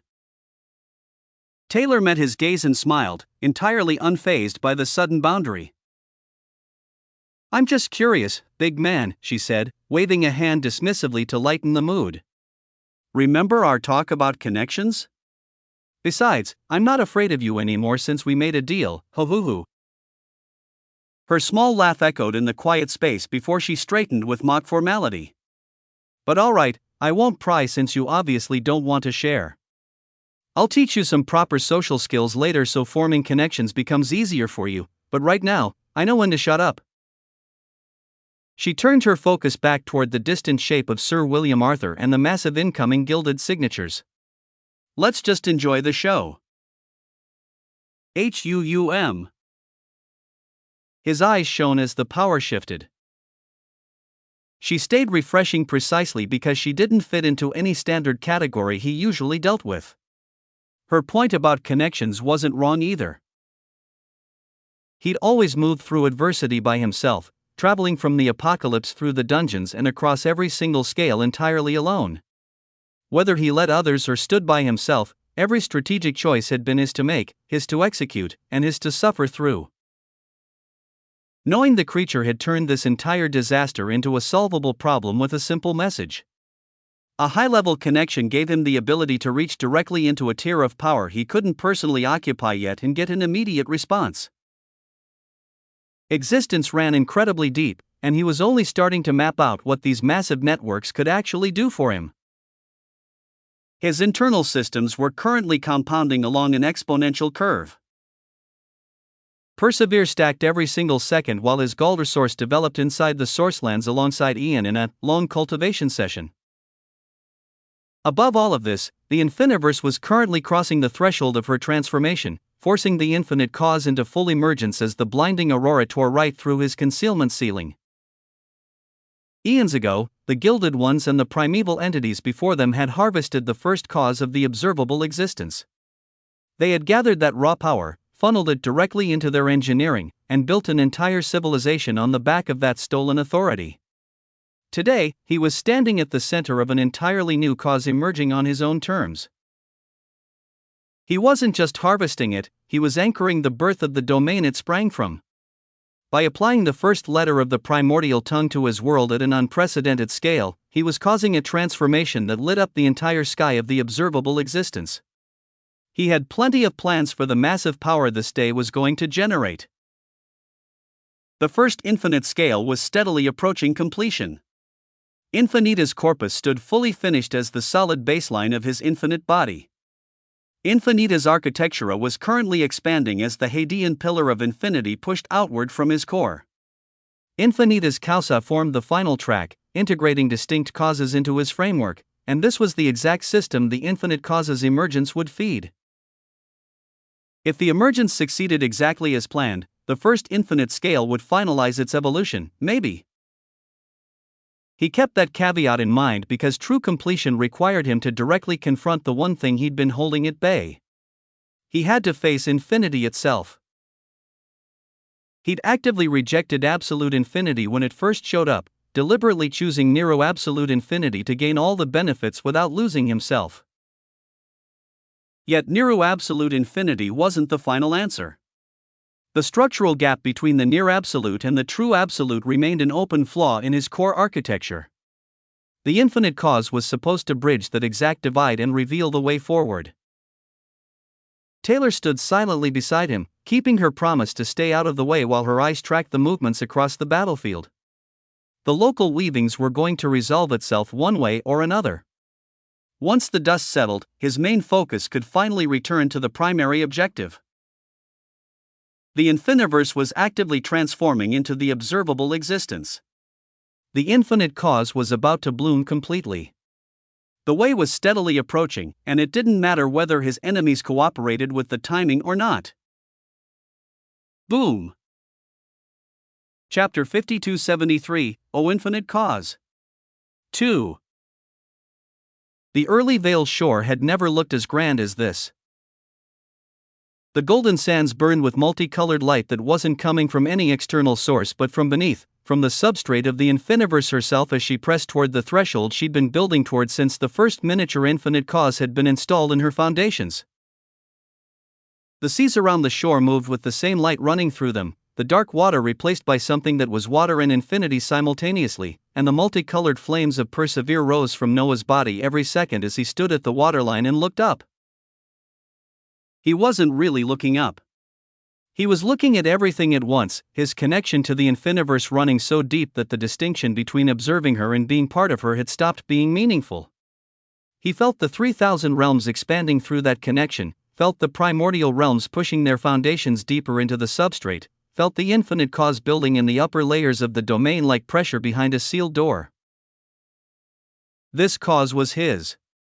That was the thing he sat with as the flames of Persevere rose and fell and rose again in their 1-second rhythm.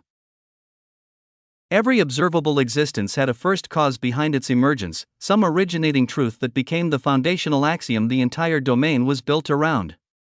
The Gilded Ones had spent ages harvesting it, engineering their civilization from its expressions.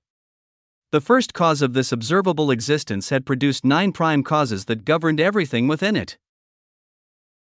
The infinite cause was Noah's. Not in the sense that he'd cultivated it or constructed it. In the sense that his mother had given birth to him, and in doing so had become the originator of a cause that had emerged from the accumulated weight of her existence and what her existence had produced. Amelia Osmont, a bounded woman from a world that had ended, had become the origin point of a cause that was now powering the emergence of an observable existence. He felt her through the connection. Her power was rising in a way it had never risen before, the cause that had originated from returning back toward its source and elevating it, the feedback running both directions. Somewhere in the infiniverse, Amelia Osmont was changing. He also felt Henry through the connection, his son carrying the specific resonance of someone whose proximity to Noah had made them adjacent to everything Noah touched, and the infinite cause was no exception. Henry hadn't originated the cause and hadn't cultivated toward it. He was simply connected to the being the cause was centered on, and that connection was producing a boon he hadn't sought and hadn't expected. The cause was being validated now.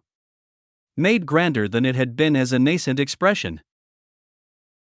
made into the first cause behind the emergence of an observable existence, which was the highest validation a cause could receive. And he would benefit from it entirely and completely. He opened his mouth.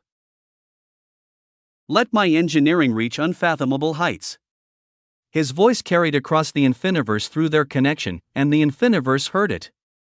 Gilded ones are born at the second and third scales from the power pulled from causes. I want my foundations refined.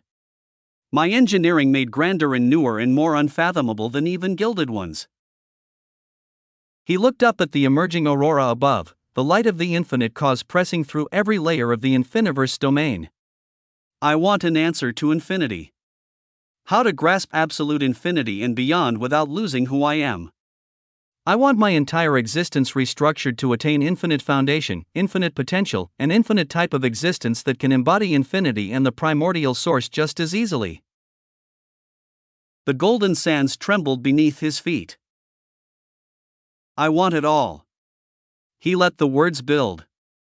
I want it all. Boom. The infiniverse buzzed.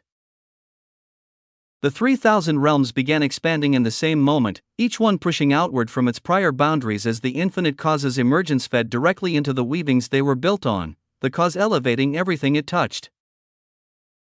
The primordial realms responded as well.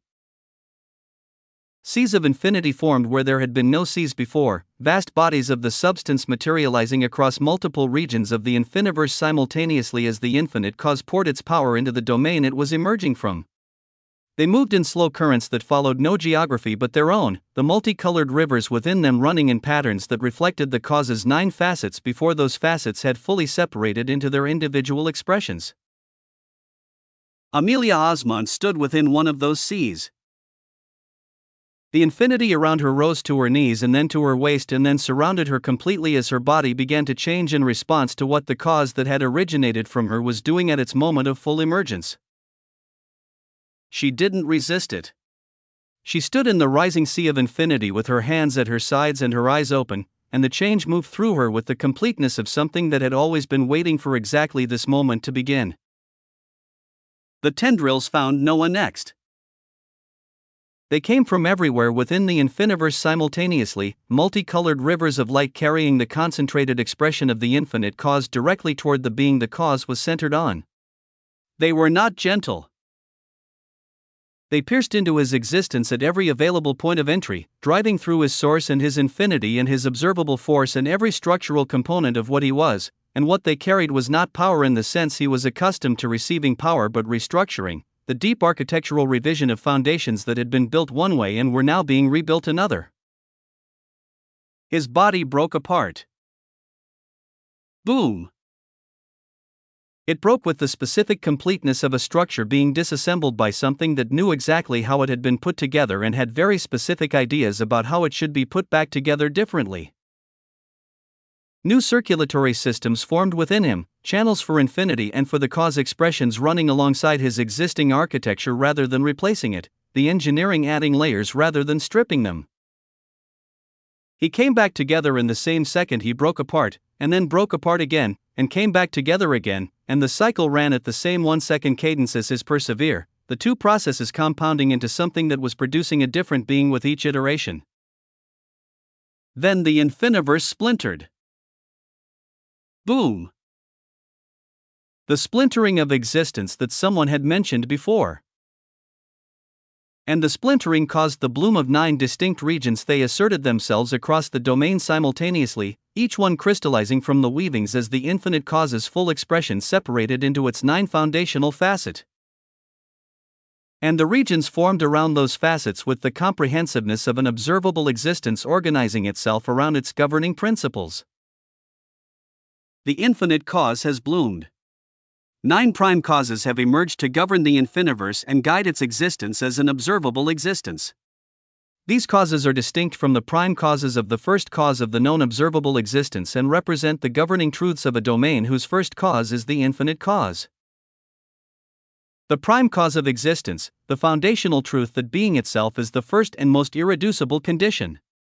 Before all other truths comes the truth that something exists rather than nothing, and that this existence carries inherent legitimacy regardless of what it becomes afterward. Beings who draw from this cause access the unassailable fact of their own existence as a source of power that nothing in the domain can revoke, because to revoke it would require the domain to deny its own foundation. The prime cause of paradox, the truth that contradiction is not a flaw in existence but a structural feature of it. Things that are simultaneously true and untrue, present and absent, powerful and powerless, are not errors to be resolved but expressions of the domain's deepest nature. Beings who draw from this cause can operate within contradiction without being destroyed by it and can impose paradoxical conditions on others that their linear frameworks cannot process. Chapter 5274, O Infinite Cause. 3. The prime cause of chaos, the truth that unordered potential precedes all ordered things and that order is always a temporary arrangement of something that was chaos first and will be chaos again. The domain's creative capacity lives in its chaos, and beings who draw from this cause can access that creative capacity directly, breaking ordered systems into their component potential and reconfiguring them into new arrangements that the prior order did not permit. The prime cause of mana, the truth that energy flows through all things and can be gathered, cultivated, directed, and expressed in ways that alter the fundamental conditions of existence. Mana is not a resource but a truth about the permeability of existence to the intentions of beings who have learned to work with that permeability. Beings who draw from this cause find that the domain's energy responds to their intentions with a directness that bypasses the cultivation frameworks other beings must develop over eons. The prime cause of quintessence, the truth that at the core of all things is an irreducible essence that defines what that thing truly is before any additional characteristics are applied to it. Quintessence is the purest form of a thing, and beings who draw from this cause can perceive, access, and manipulate the essential nature of anything in the domain, operating on what something fundamentally is rather than on what it appears to be or what it has cultivated itself into becoming. The prime cause of adversity, the truth that challenge and opposition are the engines of all growth and that existence without adversity is existence without direction. Every being that has ever become something greater than it was became so through the pressure of something that resisted it. Beings who draw from this cause find that adversity feeds them directly, every resistance they encounter converting into foundational development at a rate that beings without this cause cannot replicate through any amount of time or cultivation effort. The prime cause of tyranny, the truth that dominance and hierarchy are inherent to existence and that the ordering of things into those that rule and those that don't is not imposed from outside existence but written into its structure. Beings who draw from this cause embody the domain's inherent hierarchical nature, their authority not claimed but structural, recognized by the domain itself as legitimate regardless of whether the beings subject to it consent to the recognition.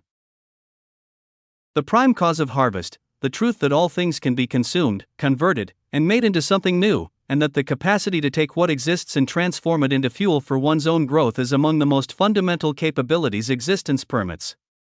Nothing in the domain is off limits to conversion by a being sufficiently connected to this cause, and what they consume becomes part of them in ways that preserve the consumed thing's best qualities while adding them to the consuming existence's foundations. The prime cause of apocalypse, the truth that endings are transformative rather than terminal and that destruction is always the precondition for something new. The apocalypse is not the end of a story but the violent beginning of the next one, and beings who draw from this cause can initiate transformative destruction that produces outcomes rather than just cessation, turning the ending of things into the raw material for the construction of what comes after. 9 regions formed across the infiniverse, each one distinct and immediately recognizable as the expression of its governing cause. The region of existence was vast and featureless and present in the way that foundational truths were present, everywhere and nowhere, the substrate of everything else. The region of paradox shimmered at its own borders where it was simultaneously present and not, its geography resolving differently depending on the direction from which it was approached. The region of chaos moved constantly, its terrain rearranging itself in configurations that followed no fixed logic, burning with the creative potential of something that refused to settle into a permanent shape. The region of mana was saturated, every surface of it running with energy that responded to presence, the air itself dense with the accumulated expression of a cause that governed the permeability of existence. The region of quintessence was crystalline and precise, its geography composed of structures that were each thing at its most essential, stripped of every additional characteristic until only the irreducible core remained. The region of adversity was rough and resistant, its terrain actively pushing back against anyone who entered it, the pressure of it a constant feature rather than an obstacle, and the pressure feeding everything that stayed to endure it. The region of tyranny rose in elevated formations above the surrounding domain, its geography communicating hierarchy through its structure, everything within it arranged in explicit order from the most dominant feature to the least. The region of harvest was abundant and consuming simultaneously, its landscape rich with resources that existed to be taken and transformed, everything within it in a continuous cycle of provision and conversion. The region of apocalypse burned at its edges with the specific fire of things ending and beginning in the same moment, its terrain covered in the aftermath of destructions that had already become the foundations of new structures rising from what had been destroyed. 9 regions. 9 prime causes. 9 facets of the infinite cause distributed across an observable existence that was his. The tendrils driving through Noah's existence accelerated their work. These were not foreign causes being integrated into his foundations the way the bellum and cognitio causes had been integrated through the dreamstones in the Valanthra, requiring contact and comprehension and the deliberate effort of cultivation pressing toward understanding. These causes were already concepts that had been part of him across the full span of his existence. Existence. He had been asserting the unassailable fact of his existence against everything that tried to deny it since the day he'd touched his first dungeon. Paradox. He'd been operating within contradictions that destroyed other beings since the moment he'd rejected the rules everyone else treated as absolute. Chaos. His path had never been ordered and had never needed to be. Mana. It was the first thing he'd ever cultivated. Quintessence. Everything he did came back to finding the irreducible core of the highest and purest quality. Quintessential. Adversity. He'd spent his entire existence converting it directly into growth. Tyranny. He'd been building hierarchy around himself since before he understood what hierarchy was. Harvest. He consumed everything his enemies offered and made it his. Glorious, unfathomable loot. Apocalypse. He'd survived the end of his world and made it a beginning. All 9 causes were him already. The Infiniverse had simply given them names and regions and made them foundational truths rather than personal characteristics. The integration was instantaneous. His body blazed with 9 distinct lights as the 9 prime causes settled into his foundation simultaneously, each one finding the place it already occupied and expanding into it rather than fighting for new territory. 9 colors burned through him alongside the multicolored flames of persevere, the compound expression of an existence that had just become the living embodiment of the foundational axioms of a new observable existence. He stood on the golden sands of the early veiled shore and burned. Above him, across the Infiniverse's full expanse, 9 regions burned with 9 corresponding lights of the same intensity and the same brilliance, the domain and the being at its center reflecting each other completely, 9 lights in a body and 9 lights across an observable existence that had just become something it had never been before. HUUM. Chapter 5275, O Infinite Cause. 4. The infinite cause opened every single pathway across reality. 9 prime causes integrated into his foundations simultaneously while the Infiniverse channeled its full power into his core. He didn't see the trajectories sequentially. He perceived the entire branching architecture of his potential trajectories simultaneously through his deep connection to the domain. He searched for the path leading to absolute infinity. He found thousands of variations. Each trajectory approached absolute infinity from a distinct angle, using different methods across varying spans of time and adversity. He traced the pathways meticulously.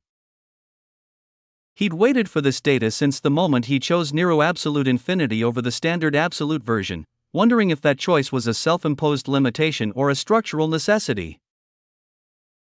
Every path led to the same result. The destination remained identical, and so did the loss. Every route to absolute infinity defined throughout history required total erasure at the final threshold. A life form arriving at absolute infinity couldn't survive intact. The absolute expression of the power dismantled the vessel attempting to contain it due to fundamental incompatibility. Totality didn't permit an individual identity to persist.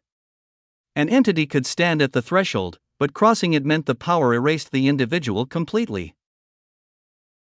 He stood as the 9 prime causes burned through his flesh, registering the limitation without argument. He couldn't alter the existing blueprint. The historical definition was entirely accurate for the framework that built it. Standard absolute infinity focused purely on the nature of the power instead of the entity wielding it. He engaged in the internal management the realization required, allowing the data to stabilize within his awareness. Then he moved past it. An unacceptable result within an accurate framework required a new framework entirely. The solution meant engineering a new definition from scratch. The infinite cause burned through 9 distinct facets in his foundations while the first letter of the primordial tongue stacked every second. His mother served as the origin for a first cause, anchoring his position at the center of an emerging the observable existence. He could define exactly what infinity meant for his own existence. He discarded Nero-absolute infinity, the previous compromise that balanced raw power with identity preservation. He required a format that had never existed within reality. His state of being was entirely unprecedented as he called out. Osmantian absolute infinity, Osmantian. Absolute. Infinity. Boom. The designation crystallized in his mind with absolute clarity. He was actively creating the term because no historical framework had ever required it. This layout didn't strip his identity at the threshold. It embedded the identity of Noah Osmont as a foundational component of the power. His tyranny, his harvest, his adversity, and his paradox formed the core parameters. The concept of cheating sat inside his source alongside perpetual harvest and the cheating architect and others. These civilizations specialized in forcing open gaps within systems that claimed to have none. Standard absolute infinity insisted no such gap existed for an individual identity to occupy. His previous actions proved otherwise. Through the persevere cost redirection and every prior deployment of his civilizations, his existence was built to find the exact structural flaws that reality claimed were impossible. He pressed forward. Boom! Osmantian absolute infinity has been forged. Standard absolute infinity parameters require identity dissolution at the final threshold. Totality refuses to permit an individual consciousness to persist alongside unrestricted expression. Osmantian absolute infinity overrides this restriction. The identity of Noah Osmont is integrated as a core component of the definition. Removing your identity will collapse the power into an incomplete state. The cheating architect, the protagonist, and perpetual harvest have confirmed architectural compatibility. Your civilizations have successfully exploited the structural gap within standard reality. Osmantian absolute infinity is now active. Nero absolute infinity has been fully superseded. The transition of all connected systems is total. The infinite tongue and the 9 prime cause integrations have adjusted accordingly. Data indicates the trajectory toward Osmantian transcendent infinity is now open. Your identity remains the foundational anchor for the next threshold. The ceiling of this upcoming state exceeds standard parameters. The path is clear, Master. HUUM. The 9 lights burning through Noah's body intensified. The core restriction vanished entirely. The multicolored flames of Persevere erupted in their 1-second rhythm, each wave expanding far beyond the previous iteration. The baseline elevation surged instantly, reflecting the raw output of Osmantian absolute infinity across his entire foundation. He stood on the golden sands of the early veiled shore and looked at his hands. Osmantian absolute infinity surged through his palms with maximum totality. His identity remained perfectly intact. His hands looks multicolored crystalline. So far, from human, and yet very human underneath. The power and the individual functioned as a single unified truth within his newly engineered framework. He had codified the relationship, making the bond structural. Osmantian transcendent infinity waited at the end of the next trajectory. The upcoming threshold stood clearly visible within his expanded awareness. He had clear objectives to complete before reaching that state. He needed to master the 9 newly formed prime causes. His Galdr source was still developing inside the Sourcelands alongside Ian, while the massive gilded army remained permanently sealed within the observable existence by Sir William Arthur.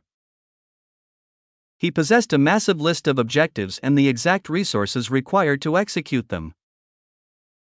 He looked up at the Infiniverse as 9 distinct lights saturated the entire expanse. The same colors blazed through his own flesh with identical intensity. The altered domain and his revised foundation aligned perfectly, pointing directly toward the next destination. Osmantian transcendent infinity. He'd forged the definition the moment he arrived. But for now, things were still not done. The streams of light driving through Noah's body didn't stop. They'd been running since the infinite cause began its work, the 9 prime causes forcing their combined expression through every structural component of his existence simultaneously. This wasn't standard cultivation refinement. It was a complete reforging that remade his foundations from the base upward, and the process accelerated by the second. His physical structure was the direct product of the Hadean engineering, a framework he'd built and expanded across his climb from the lower tiers through everything the observable existence had thrown at him. His bones had been forged through the Hadean organ of civilization, his blood refined, and his internal organs developed to house the absolute egos and the absolute forge of infinity. It was excellent engineering. Now, the infinite cause used that existing foundation to build something entirely new. Boom! The reforging process is active. The infinite cause is restructuring your physical existence from the foundational level. The framework of the Hadean engineering is now serving as a base layer, elevated beyond its original parameters. Chapter 5276, O Infinite Cause. V. Existence breathes, and epochs pass, leaving civilizations that become monuments, then crumble to memory, and are long forgotten when that breath comes again. In all these epochs, infinity reigns supreme. In the Infiniverse, as a body was destroyed and reformed, information flowed with unfathomable glory. New physiology designation, the Osmantian infinite physique. The Osmantian infinite physique retains and incorporates all prior engineering achievements as foundational components. The architecture is structured around the governing principle of infinite potential. While the previous framework operated under a fixed ceiling, the Osmantian infinite physique lacks any upper boundary. Every component expands continuously to accommodate greater volume. Component elevation, the Osmantian infinite bones. Your previous Hadean skeletal framework is being reforged through the combined expression of 9 prime causes pressing through them simultaneously. These bones now serve as active channels. Each one carries a distinct prime cause expression through its marrow, which functions as a cultivation medium that continuously refines its contents. The Osmantian infinite bones will grow denser with every engagement, every act of cultivation, and every second that persevere stacks through them. Component elevation, the Osmantian infinite blood. Your previous blood is being replaced by a substance that carries infinity, observable force, and unobservable force simultaneously through its composition. Every heartbeat distributes all 3 factors throughout your full physical existence. This circulation continuously elevates every component it passes through, each cycle compounding the previous effects. Component elevation, the Osmantian infinite meridians. New channels are forming throughout your existence to connect your 9 integrated prime causes to every structural component of your body. Each cause's expression remains continuously available to every part of your existence without requiring manual channeling. Your prime cause expressions will now operate as permanent conditions of your physical state instead of standard capabilities you access. Component elevation, the Osmantian organ of existence. The Hadean organ of civilization, which housed the absolute forge of infinity and produced observable force, has been restructured into a dual production organ of a higher classification.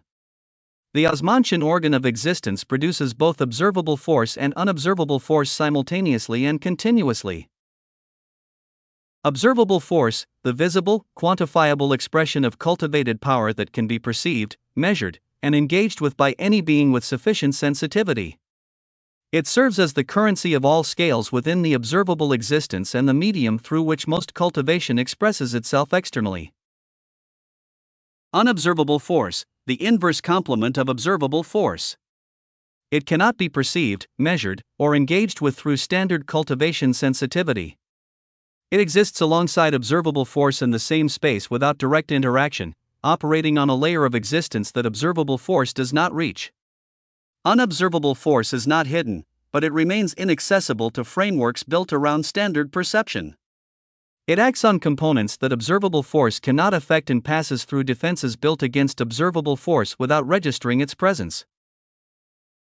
The Osmantian organ of existence produces both forces in equal volume. The ratio can be adjusted at will but defaults to equilibrium. All prior absolute ego capabilities that drew from the previous organ now draw from the Osmantian organ of existence and scale accordingly. Infinity affinity, fully elevated. While your prior framework interacted with infinity as an external resource to gather and direct, the Osmantian infinite physique treats infinity as a native medium. Your existence operates inside infinity instead of alongside it. This shift makes infinity directly responsive to your intentions, causing the ambient infinity around you to orient toward your foundations instead of remaining neutral. The primordial source affinity, significantly elevated.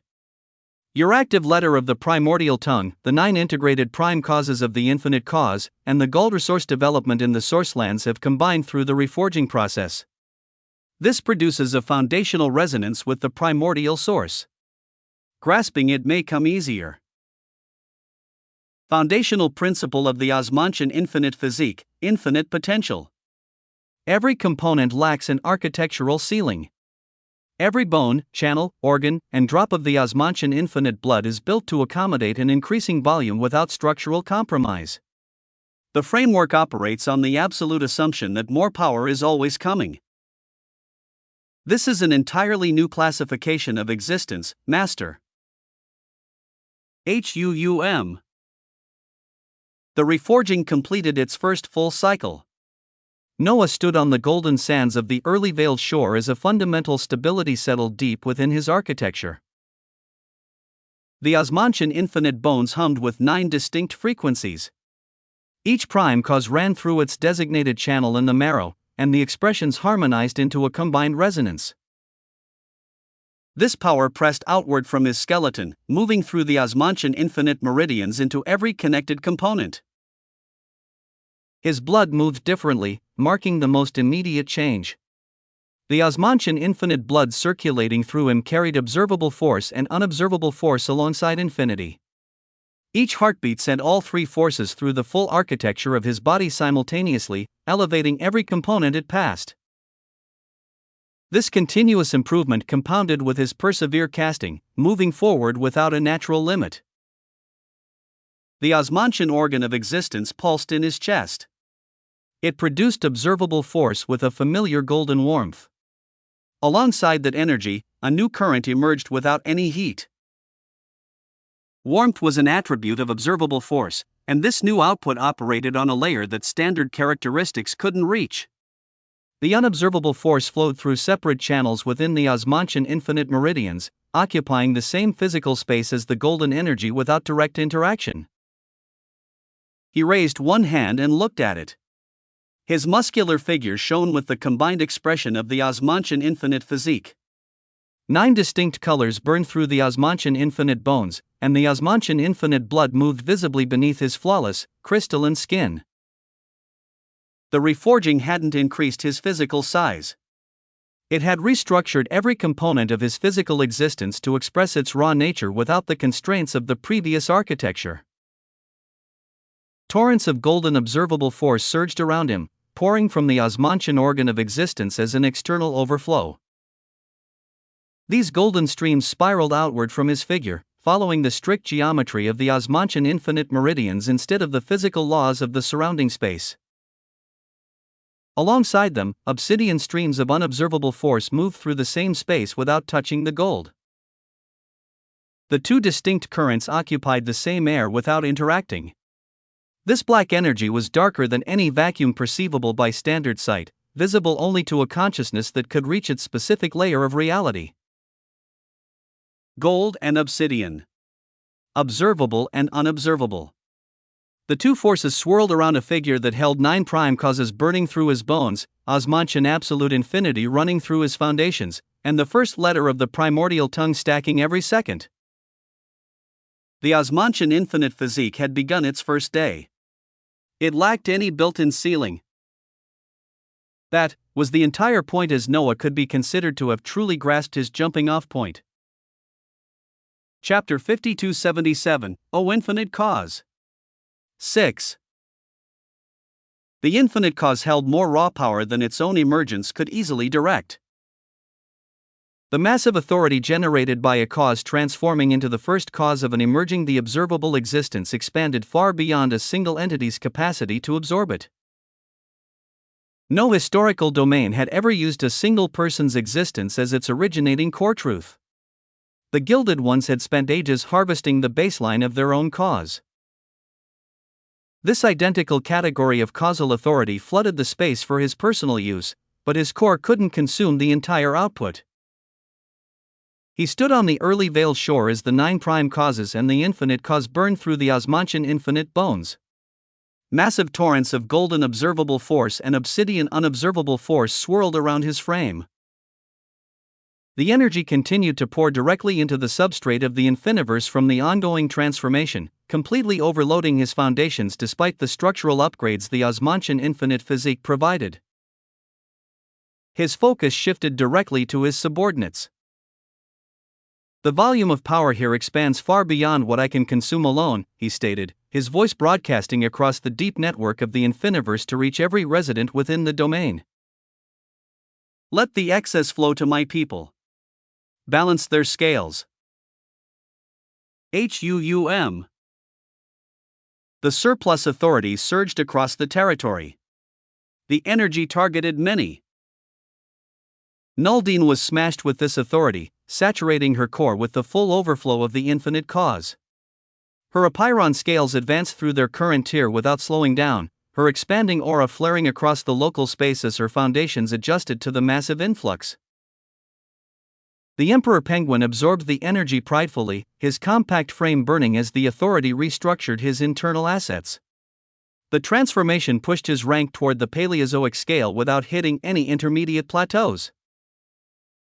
His physical presence rapidly expanded to match the massive intrinsic power he had always projected. Amzer Madrid processed the incoming torrent instantly, converting the raw energy into refined power. Barbados, Moraine, Melphas, Titano, and many others burned with the identical force. Dozens of additional subordinates across the infiniverse accepted the flowing authority, their scales surging forward at a velocity that standard engineering methods would require eons to duplicate. They rapidly approached the Paleozoic scale, the specific tier within the third scale where the Gilded Ones operated as a baseline. His people climbed toward the higher realms, carried entirely by the massive overflow of the infinite cause. The notifications crystallized across his vision. The infinite cause authority overflow storage protocol is active.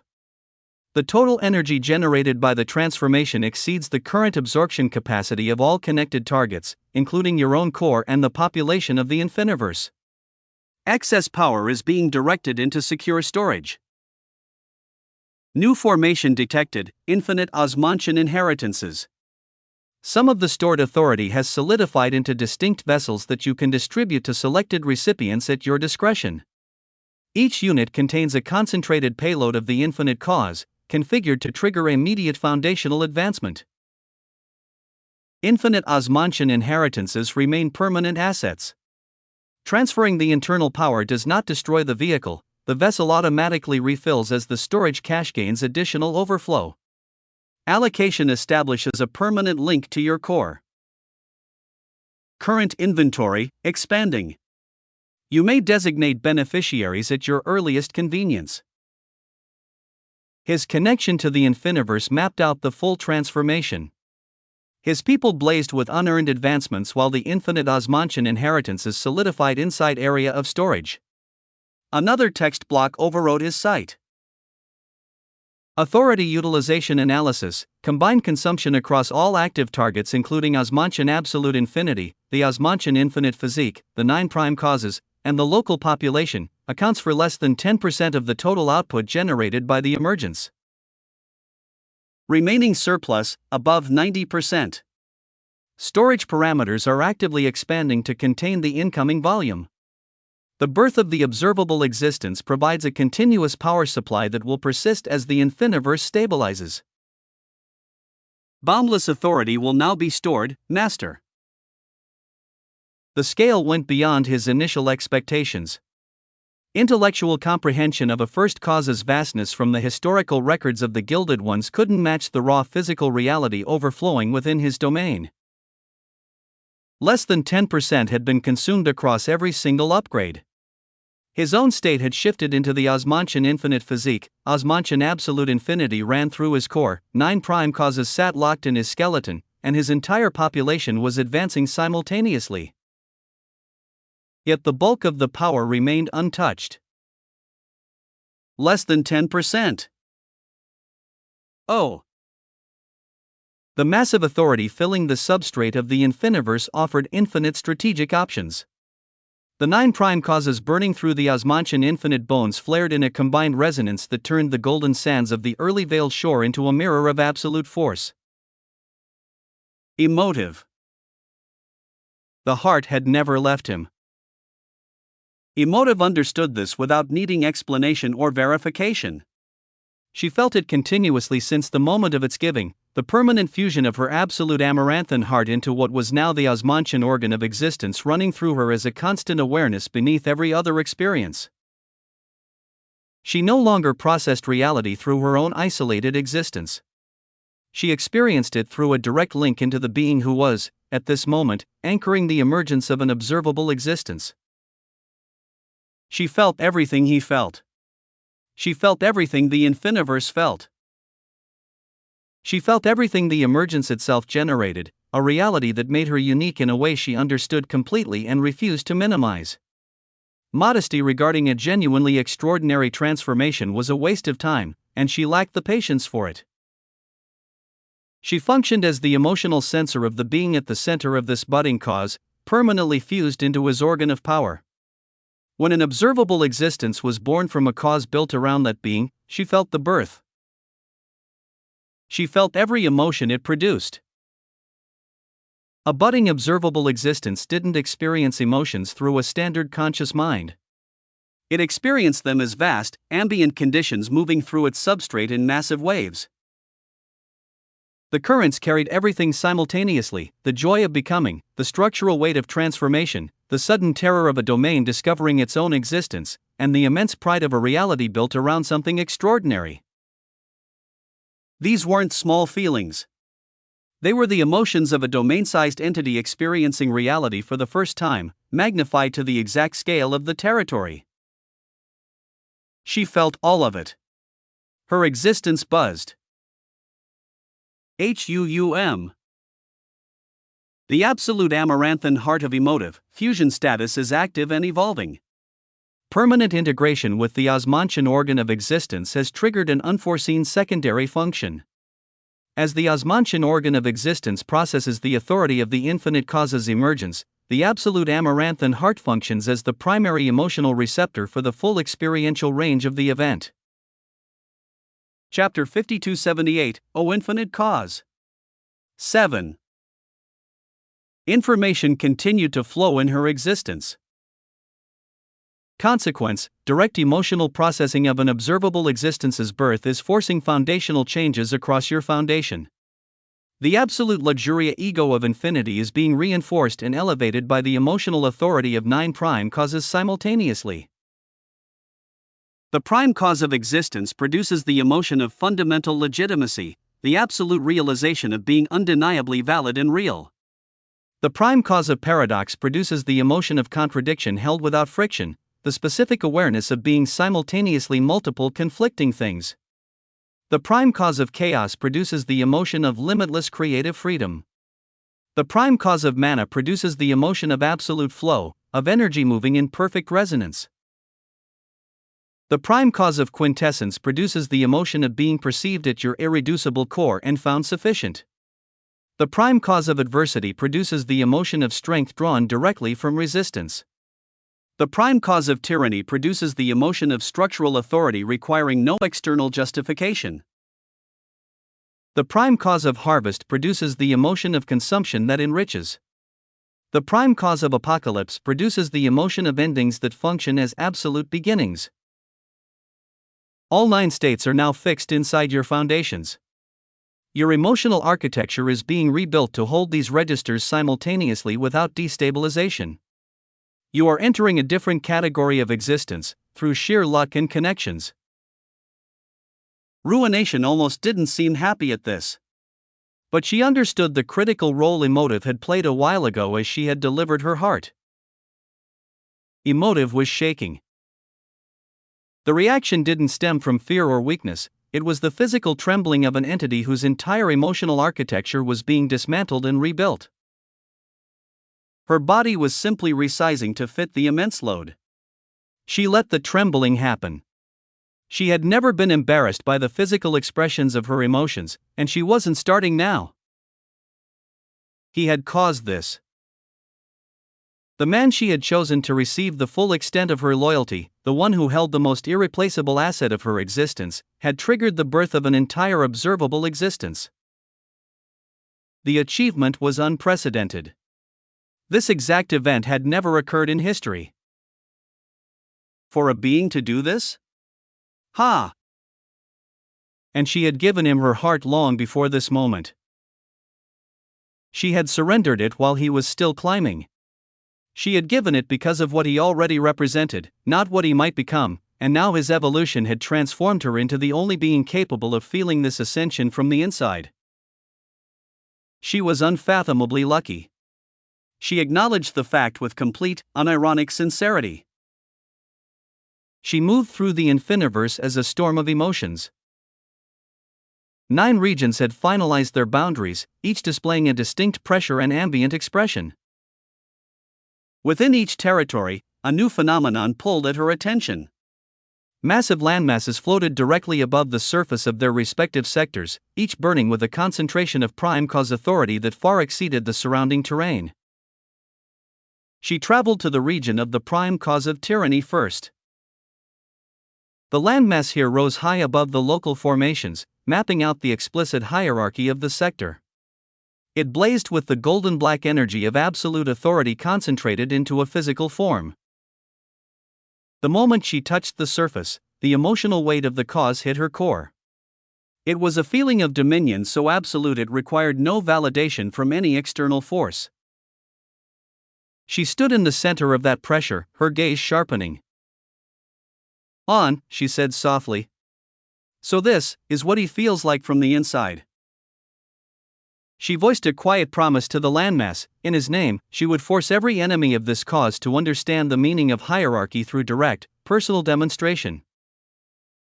She would deploy every capability her absolute luxuria ego of infinity, and other egos provided, the will stripping, the desire consumption, and the full weight of her new architecture, and she would do it with a smile. She proceeded to the region of the prime cause of adversity.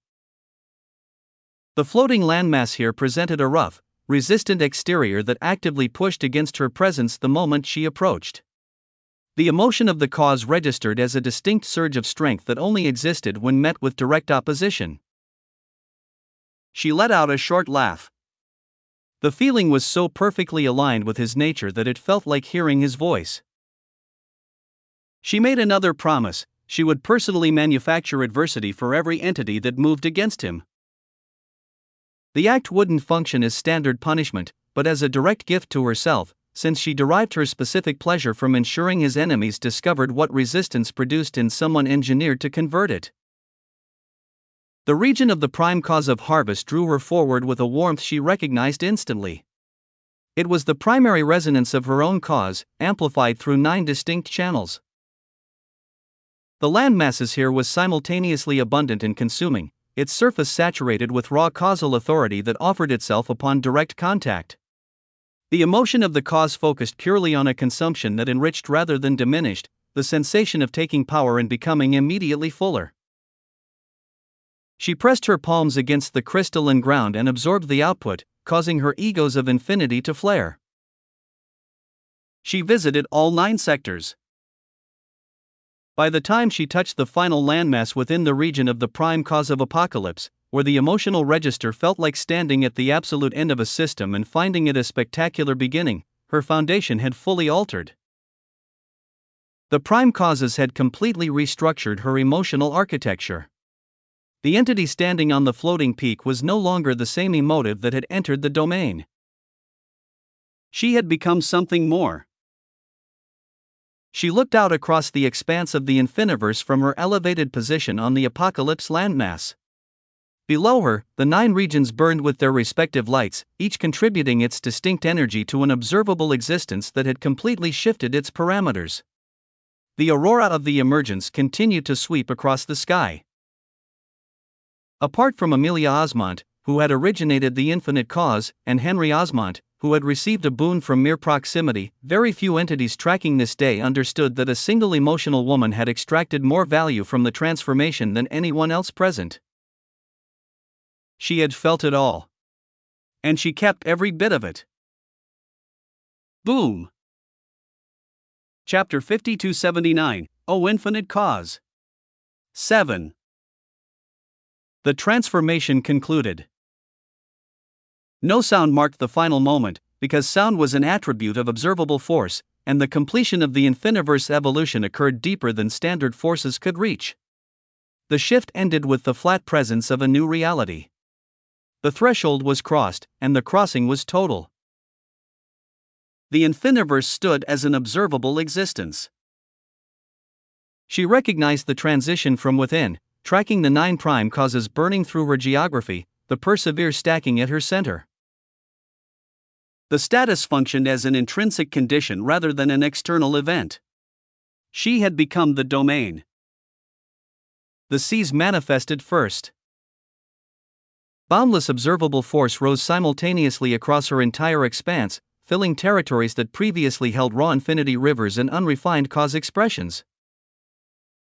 This energy didn't replace her existing assets, it layered over them.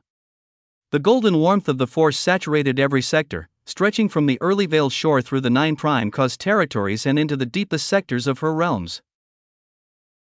The influx matched the sensation of new blood entering new veins as the system activated. Unobservable force followed in obsidian currents, traversing the exact same coordinates without touching the golden fluid. The 2 distinct forces occupied the identical space without direct interaction. The black energy drifted through the gold, and the gold moved through the black, running through her architecture as parallel truths of her new state. The notifications crystallized within her awareness. Congratulations, sis. The infiniverse transformation is confirmed. Observable existence status is now active. Your parameters diverge from standard metrics. Conventional observable existences function as inanimate domains without cognizance, autonomy, or the capacity to execute independent actions. You possess full consciousness, complete autonomy, and the ability to project your power as directed force. An offensive action from your core constitutes the weaponized deployment of your entire existence against a single target. No entity at the 3rd scale of existence or below can survive direct engagement with your full output. Entities at the 4th scale can potentially resist specific portions, but more information is needed. Current classification: nascent autonomous observable existence. 1st tier. Second tier designation, sovereign observable existence. Requirements for advancement: the integration of lifeforms born of both infinity and the primordial source within, the presence of at least one resident matching Bakachev's fifth scale of existence, and the complete maturation of all 9 prime cause regions. Until these metrics are finalized, you operate at the nascent tier with complete access to its dedicated capabilities. Nascent autonomous observable existence capabilities. Straight face. Observable existence sovereignty: your domain operates as a unified force during direct engagement. The total weight of your territory, including the seas of observable force and unobservable force, the infinite cause, the 9 prime cause sectors, your deep substrate, and your accumulated authority, can be directed toward a single objective. You do not function as a life form fighting within a realm, you are the realm itself weaponized for combat. Cartographic expansion: you can project your perception across adjacent sectors to map out neighboring observable existences without shifting your primary location. The Calabayao folding concealment you currently maintain blocks incoming scans from external entities. It does not restrict your outgoing perception. You can see them, they cannot see you. Vessel severance: you can detach a segment of your architecture to project it as an autonomous vessel into the undefined gaps and the unclassified regions beyond standard reality. The severed unit carries a direct extension of your consciousness and capability, traversing hazardous environments that destroy ordinary lifeforms without risking your primary body. This vessel can be recalled or expanded at your discretion. Source seeking: your substrate contains the first letter of the primordial tongue, applied at domain scale by Noah Osmont through Osmontian absolute infinity. This architectural feature generates a permanent resonance with the primordial source. You can actively track the primordial source through this link, directing your perception toward its coordinates instead of waiting for proximity. The search provides an absolute trajectory. The humanoid manifestation of the Infiniverse stood firmly on the sands of the early Veiled Shore. She evaluated her form while simultaneously monitoring her 9 regions, using her new cognizance to track the transformation from both internal and external perspectives. The bejeweled dress with its stark obsidian bands shifted in the currents of the observable force seas running along her coast. Her eyes held the combined light of 9 distinct prime causes, reflecting a level of consciousness completely absent from any other domain in reality. She turned her gaze directly toward Noah. He stood at the waterline as the 9 lights of his prime cause integrations burned through the Osmontian infinite physique, the golden observable force and obsidian unobservable force swirling around his frame in massive currents. She watched him for a silent moment before speaking. "I began as a floating landmass in the beast world," she said, her voice carrying the flat, unhurried certainty of an absolute truth. "You found me there and decided I was worth something. You built me. You fed me worlds, realms, galaxies, universes, cosmos, all the way to civilizations, miniature infinite causes, and every resource you could gather. You gave them freely, you gave them continuously, and you never once treated my growth as a cost." She paused to let the baseline fact stabilize. "I cannot repay that debt. I understand what repayment requires, and the math does not balance, so I will not pretend it does." Her eyes locked onto his without a single flicker. "What I can do is ensure your trajectory from this point forward remains entirely clear. That is not a promise, it is a statement of current reality." The 9 prime cause lights flaring across her territories intensified behind her words. "For any enemy that moves against you, understand that the moment they make that choice, they place their existence on a trajectory that ends in total collapse. They may not recognize it yet. They may feel secure behind their current rank. They may possess high scales, causes, and more, they may hold everything that makes them confident. She listed each element cleanly. None of it alters where their path ends." She looked up at the lingering aurora, watching the residual energy of the emergence lock permanently into her substrate. "I am an observable existence with absolute autonomy. I command seas of observable force and unobservable force, an infinite cause, 9 prime causes.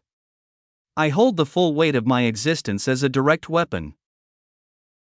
Her volume didn't rise, the power required no amplification. Every gilded one, every infinite lifeform, every source lifeform, every primeval one, and every entity across any classification that targets your destruction will meet the same end. I will make it my absolute purpose to break them before you even reach them. She motioned toward the 9 burning sectors behind her. Rivers of blood will saturate existence if that is what clearing your path demands. I will not hesitate. I will not recalibrate. I will not stop. You raised me from a minor landmass into an autonomous, cognizant wonder. I know exactly what I owe you.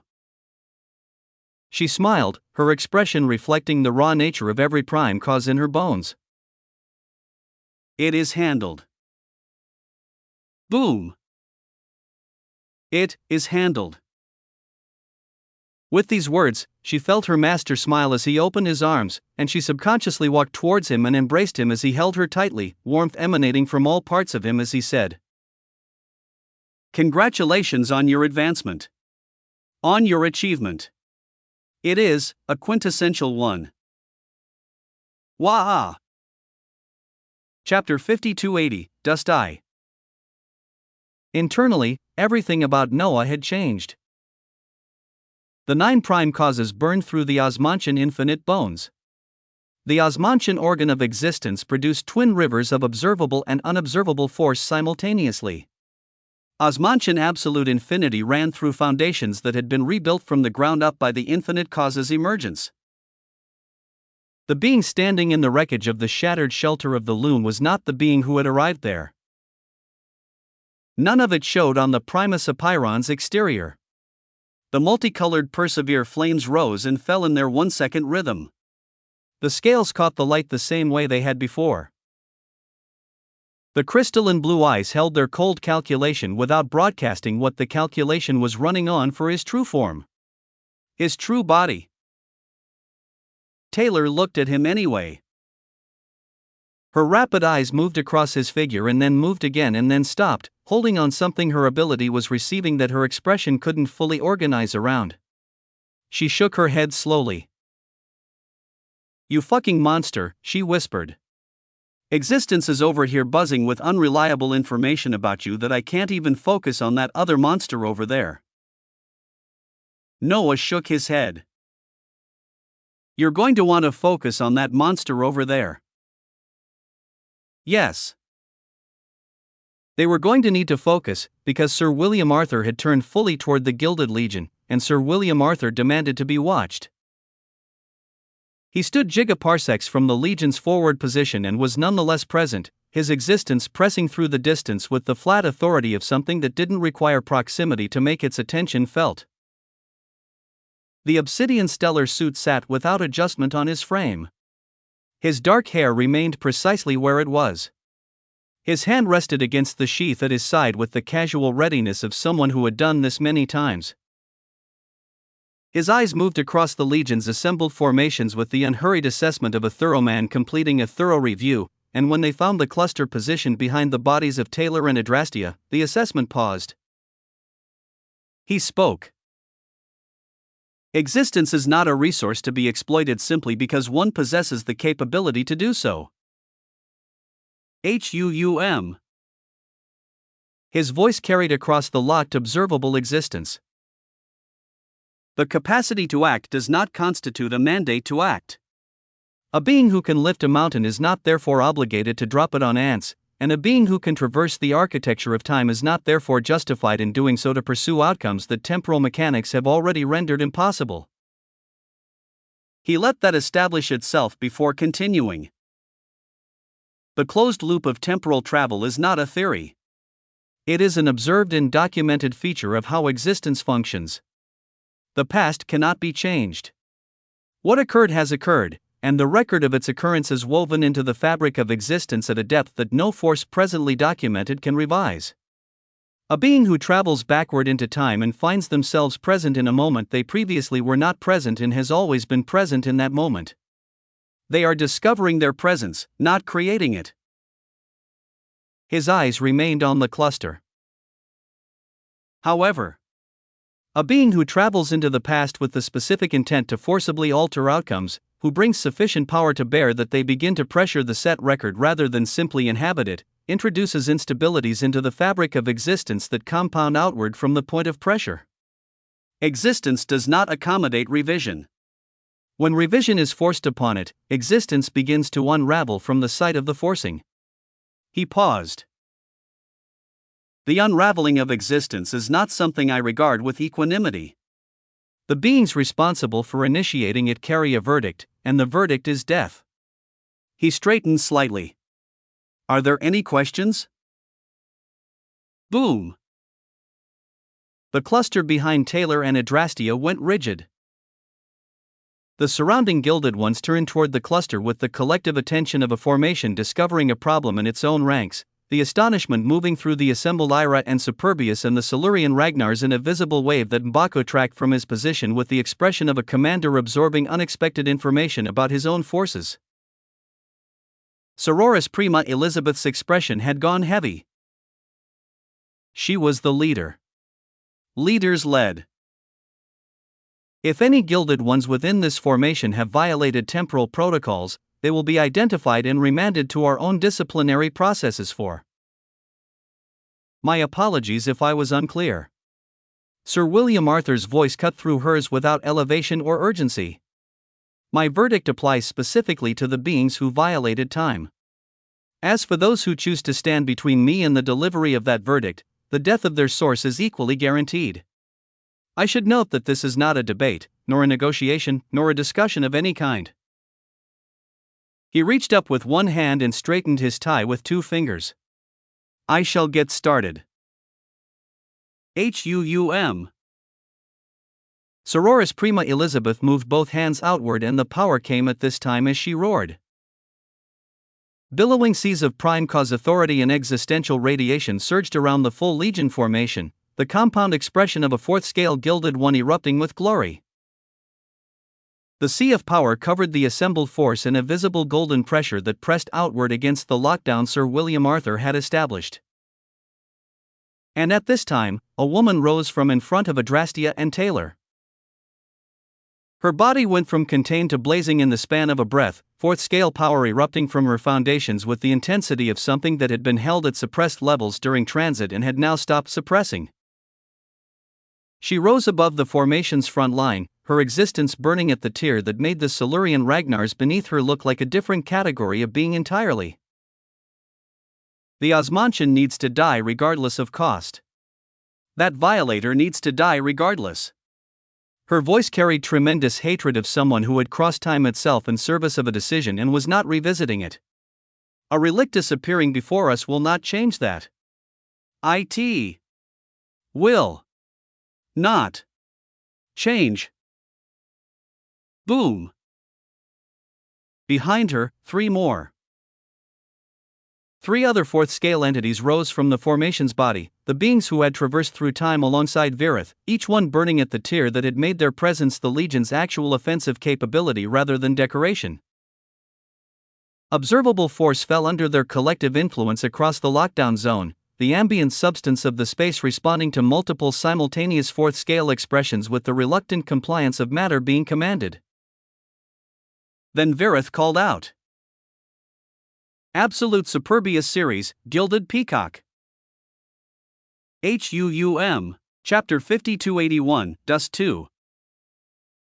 The unique L Superbius capability unfurled from her foundations with the sustained backing of the fourth-scale entities beside her in Sororis Prima Elizabeth and the 10 Sororis Primas distributed through the formation. The capability took form in the surrounding space rather than from any single point within it, the collective pride of a formation AMD power at full expression finding a shape. A peacock. Massive. Golden. Its body composed not of physical material but of condensed existential radiation and infinity and observable force and Superbius and Ira and cause authority compounded across many Paleozoic scale beings and multiple entities at the fourth scale, the form solid enough to press against the surrounding reality rather than simply occupying it. Its tail spread across gigaparsecs of observable space in a fan of golden feathers, each feather carrying concentrated pride that moved through the surrounding existence like a solvent, the emotion not expressing itself as a mood but as a physical condition, pride gushing from the form and waves that melted the structural coherence of the space it touched. Its eyes burned crimson. The eyes of Ira gilded ones who had fed their rage into the superbious expression, the war nature of the bellum cause running through the pride of the cognitio cause in a compound expression that made the peacock's gaze not merely proud but hungry, its attention on Sir William Arthur bring imperious. It was saying bow down. How dare you stand before me? The waves of pride reached Sir William. They found him and ran across him and moved past him, and he remained exactly where he was, unblemished, his existence occupying the space the pride waves passed through with the flat indifference of something that had been introduced to pride and had found the introduction unimpressive. The golden solvent that had been melting the surrounding reality's structural coherence found no purchase on his foundations. He looked at the peacock. He reached up with 2 fingers and straightened his tie. His other hand closed around the hilt of the blade in the obsidian sheath. He spoke as gloriously, it was a letter from the primordial tongue. Destruora. Huum. The draw was one motion. From sheath to extension in a single arc, and from the blade's edge as it completed the arc, a massive blow of obsidian liquid erupted, murky and dark and carrying the concentrated expression of the primordial source in a physical form that existing classification frameworks had no adequate language for. The liquid moved as a crescent, a curved obsidian flash that traveled at a speed the eye registered only as before and after rather than as motion, and it hit the peacock's body and continued past it. The crescent carved. It carved through the pride waves and through the existential radiation that had been pressing against reality and through the collective superbious authority of all gilded in fourth-scale expressions as though these were textures of the space rather than forces within it, and the carving did not stop at the peacock's far side. It continued outward through the observable existence itself, cutting through gigaparsecs of space in the direction it had been sent, the obsidian liquid of the primordial source expression splitting the entire region in half along the crescent's path and sealing the cut in obsidian as it traveled. Oh! The observable existence remained torn. It would remain torn. The peacock gushed. The golden pride that composed its body erupted from the cut as blood erupted from a wound, the condensed superbious authority pouring out of the severed form in golden cascades as the peacock's structure lost coherence along the cut's path and the loss of coherence spread outward from there, the entire form collapsing under the compound failure of the expressions that had been sustaining it. Virith dropped. The 3/4 scale entities who had traversed time dropped alongside her, and Sororis Prima Elizabeth dropped, and the 10 Sororis Primas across the formation dropped, and the Devonian Ragnars dropped, and the Silurian formations staggered. Every being in the assembled legion who had fed their authority into the peacock expression receiving back through that feed the consequence of the expression's total collapse. Thousands of cuts appeared across their bodies simultaneously, the obsidian crescent's passage through the collective expression leaving its record on every existence that had contributed to it. Crimson gold blood poured from the cuts in volumes that didn't stop, the bodies of Devonian and Silurian gilded ones heaving as their existences rejected what had been done to the authorities they had invested, the rejection physically expressed. They puked crimson gold blood where they floated. Their existences turned sickly. Taylor grabbed her own arms with both hands and looked at herself and then looked around at the decimated legion and then looked at Adrastea beside her and then let out a long exhale that ended in laughter. "What the absolute fuck," she said. "We're fine. We're completely fine. Holy shit." She laughed and cursed and laughed again, the release of someone who had spent an extended period convinced they were about to experience something terrible and had discovered they were not. In the distance, Sir William Arthur began walking. He walked toward Virith unhurried, his blade back in its sheath, the obsidian liquid of the primordial source no longer visible but its record written across the torn observable existence in every direction the crescent had traveled. He looked at Verith where she floated amid the cascade of crimson gold blood and the sickly rejection her existence was producing, and at the 3/4 scale entities beside her in equivalent states, and he spoke with the same measured precision he had applied to everything else. I find, in my experience, that most unfortunate situations trace directly back to a single original decision. He reached Veritha's position and stopped. Decisions compound. A single poor decision produces conditions that make the next poor decision feel necessary, and that decision produces conditions that make the one after it feel inevitable, and by the end of the chain, the beings involved have arrived at a destination they never consciously chose while having made every individual choice that led there. He looked at Verith with something that was not cruelty and was not compassion but was simply the attention of a being completing a task. You chose to travel. You chose to attempt revision. You chose to stand in the way of the verdict. 3 decisions, each compounding on the last. He tapped his hand outward once. Verith disappeared. He tapped again. The second 4th scale entity disappeared. Again. The third. Again. The 4th. The space where they had been held the crimson gold blood they had produced for a moment, floating in the torn observable existence, before the lockdown's conditions dispersed it into the substrate. Sir William Arthur straightened his jacket. Consequences, he said to no one in particular, are simply decisions arriving at their natural destination. Wah! Chapter 5282, Dus 3.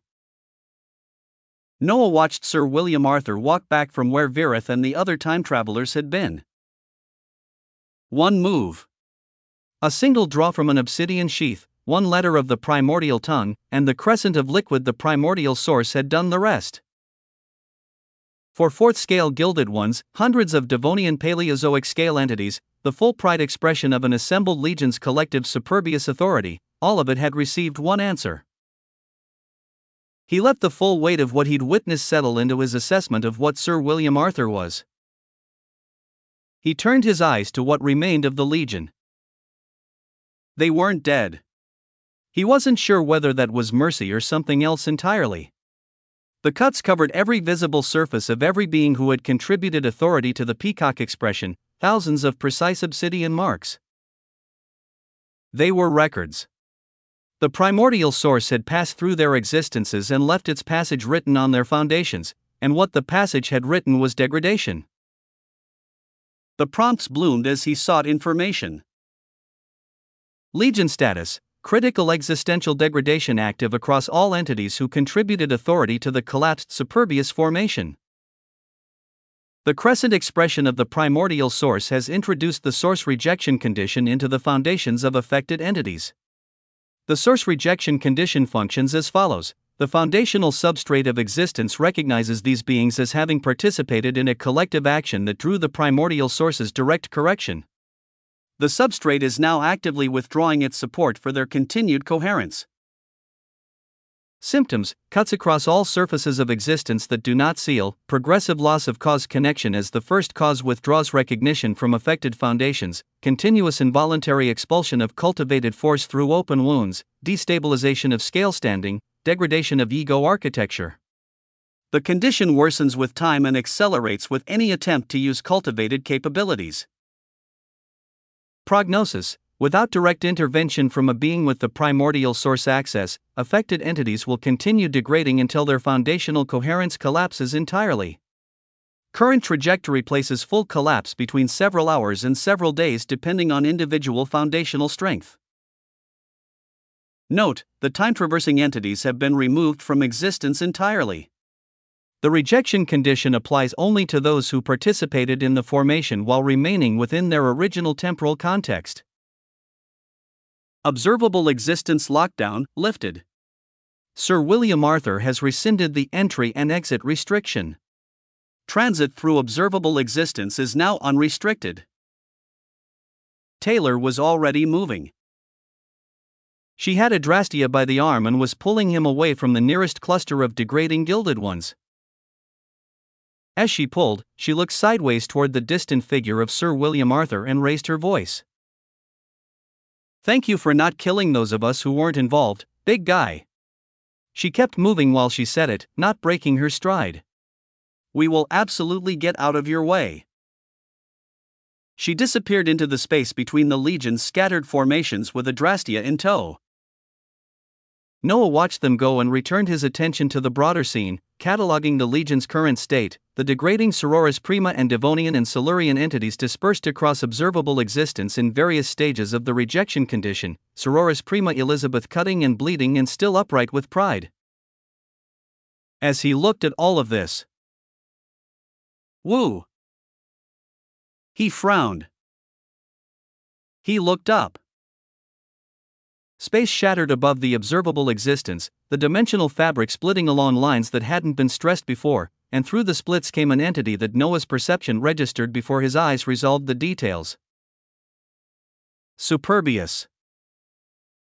Liquid swirling rivers of it, the ego not merely expressed but composed into the entity's physical substance, the pride of the Superbious designation compressed into a body that was 10 times the mass of even a Devonian Ragnar, the titanic frame descending through the shattered space with the cold unhurried attention of something that had arrived to assess. To assess. The entity's expression held no rage, no urgency. Just the cold evaluative attention of something that had sent a legion ahead of itself and had come personally to review the results. Noah focused everything available on the entity. Not a partial reading. Just nothing. Pure question marks where information should exist, the substrate around this entity refusing to yield even a name. Terrifyingly powerful. The entity's gaze moved across the degraded Legion, across the torn observable existence where Sir William Arthur's crescent had carved its permanent record, across the crimson gold staining the space around the fallen, and then the gaze found Sir William Arthur. "We never would have expected to see a genuine source life form here." The entity's voice was massive and flat. "We began paying attention after our people started dying here, and now for a gilded legion to be struck down with your appearance in this region." It looked at the degraded formations. "We have taken too many losses, haven't we? It seems there is an infestation occurring, and we now have to clear it out." Boom! Sir William Arthur looked up at the entity. His expression, which had carried the precise neutrality of professional focus through the entire engagement, shifted by a fraction as it became cold. "You wouldn't," he said. The entity smiled. It was a brutal smile that had nothing warm in it. "Oh, but it is already done. The order has been given. I was sent to confirm, and I have confirmed." It looked down at Sir William Arthur with the patient attention of something that had all the time available to it that it needed. "We shall meet again soon. After the dust has settled. After the dust has settled. After the dust has settled." Noah's expression went heavy the moment the words finished. He gave his order to the Infiniverse immediately, the command moving through their connection before his conscious processing had fully completed its assessment of what the words implied. Because his instincts had already completed the assessment and his instincts had been right for long enough that he'd learned to move on them without waiting for confirmation. Across the space, Sir William Arthur's frown deepened. He turned from the entity and tapped his hand outward toward the positions Taylor and Adrastea and the other anomalies occupied, and the anomalies went still as the tap reached them. Then, the space above cracked. Hong! Massive silver-gold pillars of metallic light descended through the cracks in the observable existence's upper dimensional fabric, each one the size of a primordial realm, the space shattering along their entry paths in ways that wouldn't reseal because the pillars weren't moving through the space but replacing it, the silver-gold light occupying the coordinates of the dimensional fabric rather than traveling through them. They were menacing in the way that things designed to be final were menacing. Noah's senses screamed as he gazed at this. The prompts arrived with the flat urgency of information that needed to be processed immediately. Incoming deployment, Yielder-class existential Aestia ordnance. Multiple warheads confirmed.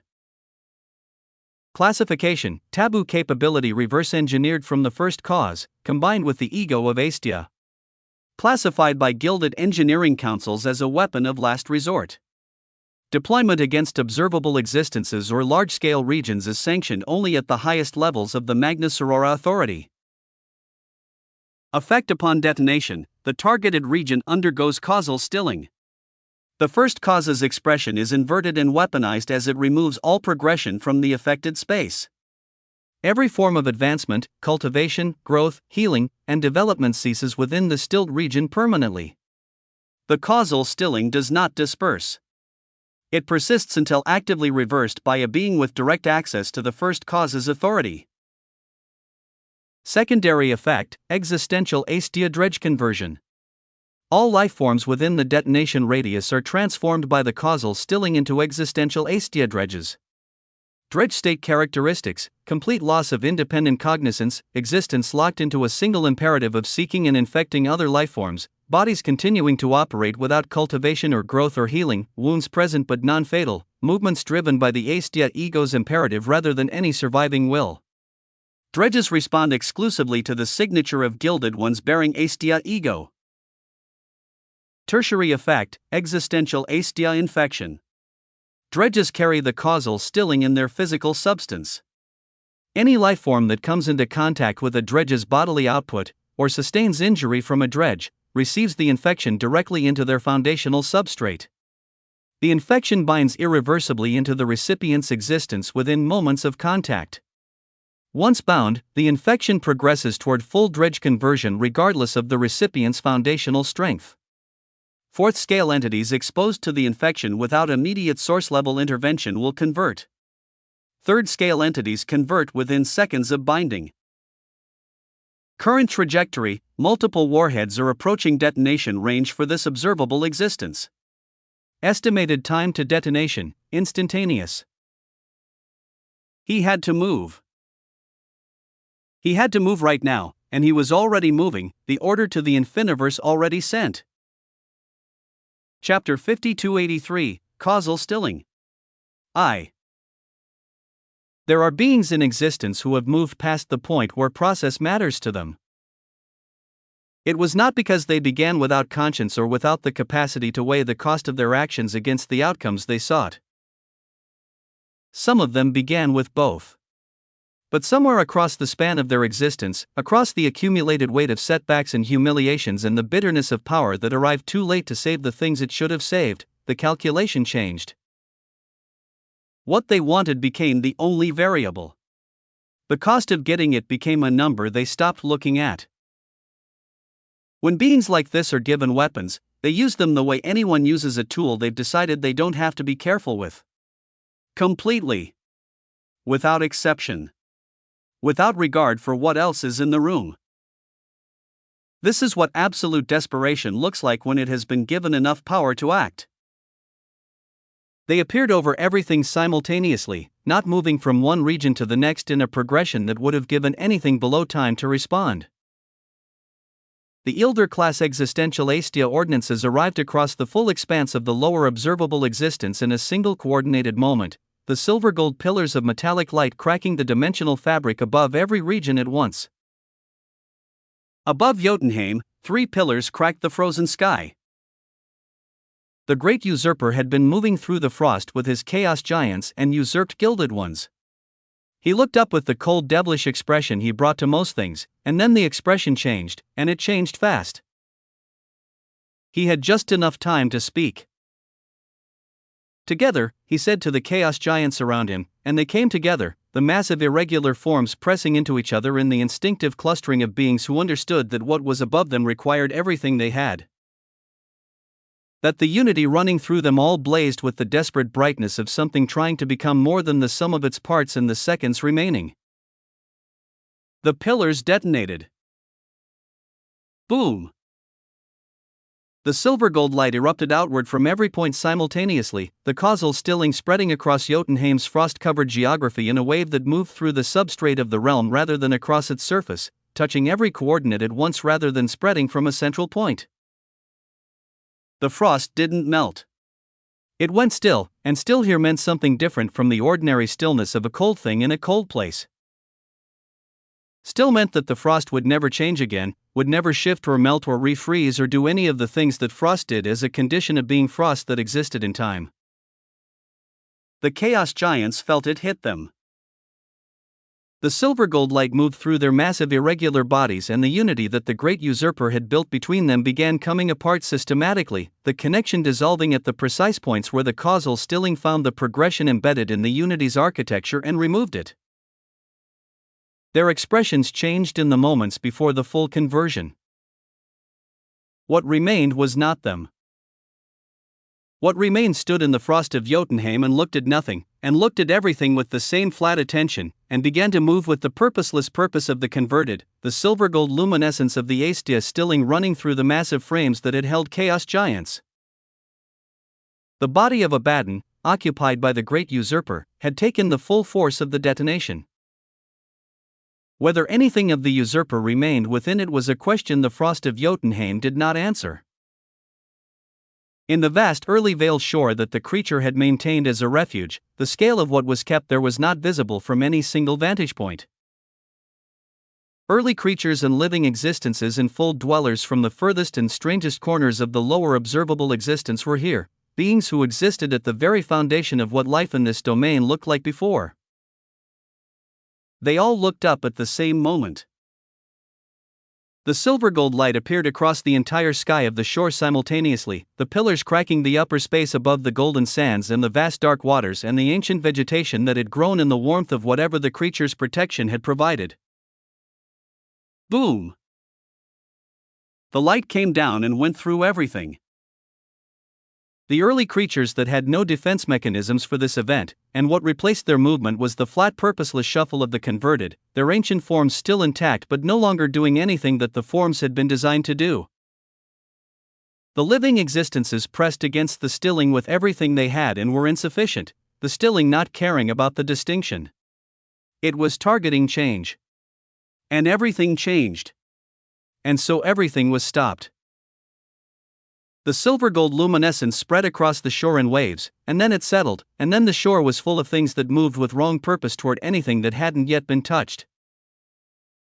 Existential Aestia dredges, with skin carrying a deathly silver light and eyes with no cognizance bloomed. In Helheim, the primordial paradox had been watching his student. Erwin had grown into something extraordinary, the massive circular form of him pulsing with information and paradox in the slow rhythms of a being whose consciousness had expanded past the point where his prior physical form could have expressed it. He had been feeding on information, on the very scales of existence, growing denser and stranger with each consumption, the obsidian mass of him carrying the wrongness of something that had passed through existential unraveling. The primordial paradox saw the light appear above Helheim and felt something he hadn't felt in a very long time. He roared. The sound moved through Helheim's space, and from within him, an infinity that wasn't his own surged outward in response, the specific multicolored warmth of something that had been left there by someone else, pressing against the silver-gold light as it descended through Helheim's obsidian sky. It was not enough. The causal stilling moved through the resistance the way water moved through a grate, occupying every gap the resistance created, finding every coordinate the outward infinity surge didn't cover and stilling it before the surge could expand to address it. The primordial paradox's ancient foundations, backed by a certain multicolored infinity, barely held the depth of what he was providing enough structural coherence that the stilling couldn't find immediate purchase in his core. But the stilling was patient, and it seemed only a matter of time. He turned to look at Erwin. The massive circular obsidian mass of his student was already changing. The silver-gold light of the existential Aestia had found the information that composed Erwin's expanded form and had begun moving through it the way a toxin moved through a bloodstream, not destroying what it found but altering it. The wrongness of the Aestia stilling rewrote the purpose of the information even as the information itself remained present. The obsidian surface of the circular mass was developing a silver glow that moved in pulses from the exterior inward, each pulse pushing deeper into the mass's core, each pulse making the mass less the thing it had been. The massive form twitched. Then it turned. It didn't look at anything with recognition.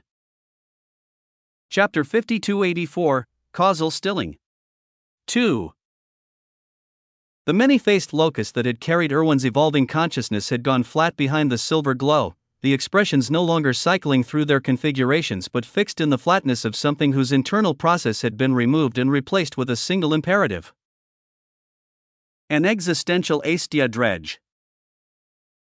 The glorious living paradox. The information paradox. Turned and altered by something that even a fourth-scale existence could not stand against. The obsidian tentacles that had moved with the complex purpose of a being engaged with existence moved now with the simple purpose of something seeking contact and infection. The primordial paradox looked at what his student had become as even he was barely keeping his cognizance. He said nothing, but his eyes showed a sense of sadness and pity. In the wastes, Alexander felt it coming before it arrived. The enneagram on his chest blazed with multicolored infinity, and from that connection something moved outward through Alexander's foundations with the urgency of a warning. He looked up at the silver-gold pillars cracking the sky above the wastes. He drew his bow as he roared. Oh! The infinity from the Genesis monarch's mark poured through the bow and into the arrow he pulled from nothing, the multicolored light of it blazing against the silver gold of the descending stilling. He released with everything he had toward the nearest pillar in a gesture that was simply the refusal of a being who could not accept without resisting. The arrow hit. The pillar's light swallowed it. The causal stilling reached Alexander and moved through the outer layers of his foundations, and he felt the progressive absence of the thing being taken more disturbing than the taking itself. He fought it with every technique available to him and with the infinity still pouring through the enneagram, and he held, barely. He was crying. He was crying in fighting, and neither the crying nor the fighting had any dignity in them. Because this was not a dignified moment. This was the lower observable existence and the process of being ended by beings who had made a calculation. At this time, the existential aestia dredges were already moving through the observable existence. Whether they were fold dwellers to formless terrors to primordial architect within the wild, they all became existential aestia dredges. They had been beings of every kind and classification before the stilling, and now they were uniform in their wrongness, silver gold light running through bodies that still functioned as bodies, but pursued a single purpose that the silver gold imperative had replaced every other purpose with. The lower observable existence had been a place where extraordinary beings had done extraordinary things across eons of extraordinary conflict. In the silence following the ordinances, it was something else. The infiniverse was gone from the lower observable existence before the ordinances finished their detonation. She had moved the moment Noah's order reached her through their connection, the vessel Severance capability carrying her into the undefined gaps with the completeness of a domain that had been built with exactly this kind of departure in mind. The Calabayao folding had been her concealment. The undefined gaps were her escape, the unclassified regions between defined existence providing cover that no Elder-class deployment could reach because those deployments had been designed for observable existence, and she was no longer there. She carried everyone inside her. Every being Noah's people had brought into her domain across the full span of her development, every early creature in living existence and full dweller and cultivator who had made her their home, all of them present within her substrate as she moved through the undefined gaps.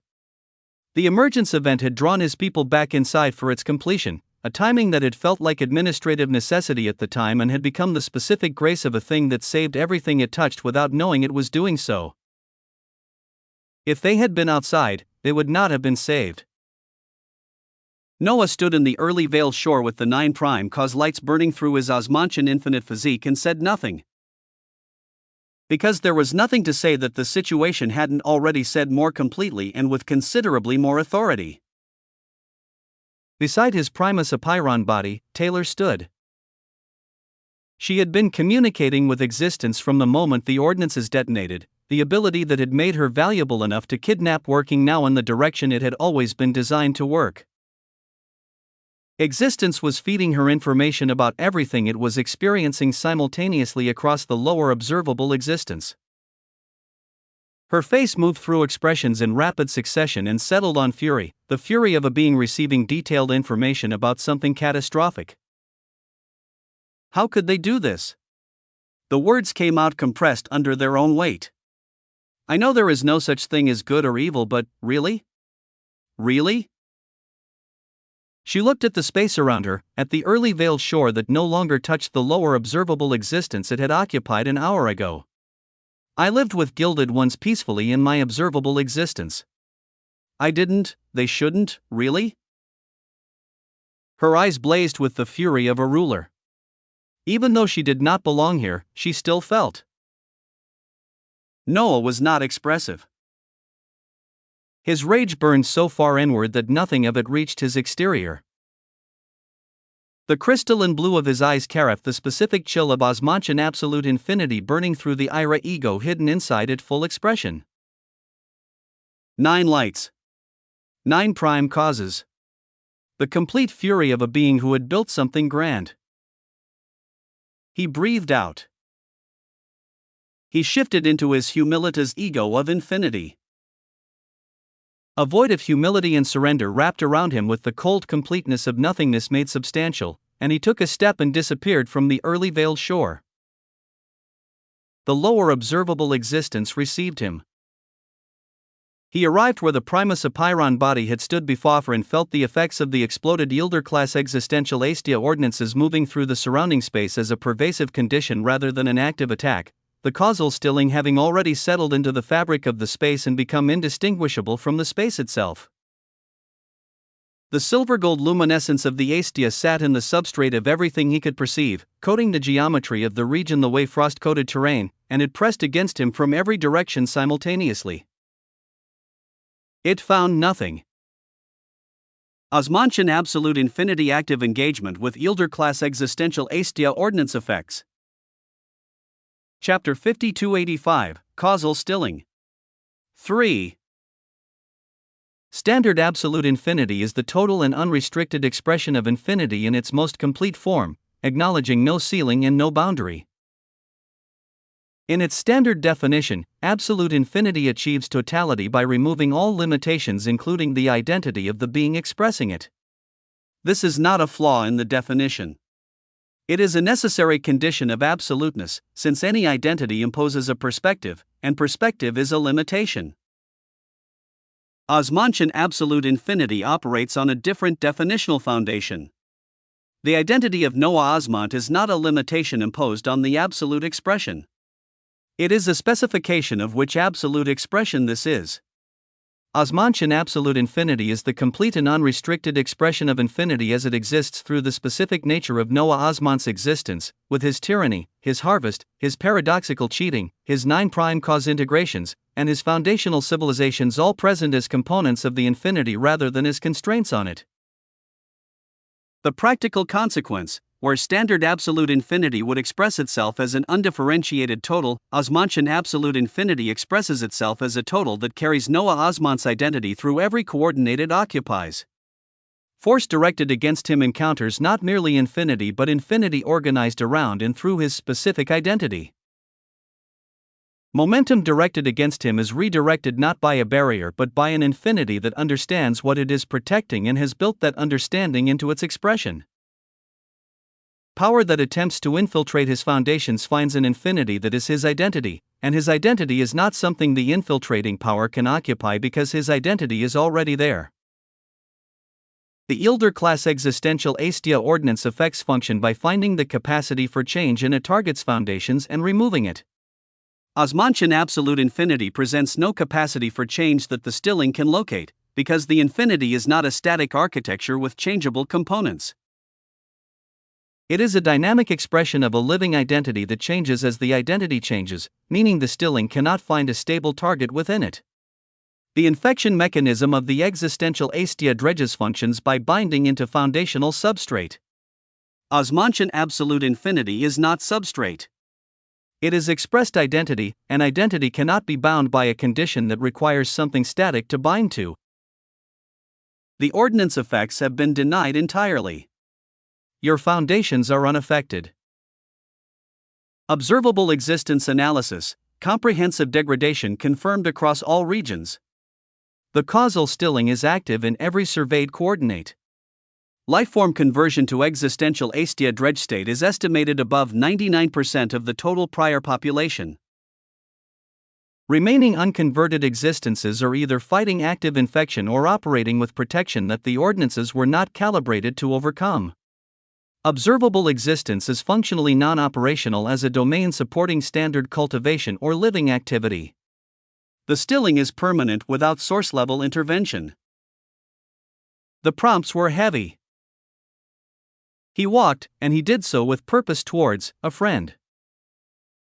He crossed distances the way he crossed distances now, with the understanding that distance was a suggestion his infinity could decline. The space between his arrival point and Alexander's position compressed into the number of steps he chose to take rather than the number the geography required. Alexander was seated on what had been a shelter of the loom. There was no shelter left. There were the remnants of one, the architectural bones of something that had been built to endure and had encountered an ordnance that had not cared about durability. Alexander sat on its largest surviving fragment with the posture of someone who had stopped trying to hold themselves upright. The silver gold of the astia infection ran through him visibly. It moved in pulses from his extremities toward his core, each pulse pushing deeper than the last, his body fighting the progression with the infinity from the enneagram on his chest blazing against it in multicolored bursts that arrived and faded and arrived again. His eyes held recognition when they found Noah, which meant there was still something operating behind them that the infection hadn't reached yet, but the recognition shared space with the flat purposeless expression of the conversion, the two states alternating through his face in the horror of a being who could feel themselves becoming something else and couldn't stop it. He looked at Noah. He opened his mouth. I'd always believed I was the center of my own story. That I could do great things. That my future held unbound glory for me to discover. It felt true. It felt like something that couldn't be argued with because when you look at your own existence from the inside, it always looks like the center. He paused as a pulse of silver gold moved through his arm and he pushed back against it with the infinity blazing from the enneagram, the effort visible in the tension across his face. I sought peace above everything else. For the sake of peace, I wanted to grasp as much power as I could so that my peace would hold regardless of what existence decided to do around me. So even after setbacks, even after Beowulf put me through things I don't speak about, I didn't give up. I received infinity as a gift and I was grateful for it. His eyes held Noah's as they shook. But I didn't want to stay inside the infiniverse. I wanted to seek my own fortune. My own power. All because of my pride. He touched his chest.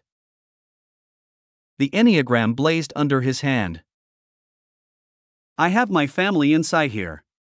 Every person I made a promise to, every being who trusted that being near me meant they were safer than they would have been alone. I put them all in grave danger. The words came out with the self-devastation of someone stating a fact they can't argue themselves out of. I used every ounce of the gifted infinity in my existence to protect this, to make sure the infection didn't spread into them. To make sure what happened to me didn't happen to the ones inside. He looked at the enneagram for a moment. I am done. I am done. I didn't want to put my safety in the hands of another, and because of that, I endangered the ones closest to me. Please. He looked at Noah. Can you ensure their safety? I am already infected. I don't. He shook his head. The motion was half voluntary and half the specific tremor of a body that had been fighting an infection for too long and was fighting harder in some moments than others. He pressed his hand into his chest and the enneagram resisted being removed for a moment, the connection between it and his foundations running deep enough that separating them hurt in ways he didn't express, and then he pressed harder and it came free and he held it out. Noah took it. Chapter 5286, Through Adversity I. His gaze was hardened in the way of a being who was feeling more than he was showing. Noah was not overly expressive even at a time like this. Alexander looked at the Enneagram in Noah's hand and then back at Noah. "Existence is not a story," he said. "We are not destined beings promised greatness. Existence is brutal. Existence is unfair. Existence does not care." He steadied himself against a pulse of silver gold that moved through his torso and pushed back with what infinity remained accessible to him.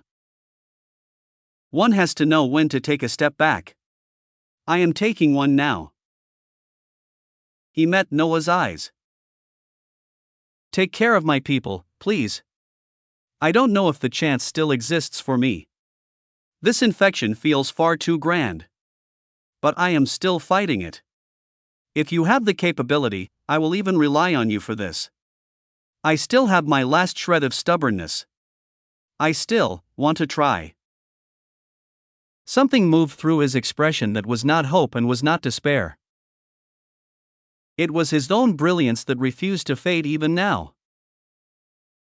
After all, existence is also filled with adversity. He looked at Noah. And one has to persevere. Boom! Noah looked at him and felt the full weight of what Alexander didn't know, which was that he had already done the thing he was asking for permission to try. He had survived an Elder-class existential aestia ordinance. He had held the infection back long enough to protect the Enneagram. He had maintained enough cognizance to make the decision he had just made while actively converting. Fourth-scale existences would have gone down to the same infection without the combination of gifted infinity and foundational stubbornness Alexander had brought to fighting it. He had already persevered. He had already done more than enough. Noah held the Enneagram and looked at Alexander and said nothing for a moment. Then he moved. He sat beside Alexander. He lowered himself onto the fragment of shattered shelter, and the silver-gold luminescence of the aestia infection pressing outward from Alexander's body found the Osmantian absolute infinity around him and could do nothing. He looked at the man beside him. "You are feeling the way you are because you have decided that needing help is the same as failing," he said. "It isn't." He held Alexander's gaze with flat certainty. "You went outside. You sought your own fortune. You used what you were given and pushed past everything Beowulf put you through and every setback existence put in your path, and you kept moving. That is not the profile of a being who failed. That is the profile of a being who tried." A silver-gold pulse moved through Alexander's shoulder and he pushed against it automatically, the infinity blazing in response. "Pride has one genuine failure," Noah continued, "and it isn't needing help. The failure is looking at where you are right now, beaten down and infected and sitting in the ruins of a shelter, and deciding that because you couldn't make it on your own outside, the whole attempt was a failure. That is the pride that destroys things. Not the act of extending your hand. He let that land. You have not failed." Alexander's expression moved. "Failure is part of the process. I have failed more times than I can count. Every existence that has ever become something worth becoming has a catalog of failures behind it, and the ones who kept going are not the ones who never needed to be picked up.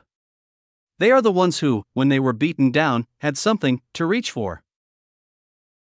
Noah looked at the devastated landscape of the lower observable existence around them, the silver gold still encoding everything the eye could find. "The connections you have are part of your power. Not a replacement for your power. Part of it.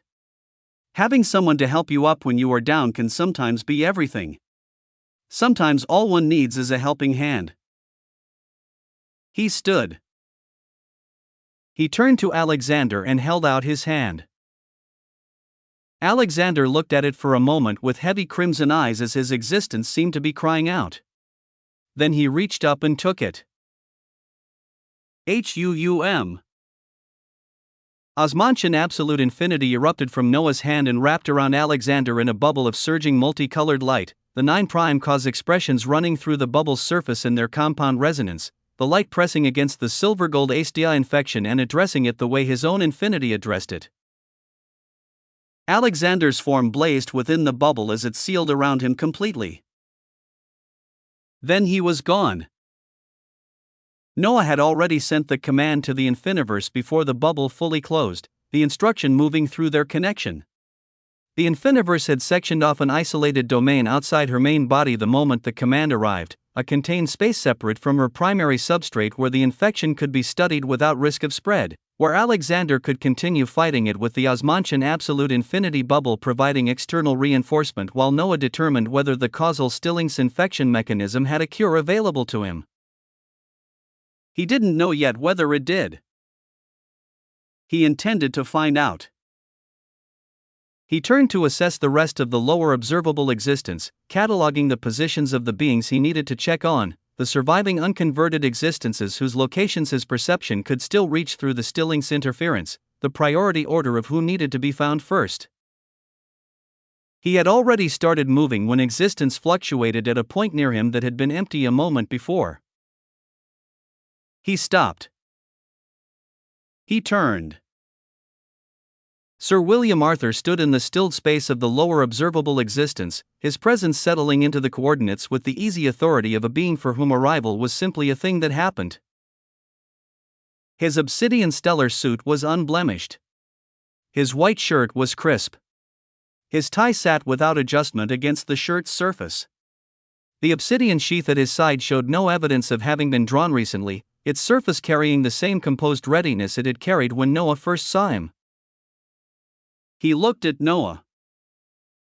When life forms obtain immense power, paired with overinflated egos and the emotions that power tends to produce in beings who weren't prepared for it, they arrive at a rather predictable conclusion.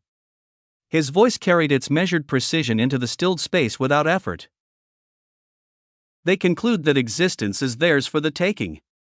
That they may do whatever they wish, to whomever they wish, at whatever scale seems appropriate to their current mood.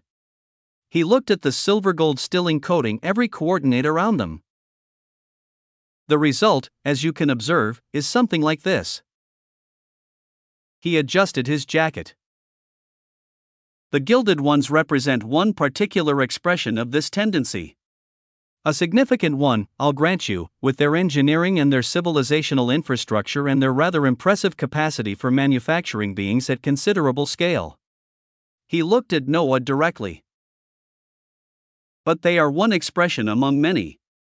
There are others operating with equally unchecked convictions that existence owes them something, that the fact of their power constitutes a mandate for its use, that the beings living within existence are variables to be managed rather than lives to be considered. He paused. Against such beings, existence cannot be passive. Nothing changes if those living within it simply endure what is done to them and wait for it to stop. We live. We move. We act so that events of this nature can be interrupted rather than completed. His eyes held Noah's. You are unique in having attracted the attention of the gilded ones across time itself. That category of targeting is not extended to beings without significant standing, and your demonstrated access to at least the first letter of the primordial tongue places you within a tier of consideration. He straightened. You qualify as a potential entrant to become a sort of existence. A designation given to beings who, possessing both the power and the will to act, choose to move against the category of threat that treats existence as a resource rather than a home. He let the silence sit for a moment. As with everything worth having, it is a choice. I will not make it for you, and I would think less of the offer if I could. He looked at the stilled landscape around them, at the silver-gold luminescence that had replaced the observable existence's prior vitality. Existence will always remain bright, he said. Its brightness will only ever dwindle when capable beings with power and potential and the demonstrated willingness to use both, choose to do nothing.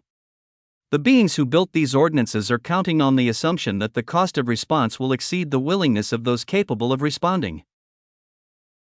He looked back at Noah. Do you wish to grasp such an opportunity? Chapter 5287, Through Adversity. 2. Noah looked at Sir William Arthur and thought seriously about his words. He was operating across multiple bodies and multiple domains simultaneously. In the Sourcelands, his body with Ian was occupied with dual cultivation as he would eventually get back to hunting Galder source creatures and developing his Galder source deeper. He had persevered stacking every second through both his source and his Osmantian absolute infinity. In the brain world observable existence, he still stood within Valanthra. In the Infiniverse, now displaced into the undefined gaps, the emergence aftermath was still settling, the 9 prime cause regions developing, the accumulated authority of the infinite cause still being stored. Across the lower observable existence, he was standing in stilled existence, the Aestia covering everything within reach. A sword of existence. The position was connected to the primordial source. That alone made it relevant to everything he was already pursuing, because every path he was currently on pointed in that direction. It aligned with his position against the gilded ones of the brain world observable existence. And anything connected to the primordial source at the institutional level had to be old, genuinely old, filled with accumulated depth and capability and knowledge that no amount of cultivation from a standing start could replicate. He would benefit from it tremendously. He looked at Sir William Arthur. For much of my life I used to think about good and evil, he said. I asked myself which one I was. Whether what I was doing qualified as one or the other. His eyes held a calm, imperious quality. I know now it's just countless existences making choices. Some smart choices. But many that are plain dumb and inexcusable. He let that sit for a moment. So sure. I would love to be part of something that takes care of the inexcusable. Boom. Sir William Arthur nodded once. He looked at the still devastation surrounding them, the silver-gold luminescence coating every coordinate. Those with capability and potential who choose to act rather than recline are not many in the grand scale of existence, he said. Existence is too vast, far too vast, and it is filled with too much for any single being or organization to account for all of it. Even Vakachev, who placed his name upon the scales and defined the framework through which most civilizations measure their power, cannot claim meaningful coverage of what existence actually contains. He looked back at Noah. So there are many swords of existence, and there are also few. The numbers are large in absolute terms and entirely inadequate in proportional ones. He straightened his jacket. Since you have chosen, I, Sir William, shall act as your sponsor. To become a sword of existence, one must possess strength and decorum above all else. After all, manners mocketh man. Something in his tone carried the quality of a principle stated so many times it had become structural. I can sponsor you and introduce you. The rest is ultimately yours to demonstrate. He paused. If you take these, you shall officially gain the distinction of a trial sword. He waved his hand. 2 things materialized from the gesture with the unhurried clarity of objects arriving at their designated positions. A suit of obsidian, sleek and structured, cut with the precise tailoring of something that had been made to exact specification rather than approximated, a white shirt folded beneath its jacket, an obsidian tie resting against the shirt's surface, obsidian shoes completing the arrangement with the gleam of material that had been worked rather than simply colored. Beside the suit, a blade in a blue obsidian sheath, the sheath catching what ambient light the stilled space still permitted and returning it in deep patterns. Noah looked at them as infinity buzzed and gave him information. Lesser existential source armament trial sword designation garment. Construction, source-woven obsidian composite. The suit, shirt, tie, and shoes function as a unified existential source armor when worn, the components operating as a single integrated system rather than as separate articles of clothing. The source weaving running through the composite is continuous and self-referential, meaning damage to any component initiates an automatic regeneration process drawing from the ambient primordial source resonance the garment carries. Full regeneration from structural damage occurs within moments under standard conditions. Defensive capability. The existential source armor can reflect attacks from entities at the fourth scale of existence for a sustained engagement period. The reflection is not passive absorption. The armor reads incoming force and redirects it. Repeated fourth scale attacks within a single engagement will eventually exceed the reflection capacity and require regeneration intervals. Against third scale attacks and below, the reflection capacity is effectively unlimited. Cultivation enhancement. While wearing the existential source armament, the study and comprehension of the primordial tongue and the primordial source proceeds at 1000% the standard rate. The source weaving in the garment creates a resonance with these foundational elements that the wearer's foundations absorb continuously, passively advancing their understanding during the full duration of wear. Lesser existential source axiom, the sovereign reckoning. Construction, forged by a source lifeform from condensed primordial source material. The sovereign reckoning is not a standard weapon. It is a testing instrument and a teaching instrument simultaneously, its purpose being to identify beings capable of advancing along the path toward the primordial source and to begin that advancement through contact. The Excelissimi source fragment, inscribed within the sovereign reckoning's foundational architecture, is the source fragment of the word Excelissimi, the letter of the primordial tongue meaning transformation and evolution through the complete shedding of a prior form. Beings who demonstrate the capability to draw the sovereign reckoning from its sheath will receive the Excelissimi source fragment directly into their foundations, initiating comprehension of a second letter of the primordial tongue. Offensive capability. The sovereign reckoning can cut through the sources of fourth-scale entities when wielded with sufficient capability. Against infinite lifeforms, the blade can produce wounds that standard weapons cannot produce, its primordial source construction bypassing the defensive frameworks that infinite lifeforms generate through their infinity expression. Note, the blade will not leave its sheath for a being who lacks the foundational resonance required to receive the Excelissimi source fragment. The sheath is not a lock. It is a judgment. Chapter 5288, Through Adversity. 3. Noah looked at the suit and the blade with eyes that were unfathomably bright. Sir William Arthur's attention returned to him. "Those are your preliminary tools," he said. "An armament and a blade, the latter containing the Excelissimi source fragment which will teach you Excelissimi, since you already possess Persevere. An official sword of existence can potentially gain access to other letters of the primordial tongue and eventually, after boundless adversity, even the primordial source itself." He looked at the suit and blade with the composed assessment of someone reviewing instruments they have provided many times. When you adorn these officially, they function as your entry credentials into a source land designated for testing. Demonstrate fourth-scale equivalent power and you should be adequate for the trial.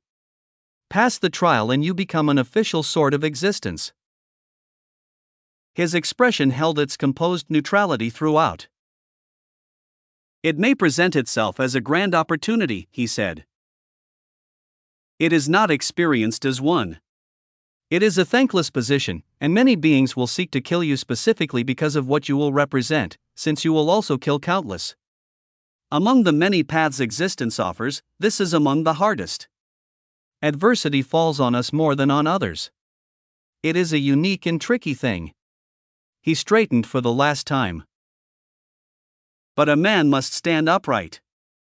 A man must do his duty." He looked at the stilled space around them one final time. "I will remain in touch as your sponsor.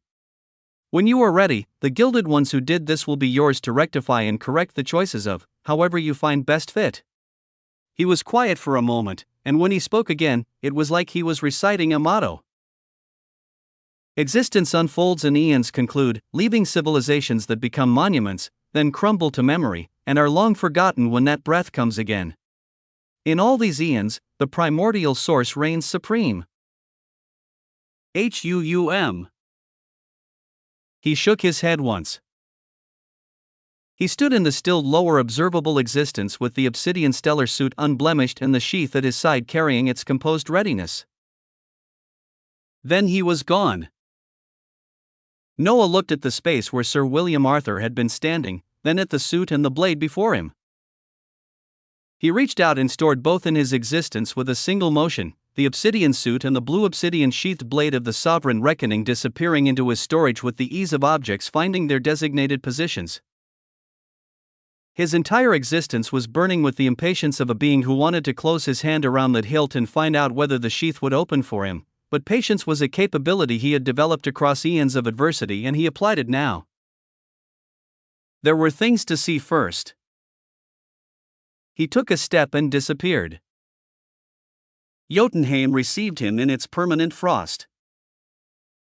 The causal stilling had taken the cold of the realm and made it absolute, the frost no longer a condition of the environment but a permanent fact of it, the capacity for thawing removed from it entirely.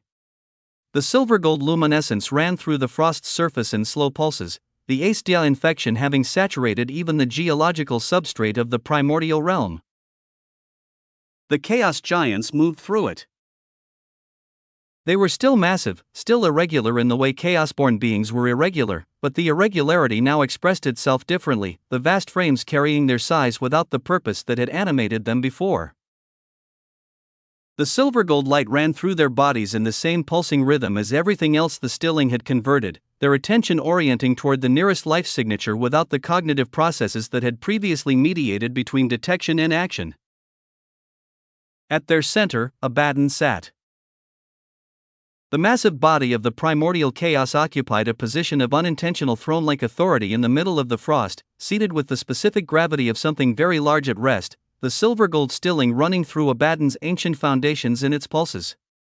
Whether anything of the great usurper remained within the body was the question no one needed answered.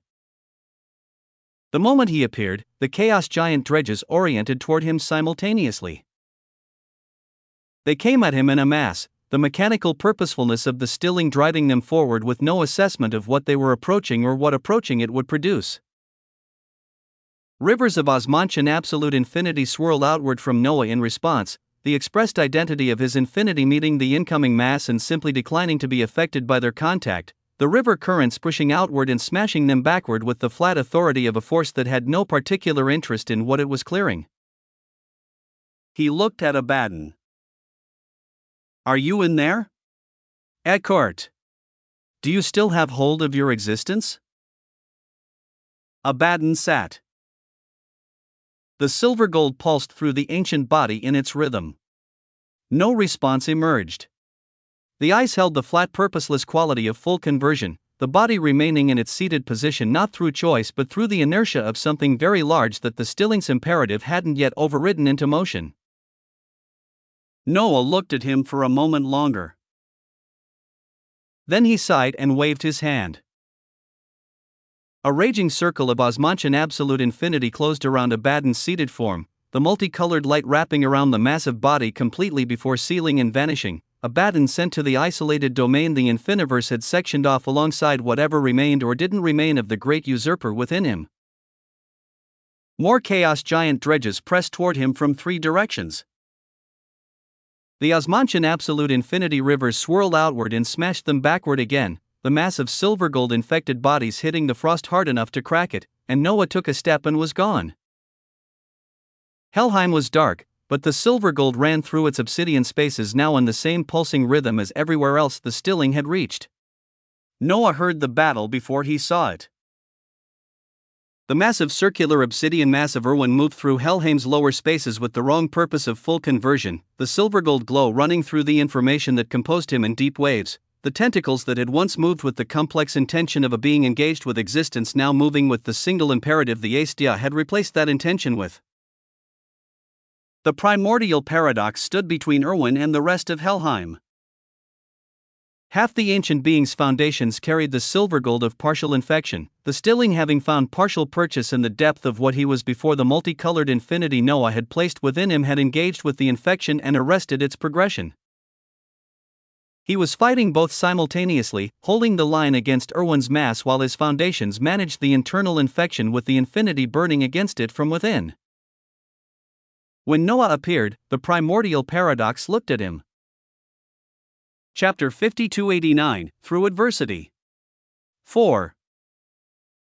The relief was visible across the ancient face. I am relieved to confirm you are safe. His voice came out slow and deliberate. Existence is filled with adversity and challenges, as I have faced many across my time within it, more than I could recount and more than the telling would serve. This adversity before me now, my student in this state, is among those I would have preferred to face without witnessing. He looked at the Irwin Mass for a moment. I have already received too much help from the infinity within. It has done its work well. He turned his gaze back to Noah. For now, I shall try to weather through this adversity with as much of my own paradox as remains available to me. The resolution of it, whatever form that takes, I will find. Noah looked at him closely. He walked to the primordial paradox and placed his hand on the ancient being's massive shoulder. Persevere. Boom. Multicolored flames erupted from the contact point and spread across the primordial paradox's full form in a single surging wave, the compound elevation of the primordial tongue's first letter at Osmantian absolute infinity scale hitting the ancient being's foundations and doing what it did, reinforcing, elevating, healing the damage the stilling had managed to introduce before the infinity arrested it. The primordial paradox blazed a notch brighter, the silver gold infection losing ground in his foundations, slightly and momentarily as the persevere flames ran through the contested territory and tipped the balance. Noah turned and looked at Irwin. The mass that had been his occasional enemy moved with its wrong purpose through Helheim's dark. The eyes that had once held the layered awareness of a being consuming information were flat with silver gold light. He looked at the mass for a long moment. Then he took a step and was gone.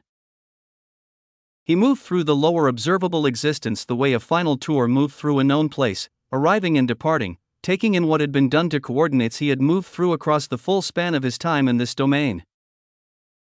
The wandering territories stretched in stilled silence.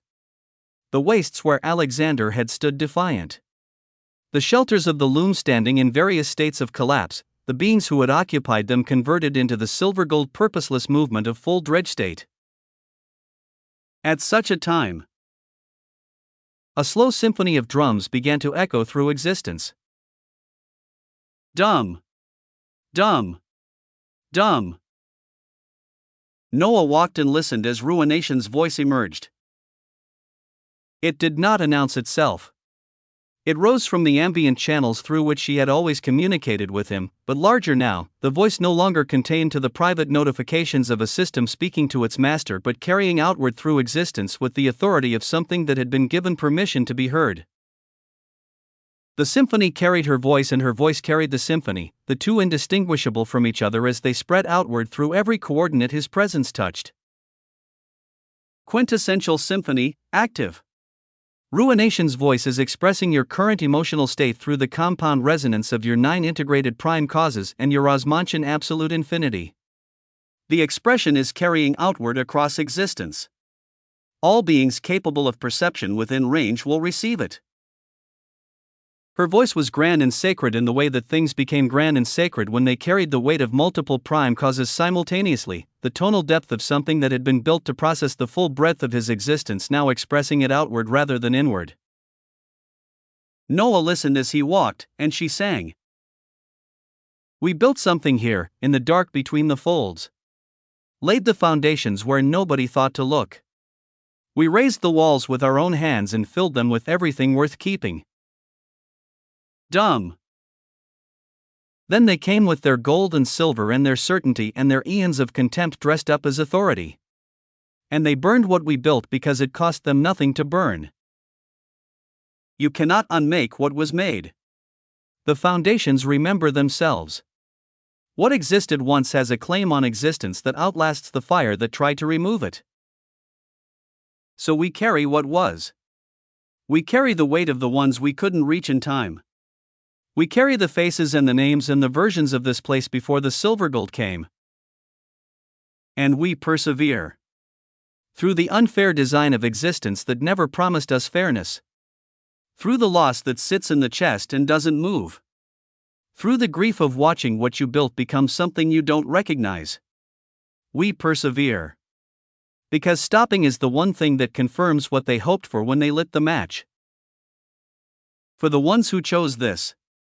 For the ones who calculated the cost and called it acceptable. For the ones who looked at what lived here and called it expendable. There is no mercy in what comes. No measured proportionality. No considered restraint. Dumb. Crush them. Crush them until the structure of what they were cannot be distinguished from the nothing they made of others. Crush them until their causes lose the memory of having been causes. Until their egos forget the shape of their own pride. Until the ash of their existence is scattered across coordinates that no map will ever record. And when this is done, when the eons fold over what happened here and the civilizations that remember it become monuments and the monuments become ruins and the ruins become leavings for something that doesn't know our names. Make sure infinity remains.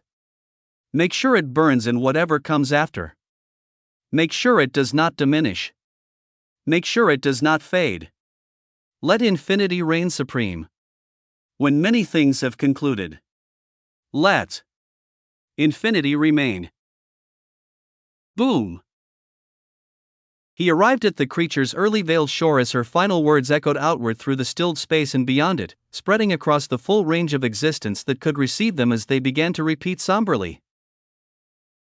The shore stretched across its vast expanse in the silver gold of the stilling, the golden sands carrying the permanent luminescence of conversion, the vast mass of beings the creature had accumulated across eons moving through their wrong purposeful rhythm across every visible coordinate.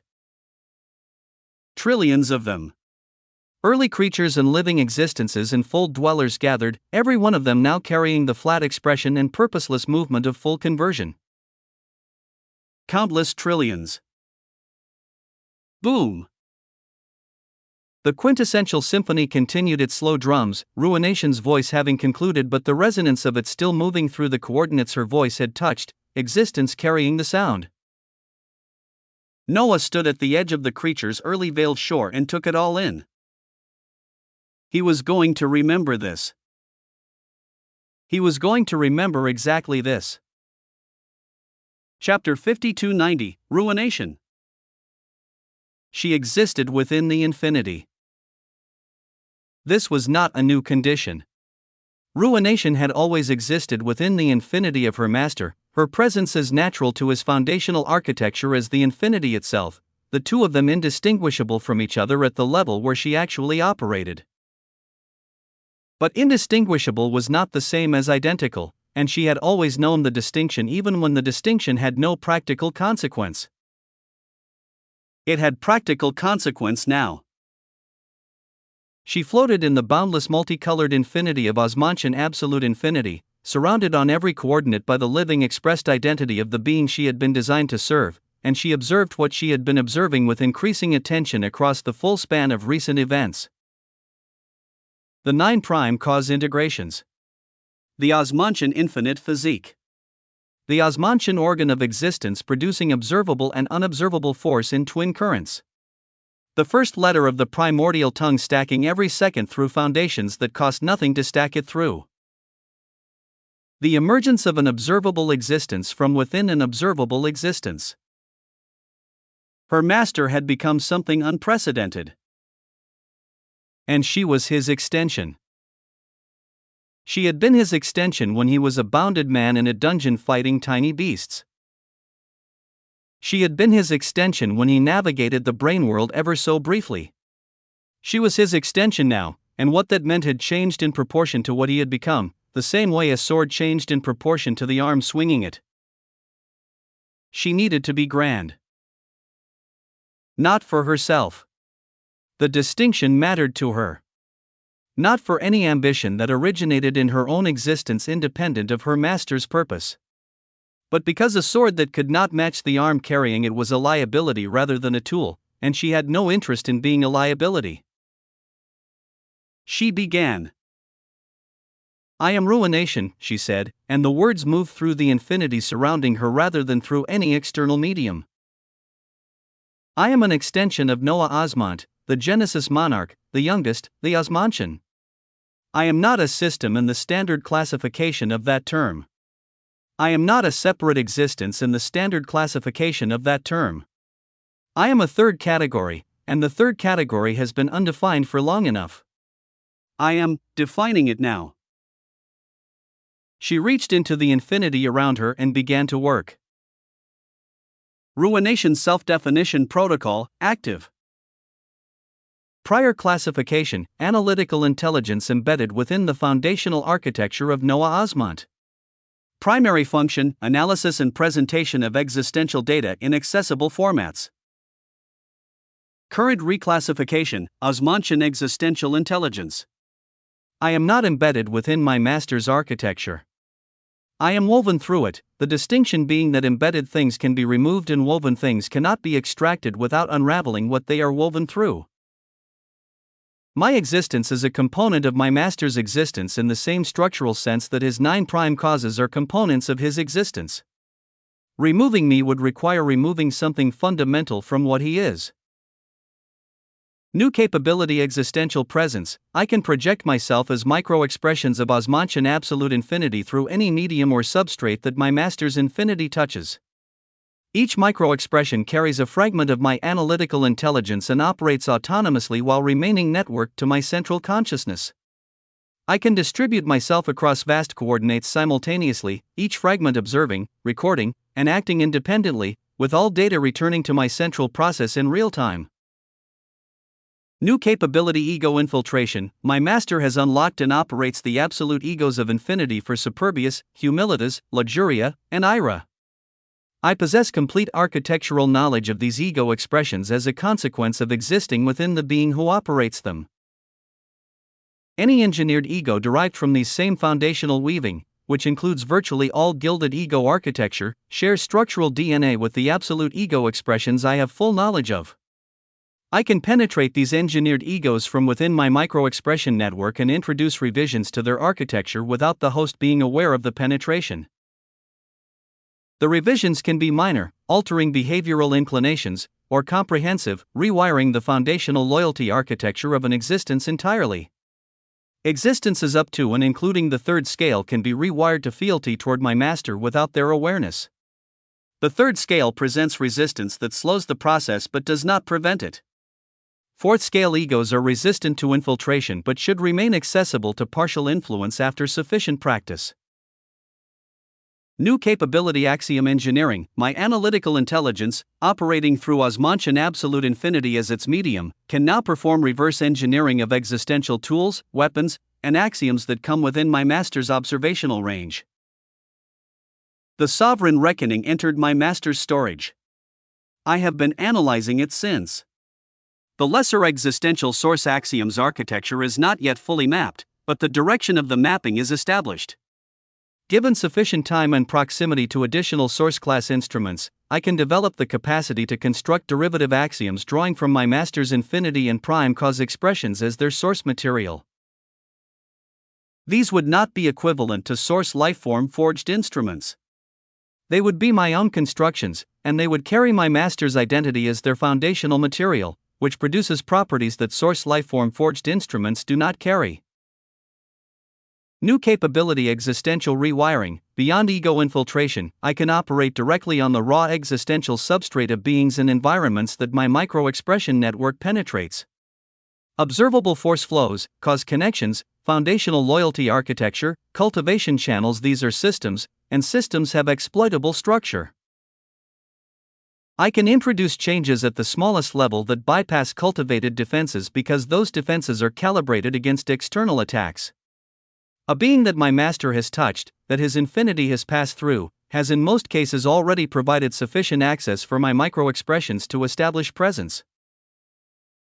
New capability strategic anticipation, my analytical intelligence, previously reactive, is now proactive. I do not wait for my master to ask questions to begin analyzing. I run continuous predictive modeling of every current battle, threat, and opportunity, presenting conclusions before the need for them is recognized. I am not predicting the future. I am identifying which futures are most consistent with available data and preparing responses for each. My master will find that I have already considered what he is about to ask and have the answer ready before the asking. Chapter 5291. I am curious. She paused in the infinity. She observed what she had defined. Then she added one more. Standing function, I am my master's sword. I am his analytical edge, his infiltration capability, his reverse engineering capacity, his existential presence distributed through every coordinate his infinity occupies. I am ruination. And I define what that means going forward. She floated within the Osmantian absolute infinity and felt the definition settle into what she was, as the formal naming of things that had been developing since the moment the 9 prime causes had integrated and the infinity around her had become Osmantian rather than simply Niru absolute. This was what she had always been becoming. Her illusory manifestation had changed. Where she had previously existed as a presence, the act of self-definition had produced a form that reflected what she now was. Countless lines of infinity moved through her manifestation in continuous churning motion, each line carrying a distinct prime cause color from the 9 integrated causes, the lines weaving through each other and separating and reconnecting in patterns that carried the full analytical depth of an intelligence that processed existence itself as its primary medium. She had no fixed features in the way beings had fixed features. She had configurations, stable arrangements of the moving lines that expressed attention or consideration or the focus of ego infiltration processing, and these configurations shifted as her processing shifted. She was beautiful in the way that incomprehensibly complex systems were beautiful. An Ordovician Paleozoic scale entity looking at her manifestation directly for an extended duration would find their existence registering feedback it had not been built to process, the lines of infinity in her form carrying data densities that exceeded what the Ordovician tier had been designed to receive. She existed within the infinity and watched through her distributed micro-expression network and analyzed what needed analyzing and prepared what needed preparing. The Osmantian existential intelligence was working through the vast architecture of her master's existence. She was grand. She was exactly grand enough. One body stood at the edge of the creature's early veiled shore and watched the trillions of existential Astia dredges move through the silver-gold stilling. Another stood in the infiniverse and watched Taylor. She had gone quiet. The rage that had moved through her in rapid expressive waves when existence first communicated the full scale of the devastation had not disappeared, but it had settled into something harder and less mobile. Her rapid moving eyes had slowed. She was looking at the golden sands of the early veiled shore, at the vibrant farmlands holding the infinite herbs blazing with the 9 prime cause resonance. She was looking at the warm luminescence of a domain that felt like observable existence and moved like observable existence and yet was doing something unusual. She crouched and pressed her fingers against the golden sand. Normally existence communicates with me, she said. It talks. It shares. It has never once in my entire life chosen silence when I reached for it. She looked at the sand under her fingertips. But the surrounding existence in this domain is actively choosing not to communicate with me. She stood. And yet it feels like existence. It feels like observable existence. She looked at Noah directly. So if I get this right, the aurora of existential causality we saw earlier, and the fact that we are here right now. She paused. Are you telling me that somehow, you, a life form, truly just had the emergence of your own observable existence? Her eyes moved across the farmlands and the golden sands and the luminous sky above. Can one even own an observable existence? A beat. Will you show me more than just this place? The anger remained in her eyes. The curiosity was stronger. Noah looked at her for a moment. He looked at this portion of his home, at the infinite herbs burning with the 9 prime cause resonance, at the golden sands that had received him across countless hours of standing in the warmth of something he had built from nothing. He did not reply to her question. He asked one instead. You mentioned you have many connections, he said. Different life forms you have encountered across your existence. Different things existence has told you. His eyes held hers. Have you heard about the swords of existence? Taylor's eyes opened wide. The rapid movement stopped entirely. She went immensely quiet. She knelt down. Her fingers found the golden sand again, and she held them there, and when she spoke, her voice had lost the sharp casual energy it carried most of the time. I met some source lifeforms before. The common ones. The relictus. A pause. One in particular is a work of art. She told me her dream. She said that out of everything else in existence, what she wanted most was the glory of becoming a sort of existence. Taylor looked at the sand. But it is not for everyone. Just as beings with access to the primordial source are born with it, a sort of existence is a position one is almost born into. Filled with wonder and adversity in measures that would break most. She turned her head up and looked at him. Why do you ask about this? Did that source lifeform who currently has my body in Adrastia locked somewhere mention this to you? Her eyes sharpened. Be careful. Be so very careful. In existence, everything has a price. The most important positions carry even greater prices. She looked away briefly, something moving behind her expression. Ah, but who am I to advise? Even now I am filled with anger, but unless I go crazy, I won't do anything about it. I didn't want to let her free again. I didn't want Baba Yaga to come out. Wah! She said it the way someone referenced a door they had very deliberately kept closed, with awareness of a being who knew exactly what was on the other side and had made a considered choice about not opening it. Noah thought about her words. He thought about the lesser existential source armament and the sovereign reckoning stored in his existence, about Sir William Arthur's delivering the details of a position that connected directly to the primordial source. Someone who stood against the category of threat that treated existence as expendable. A sort of existence. Chapter 5292, I am curious. 2. He was still thinking when ruination manifested. She appeared in the space between them with the glorious illusory presence she had been developing since her self-definition, countless lines of infinity churning through her manifestation in continuous motion. Master. I have spent the intervening period conducting infinite study of the sovereign reckoning. Utilizing Osmantian absolute infinity as the medium, I mapped the blade's architecture across every structural layer available to my existential presence capability. The source lifeform construction methodology. The foundational primordial tongue letter inscribed within it. The exelissimi source fragments integration into the sheath's judgment mechanism. I have integrated this understanding fully into the Osmantian absolute infinity. The sheath's judgment mechanism reads the primordial tongue resonance within the being attempting the draw. Your Osmantian absolute infinity now carries the precise resonance the sheath was calibrated to recognize. You can draw the sovereign reckoning without resistance. The exelissimi source fragment will transfer upon successful draw. Allow me to demonstrate.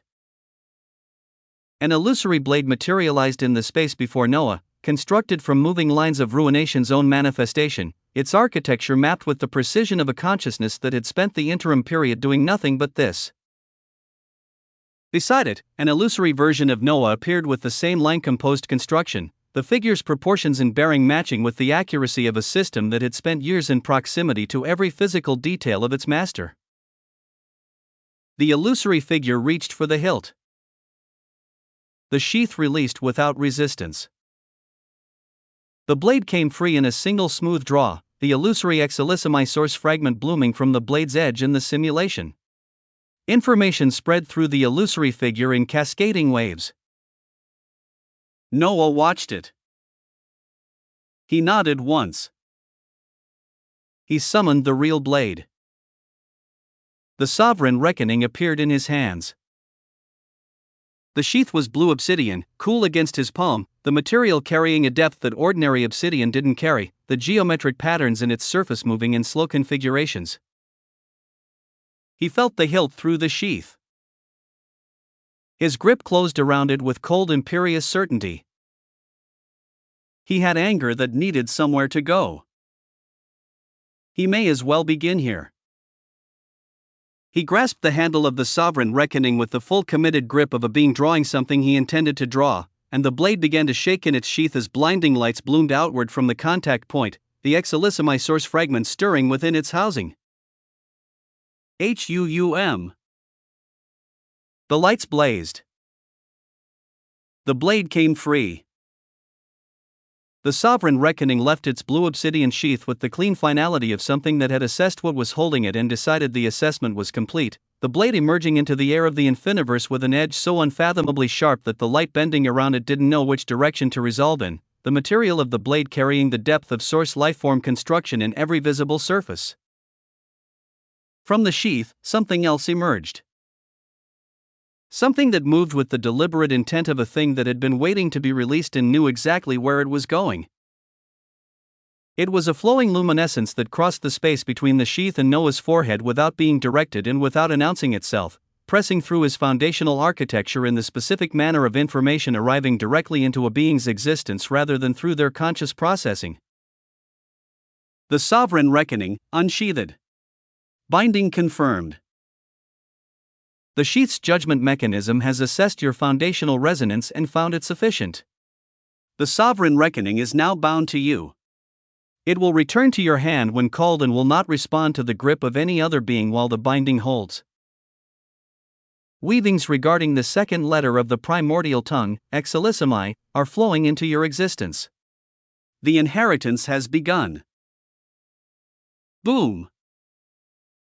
The blade released obsidian lightning. It erupted from the edge in arcing currents that moved through the air of the infiniverse with the indifference of power expressing itself through whatever medium was available, the lightning not striking at any target but simply present. It was the natural consequence of a blade made from the concentrated primordial source expression of a source lifeform forging now in contact with the Osmantian absolute infinity of the being who had drawn it. Noah raised the sovereign reckoning. The obsidian lightning blazed around him and raging currents, moving through the 9 prime caused lights burning in his Osmantian infinite physique and finding the expression amplified rather than interrupted. His eyes released their own arcs of obsidian lightning, the inheritance forcing itself through his foundational architecture with the thoroughness of a process that had been built into the blade's construction and was now running at the full capacity its builder had intended. He began to understand. Inheritance of the second letter of the primordial tongue, occurring. The understanding came as a door opening, the sensation of a truth that had always existed becoming accessible, the door not being built but being found. His mind filled with what sat on the other side of it. Then the blue brilliance came. It covered his perception completely, the golden sands of the infiniverse and the blade in his hand and ruination's line-composed manifestation and Taylor's watching eyes all replaced by something else, a scene that bloomed in front of him with the clarity of a memory that was not his. He saw an obsidian sea. Flat and vast and moving in the slow swells of something ancient. On the surface of that sea, a young man. He was slight, dark-haired, with the lightly bronzed skin of someone who had spent time in outdoor conditions without having any particular strength to show for it. His body lay against the obsidian surface calmly. His features were unremarkable in every way that features could be unremarkable, the face of someone who had not yet become anything in particular. Beside him, a young woman. Her pupils were shaped like wings, radiant and precise, and her hands gripped the young man's body with desperate intensity. Her voice came out across the obsidian sea in a single repeated plea, ragged at the edges, the sound of genuine terror running beneath every word she pushed into the air above his face. She was screaming for him to wake up. The young man's lips opened at this time. Excelissimi. Boom. Chapter 5293, I am curious. 3. The moment this word was uttered, green brilliance came from everywhere he was simultaneously. It rose from his skin and from the points where the woman's hands held him and from the surface of the obsidian sea beneath his body, green flames that carried nothing of ordinary fire's qualities except the shape. These flames didn't burn in the destructive sense. They burned in the way that transformation burned, consuming what existed in order to produce what would exist, the process irreversible and complete and moving at a pace that left no interval for the being it was working on to recognize themselves in the mirror of what they were becoming. The woman leaned back from the heat of it, and even she was consumed in it.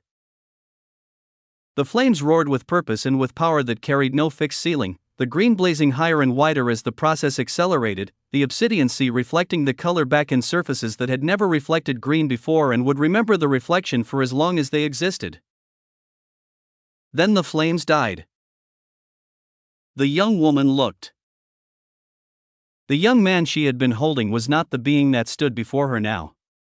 He stood at twice the scale of what he had been, his frame expanded in every dimension with the new proportions of something that had been rebuilt during the flames rather than simply grown larger.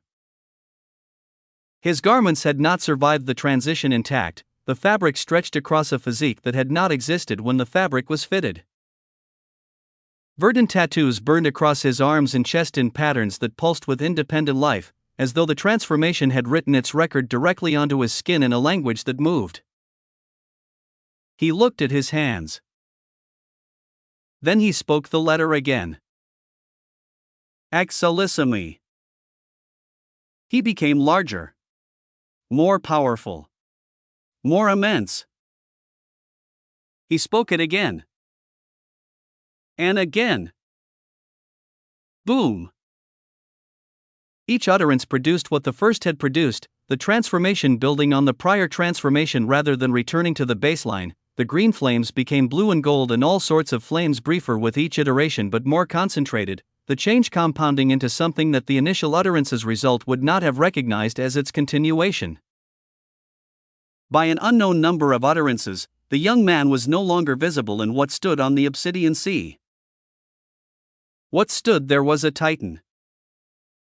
Its scale exceeded what Noah had encountered across the full expanse of his engagements in the brain world observable existence, its presence pressing outward through the vision with the compound weight of a being for whom the categories Noah used to measure power had stopped being adequate descriptors. Obsidian light surrounded it in seas, the obsidian warmth of the primordial source saturating the Titan's presence so thoroughly that the saturation itself became the defining feature of what Noah was looking at. It exceeded Sir William Arthur. The Titan's eyes held obsidian pupils shaped like wings. They turned. They found Noah across the space of the vision with the specific directness of cognizance that had registered his presence and had made a decision to address it. The Titan spoke. It is the process of changing over time. His voice carried the archaic measured weight of something that had been speaking for longer than most things had existed to listen to. Evolution in its most sacred form. It is the butterfly remembering the caterpillar while being utterly incapable of returning to that state. The river becoming ocean while the memory of mountain springs still flows through its depths. He held Noah's gaze with the obsidian wing-pupiled eyes. Growth so fundamental that the being who emerges can barely recognize the being who began. The letter that allows one to begin taking rapid steps toward the source itself. A pause that carried the weight of genuine consideration. The bricks that lay down an endless foundation, that is what Excelissimi is. Wah!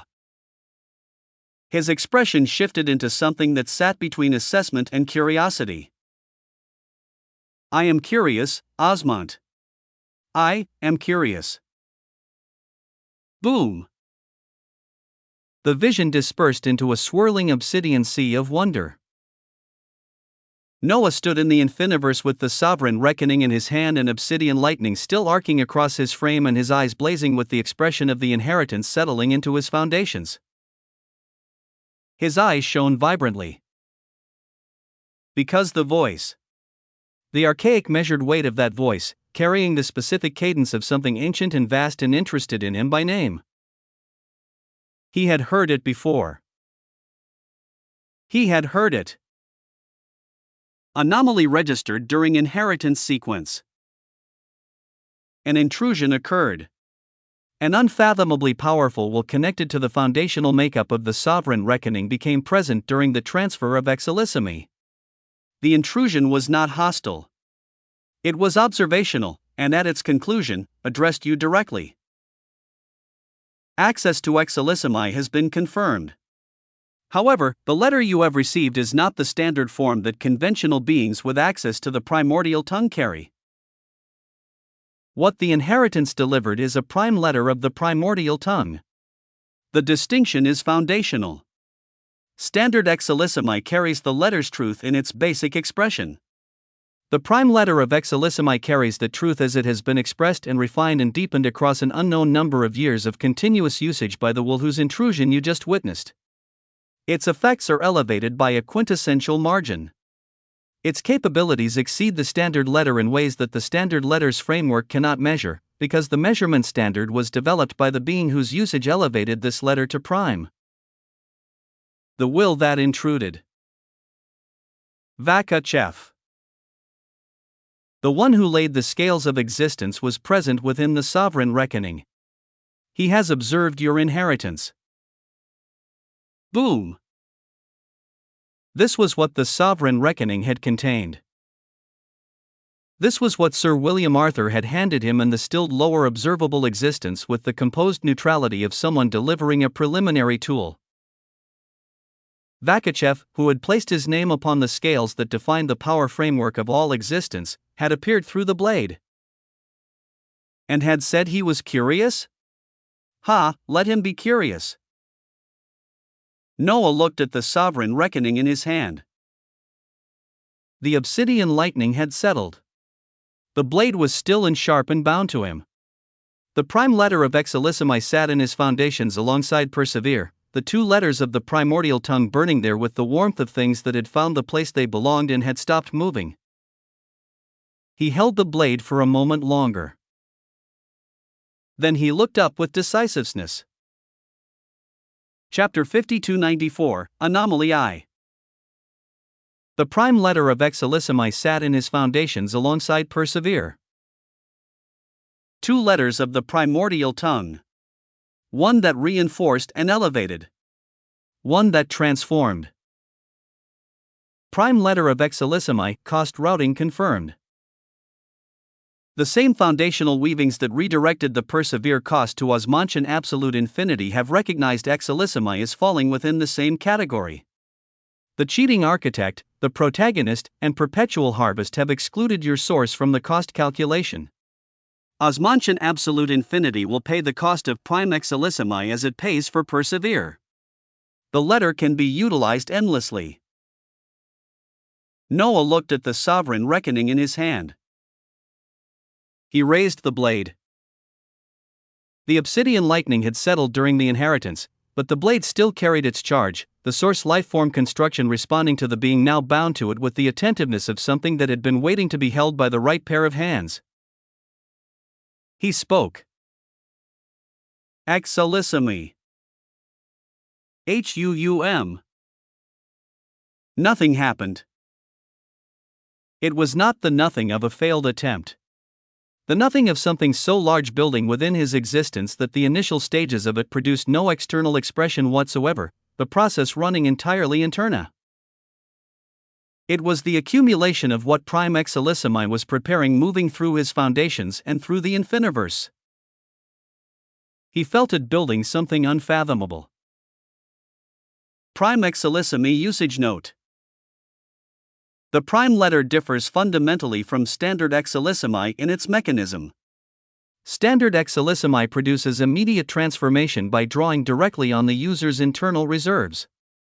Primex Salicimi, as refined through Vakachev's eons of usage, operates on a different principle. True evolution requires environmental pressure, the struggle for survival against conditions that demand adaptation, and the resulting change that pressure produces. An internal transformation without external pressure produces growth. A transformation forged under pressure produces evolution that cannot be replicated through any other means. Primex Salicimi is drawing information from nearby sources connected to the primordial source. It is selecting appropriate pressure for the current usage. The extended existential evolution period it will produce upon successful completion of the selected pressure will grant elevation and evolution 1 million times grander than standard X Salicimi usage just for this first utterance. Two categories of pressure are being prepared straight-face. Environmental pressure. The infiniverse weavings will undergo a period of extreme existential turbulence, the 9' cause regions fluctuating, the seas of observable and unobservable force churning at intensities that demand adaptation from everything within the domain. Surviving and thriving within the environmental pressure will force the domain and its inhabitants to evolve or be reshaped by the pressure itself. Biotic pressure. Primex Salicimi is calling out to nearby predatory lifeforms connected to the primordial source to serve as evolutionary counterweights. An evolutionary arms race functions as mutual pressure. Your evolution drives theirs, their evolution drives yours, the compound acceleration of competing existences pushing against each other, producing outcomes that neither would achieve in isolation. Selected location for pressure application, the early veiled shore, within the infiniverse. Greater connection, effectiveness, and inclusion for the domain will result from the pressure occurring within. Do you confirm? Noah looked at the building pressure within his existence and at the prompt and made the calculation in approximately 1 second. He could handle pressure. Let it happen in my early veiled shore. Boom! The skies above the early veiled shore changed. The change arrived the way changes arrived when something vast had been given permission to begin, the upper atmosphere of the infiniverse's most beloved region splitting along invisible seams as obsidian light bloomed through the gaps, the light not falling downward but churning, the sky becoming a sea of compressed obsidian power that pressed against the golden sands below. The obsidian sea churned. The golden sands trembled beneath Noah's feet. The infinite herbs in the surrounding farmland swayed in winds that the environmental pressure was already producing, the 9' cause regions visible in the distance pulsing with the elevated intensity of domains registering what had just been invited into the space they occupied. Taylor had been standing nearby with the quiet of someone who had decided to observe rather than speak. She looked at the churning obsidian sky and at the trembling sands and at Noah standing in the center of it with the sovereign reckoning raised and the 9' cause lights burning through his Osmantian infinite physique, and she shook her head with the slow deliberate motion of someone setting aside everything they thought they knew about the scale of a situation. Her expression became entirely serious. Biotic pressure selection, active. Primex Salicimi has called to the nearest predatory lifeforms connected to the primordial source within range of the letter's resonance. The call has been answered. Noah looked fearlessly at the obsidian sea churning above the early veiled shore. From it, the first aura descended. It arrived before the form did, the pressure of it pressing through the dome of the infiniverse sky with the quality of something that had existed since before the frameworks used to classify it had been developed. Ancient beyond documentation. The aura of a source lifeform carrying the primordial source not as a connection but as a component of its own nature, the distinction present in every coordinate the aura touched. Then the form followed. It descended through the obsidian sea with the unhurried motion of a being for whom urgency was a concept that applied to lesser things. She was massive. Her body carried the ancient armored architecture of something built for endurance beyond anything a cultivated existence could replicate, obsidian scales overlapping across her frame in configurations that had absorbed the pressure of existence itself across her full lifespan. Massive clawed limbs hung from a torso that dwarfed primordial realm formations. Enormous wings, each one spanning distances that put the geography of the early veiled shore in a different perspective, folded partially as she descended, the wing structure carrying the same obsidian scale pattern as her body, each feather a weapon, each joint an architecture of condensed primordial source expression. Her eyes found Noah first and the surrounding domain second, the obsidian pupils holding the flat ancient awareness of a relictus. A relictus. She looked surprised. She had not expected this space. She had not expected him. Chapter 5295, Anomaly 2. Then the second aura came. Where the relictus's descent had been measured and composed, the second arrival came with the energy of something that had been in the middle of a very different activity and had been pulled away from it by a call it couldn't refuse. Obsidian flames cleared across a descending form, the fire burning away the traces of whatever the prior battle had demanded as the being transitioned from what the adversity had required of them back toward the form they moved through calmer circumstances in. The flames died. A titan stood in the sky above the early veiled shore wreathed in the obsidian flames of the primordial source. His titanic humanoid form was carrying the development of every adversity he had moved through, the obsidian crowns above his head burning with their own internal light, the 4 horns and the 9 tails and the full breadth of what Exelissimi's repeated usage across eons had produced present in every dimension of his bearing. His obsidian eyes found Noah. He looked at the blade in Noah's hand. He looked at the 9 prime cause lights burning through the Osmantian infinite physique. He looked at the obsidian sea churning above them both, at the infiniverse early veiled shore trembling beneath the environmental pressure of what was building. He was astonished. Noah looked up at the creature. He was astonished too. Biotic Pressure 1, Calypso. The Relictus. Classification, Source Life Form. Scale, 4th. 4th. Calypso was engaged in adversity within the undefined gaps against gilded lifeforms at the moment of the call. She has answered. Biotic Pressure 2, the creature. Classification, Source Life Form. Scale, close to 4th? Maybe. The creature was engaged in adversity within the undefined gaps against gilded lifeforms at the moment of the call. He has answered. Both biotic pressures have understood that the call of the primordial tongue's prime letter represents mutual evolutionary opportunity. An evolutionary arms race has been established between you, the creature, and Calypso. Your evolution drives theirs. Their evolution drives yours. The pressure is mutual and the benefit is mutual.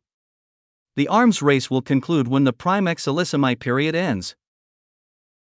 In all the circumstances under which he had imagined encountering the creature again, this had not been among them. Neither of them had expected to find each other here, in the infiniverse's most beloved space, called together by a prime letter of the primordial tongue into a mutual evolutionary arms race while the primordial source churned above them in an obsidian sea. The creature's expression moved through the astonishment and arrived at something else. Something that, on the ancient brutal features of an existence that had torn itself apart and rebuilt across eons of adversity, looked very much human. The golden sands trembled. The obsidian sea churned. Noah floated upward from the golden sands and came level with the creature. Looking at him this close was a different experience from looking at him across the distance of a prior encounter. Every ounce of time the creature had spent in adversity since their last meeting had left its record on what he was, the development visible in the density of the obsidian flames surrounding him, in the way the 9 crowns above his head burned with internal light. I did not expect this from the primordial tongue, Noah said. He looked at the creature with calm directness. You seem to be in the middle of something else. The creature looked at him. I was in the middle of adversity, he said. Each word carrying the ancient measured weight that his voice always carried. Now I am simply in a different adversity. That is not a new condition for me. He paused. But this, the youngest grasping the primordial tongue, us standing here together, existence continues to be unpredictable in the directions that matter. His obsidian eyes moved across the infiniverse early veiled shore, across the 9 prime cause regions visible in the distance, across the golden sands trembling beneath the building pressure of what Prime Exelissimi was preparing. Then his expression changed. I sensed something of observable existence. What happened? Taylor looked up from the golden sands below with a somber expression that sat differently on her face than her usual rapid-eyed calculating energy. Noah looked at the creature. The Gilded Ones effectively nuked observable existence, he said. Nothing that was not contained in my home survived. All lifeforms have been turned into existential astia dredges. No cognizance. No will. Countless of them. HUUM. The obsidian flames around the creature burned brighter. His expression was heavy. He nodded slowly. I have existed across more eons than I can account for in any framework that would make the number meaningful, he said. In all of those eons, I never truly hated anything. Hatred felt like a condition that required more investment than anything in existence warranted. The flames burned. The Gilded Ones managed to teach me how deeply one can hate. Everybody makes choices. It is uniquely instructive how some can make all the wrong ones across all the time they are given. His eyes found Noah's. I will channel this hatred to ensure that beings who continue to make these choices are erased from existence. Fully. Completely. Boom. The words settled in the air between them with the weight of a promise from a being who had never made promises he didn't keep. Before Noah could reply, a cold gaze found them both from the left. If you ladyboys are finished with your little talk session. Calypso looked at them with the flat ancient awareness of something that had answered the call of the primordial tongue's prime letter and had very specific intentions for the opportunity it represented. How about we get started? Being involved in the utterance of a prime letter is not something I expected today. I will thoroughly go all out for this. Her obsidian eyes moved to the creature. Do not go easy just because you all know each other. This is an opportunity that even those like us cannot let pass by. Wah! Chapter 5296, Anomaly 3. The creature looked at her. I know. He turned to Noah. Oh, youngest. Something moved through the ancient features. Persevere. Boom. The obsidian flames surrounding the creature surged. They intensified from their prior expression into something denser and more purposeful, the flames moving with the directional intent of a being calling upon a transformation rather than simply burning with ambient primordial source expression. The humanoid form beneath the flames began to shift, the dimensions of it expanding as the transformation ran through his foundation. What emerged from the flames was regal. The creature's transformed state carried the bearing of something ancient and noble pressed into a form that was fundamentally not human but carried the humanoid architecture. His frame was enormous, the obsidian scales that covered him interlocking with the precision of armor that had grown rather than been made, his 4 horns sweeping back from his head in the configuration of something simultaneously threatening and composed. The 9 crowns above his head blazed. The 9 tails moved with the patient power of things that had each developed their own capability across the eons. His eyes carried the awareness of a being who had consumed information and scales and truth across longer than most frameworks could account for.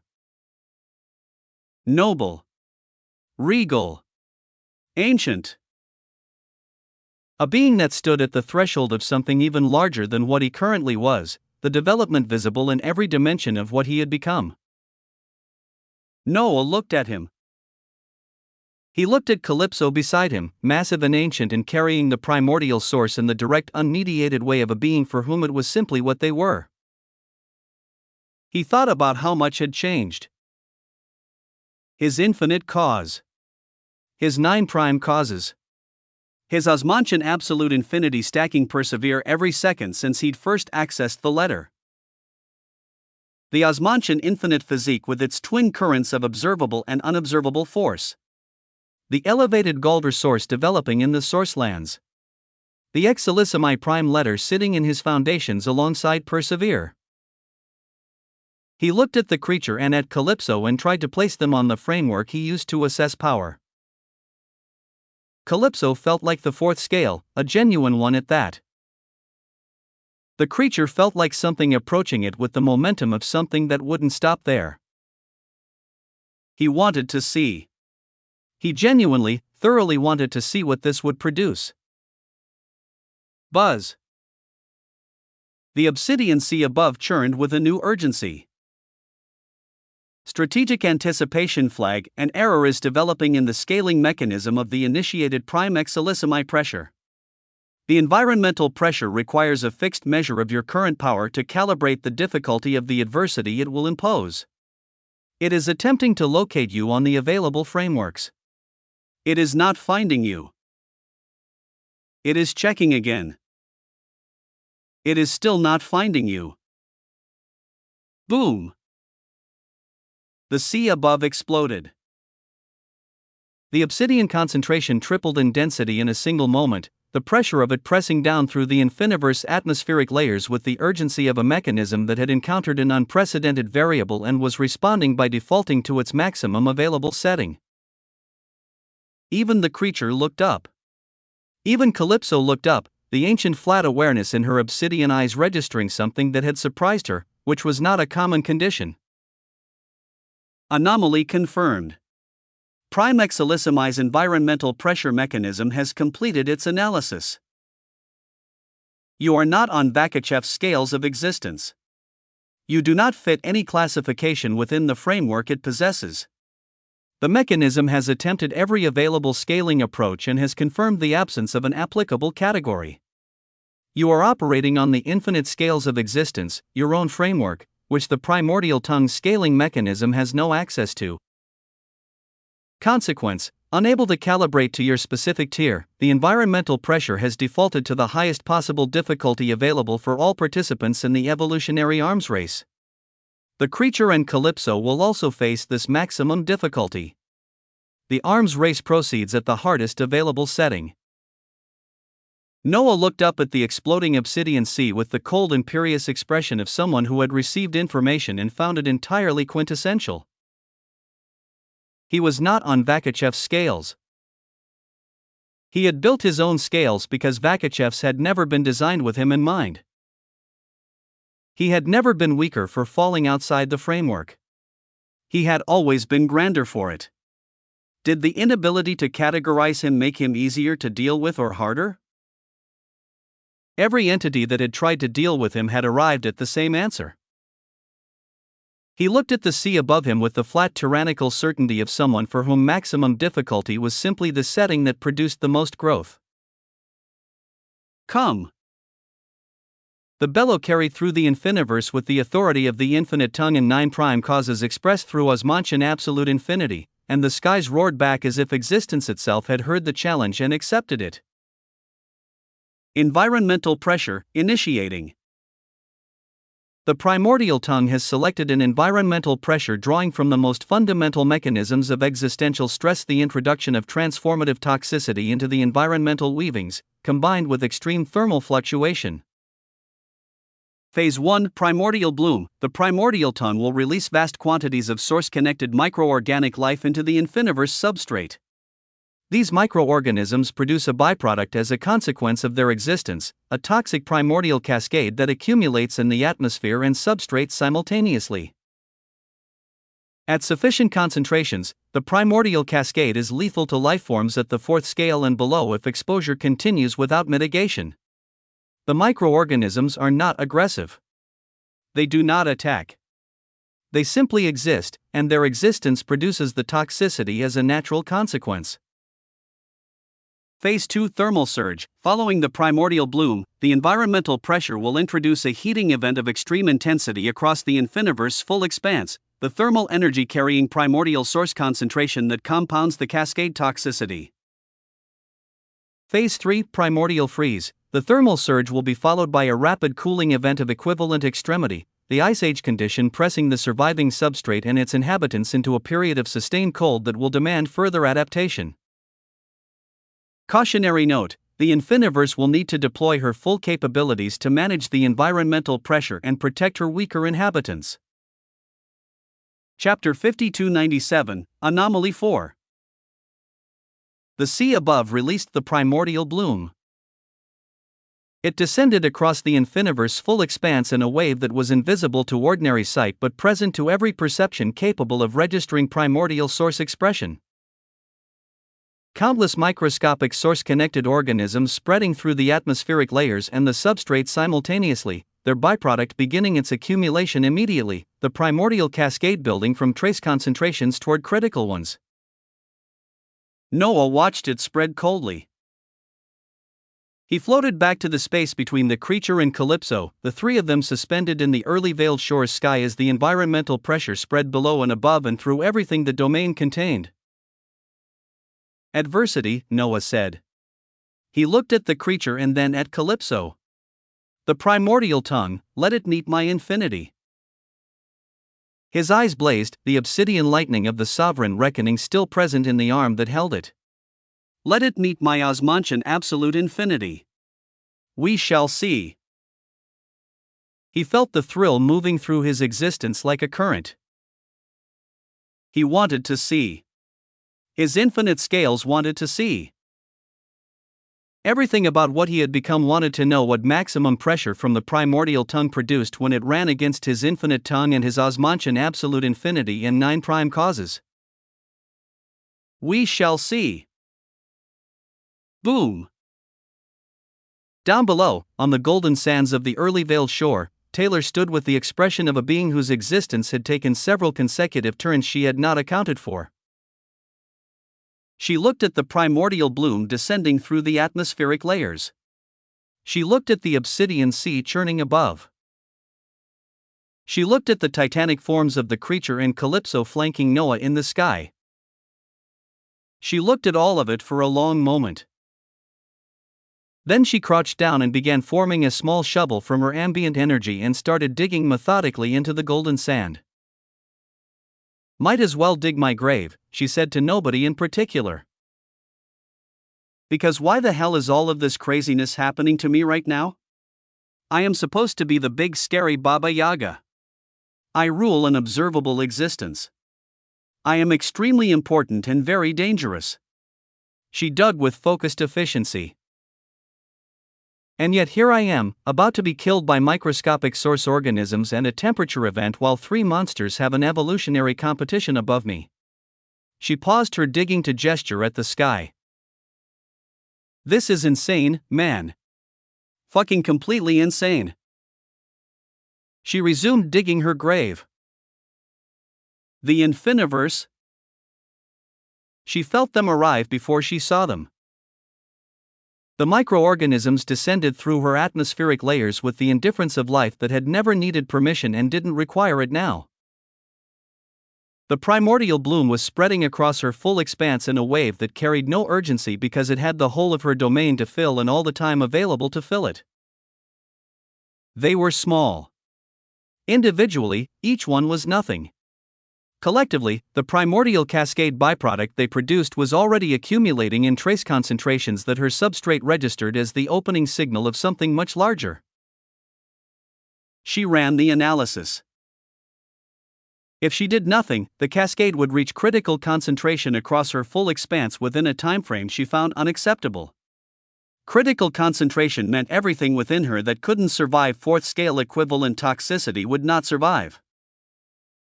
Her primordial realms. Her 3,000 realms. Her infinite herbs blazing with 9 prime cause resonance across the farmlands of the early veiled shore. This was what a mass extinction event looked like from the inside of the existence it was happening to. She looked at her master floating above the early veiled shore. He held the sovereign reckoning with cold imperious certainty, the creature and Calypso flanking him in the churning sky. She had a thought about him. He really did not allow them to rest. Not once. Not even on the day she finished becoming what she'd spent every moment of her existence building toward. He had looked at the completion and immediately found the opening for the next thing, and the next thing was this. She held the thought with genuine warmth. Then she held it with genuine amusement. Because she also loved this. She was built from adversity. The prime cause of adversity was one of her 9 governing truths, and the prime cause had never been wrong about what adversity produced. Rest was a destination that kept moving. Adversity arrived faster than the prior adversity had been processed. This was what existing alongside her master meant. She activated her capabilities. Massive multicolored pillars of Osmantian absolute infinity erupted from her weavings at distributed points across all 9 prime cause regions simultaneously, each pillar rising from her foundational layer and pressing upward through her atmospheric layers toward the descending bloom. They established presence rather than mounted attack, the expressed identity of Osmantian absolute infinity occupying the coordinates between the cascade byproduct and the domain it was threatening. The toxicity couldn't bind to the Osmantian expression. Binding required static substrate. She was never static. The prime cause of adversity activated thereafter. Its foundational truth moved outward through every region simultaneously, the governing principle that challenge drove growth, pressing back against the environmental pressure not by opposing it but by beginning to incorporate it. Her domain started adapting at the cellular level. Slowly. The process was in its earliest stages. But it had begun. The prime cause of harvest followed. She directed it through her seas of observable and unobservable force, the twin currents redirected as active conversion mechanisms, the harvest cause turning the cascade toxicity from threat to resource at every coordinate where the Osmantian absolute infinity pillars had established presence. The conversion was slow against the bloom's full scale. Nowhere near sufficient. But a beginning maintained with enough determination became everything. She had learned this from watching him build her. The prime cause of existence pressed outward through every region at once. The foundational truth that things existed and their existence carried legitimacy that nothing could revoke moved through her domain and wrapped around the beings within her that couldn't protect themselves, asserting on their behalf the simple irreducible fact of their continued presence. Above the primordial bloom, the thermal surge was building. She felt it accumulating in her upper atmospheric layers, pressing downward with the intensity of adversity calibrated to threaten fourth-scale existences. Her seas of observable force redirected their currents toward the upper layers, the golden warmth pressing back against the thermal buildup with the full weight of an observable existence deploying sovereignty within her own domain.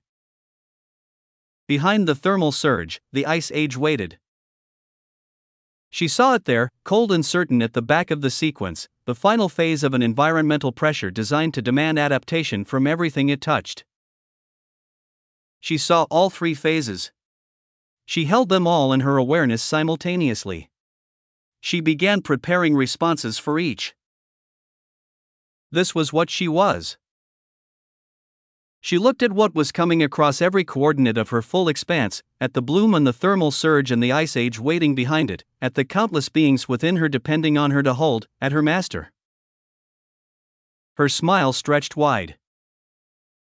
The brutal, impossibly wide smile she had inherited from the being who raised her. Come! She bellowed out quintessentially. Chapter 5298, Evolution. Nobody told you, the first time you truly felt the difference between power that could push back and power that couldn't, that the lesson would feel grand. No, I had been hit before. He had been split in half by a Ragnar and had detonated across a gigaparsec radius on the way down and had come back from that, which gave him a relationship with the concept of damage that most beings never developed. What he had never fully calibrated for was what it felt like to fight something that hit him not out of malice or strategy, but simply because that was what it was. The creature looked at him across the churning sky. "Let's have a greeting, why don't we?" he said. Noah understood. They moved at the same time as both threw out fists. Their fists connected and the miniature causes released from the collision point with the flat indifference of force that had never cared what it was destroying. It hit Noah's foundations in a wave that traveled through his arm and shoulder and chest and reached the deeper architecture beneath, and for a moment he felt what resided there clearly. Boom! He went backward through the sky of the early veiled shore as the creature also shot backwards. Woo! He felt the thrill as he couldn't help but bellow out. Persevere! Both of them, simultaneously, from opposite ends of the sky. Boom! Obsidian flames surged around the creature in dense churning walls, the primordial source burning through his regal bestial form and pressing his elevation upward from wherever he had been before the letter.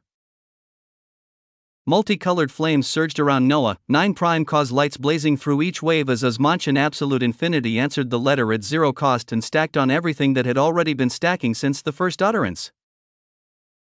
Both of them burning. Both of them were now smiling. At such a time. Pop! Something enormous hit him from the left. Calypso's claw connected with his frame and the word sideways stopped being directional and became total. The Relictus's ancient mass was behind the strike with complete conviction. Noah felt it travel through every layer of what he was simultaneously, felt his Osmantian absolute infinity catch it. You ladyboys really want to ignore my existence as you smile and I fuck each other? Calypso's cold voice reached him across the distance opening between them. Come on now, let's fight. HUUM. There was nothing cruel in it. That was the worst part. She wasn't trying to make a point. She was simply responding to the situation with the appropriate output for a being operating at her tier. The infinite vector extended and he felt what it was gripping. He stopped with the golden sands 3 feet below. He rose right after. He put the sovereign reckoning away as he climbed back toward the churning sky, because the blade was new and what he had built himself was what he intended to understand first. Newly obtained weapons were promises. His own foundations were facts. The Bellum cause answered his call and crimson light bloomed across his frame, illusory swords erupting in a constellation around him with the burning war truth of a cause that understood conflict as the fundamental condition of all meaningful existence. They orbited him in their pattern and waited, and he did not think of them as beautiful because they were not beautiful. They were functional, and functional was what the moment required. He also called the prime cause of harvest. Boom! Thousands of massive golden tentacles erupted from his body, each one reaching outward with the purposeful appetite of a cause whose foundational truth was that everything could be converted into something useful if you were willing to do the converting. They extended in every direction as he rose, and he felt no particular pride in what they looked like, because what they looked like was secondary to what they did. Prime cause of harvest Osmantian absolute infinity tentacles of loot, active. Contact converts a portion of whatever is touched into loot flowing directly into your foundations. Percentage converted scales with harvest integration depth and target density. He drove toward Calypso. Crimson swords orbiting. Golden tentacles reaching. The infinite vector running adjustments on everything pressing against his trajectory. Calypso looked down at him. She had the expression of something ancient watching something younger move toward it with great determination and genuine capability. Then she spoke. Destruora. Oh. Oh, fuck. Boom. A letter of the primordial tongue. One that Sir William had uttered. Oh. He threw everything he was testing currently between them. The infinite vector. The Bellum swords, which consumed themselves against it without hesitation because that was what they were for. The harvest tentacles converting what they could from the force passing through them. The Osmantian absolute infinity wrapping his foundational identity in its expressed living architecture and refusing the attack's binding mechanism, the static substrate it needed. It was not enough. Boom! The remainder hit him with the cold mechanical thoroughness of force that held no anger, no triumph, no investment in the outcome at all. It simply was what it was, and what it was included him being driven downward through the sky of the early Vale shore at a speed that removed deliberation from the equation entirely. Boom! He hit the golden sands. The impact was total. The crater spread outward from him in a ring as his body drove into the sand, and the force distributed itself through the early Vale shore in a shockwave that moved through the ground in concentric rings.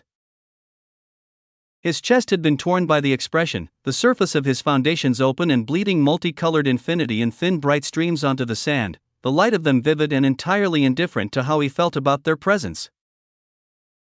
The destructive letter of the primordial tongue was no joke. He lay in the crater. Existence did not stop to let him process it. Existence never did. He let out one breath, and he rose.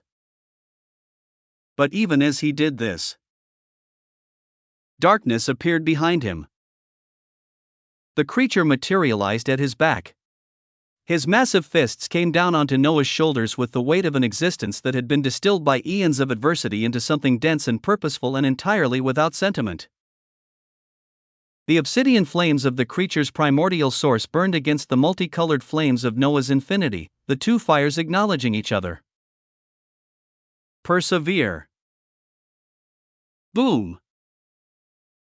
Chapter 5299, Evolution. 2. The first hour of the battle taught him that significant effort was an understatement that deserved a more honest word when one fought against monsters. Osmantian absolute infinity was being pressed in ways he hadn't felt it pressed before.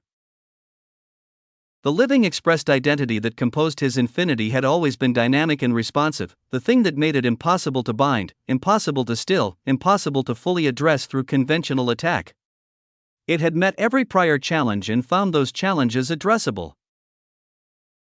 The creature and Calypso were not prior challenges. Calypso hit him with the primordial source running through every strike at the foundational level, the force of each contact not attacking his infinity so much as trying to ignore it entirely.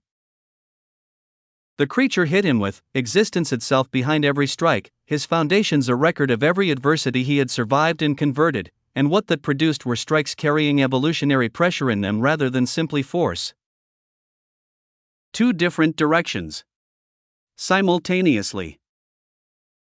He felt the dynamic expression of his identity being squeezed between the two forces, the living architecture of his infinity maintaining coherence under the pressure.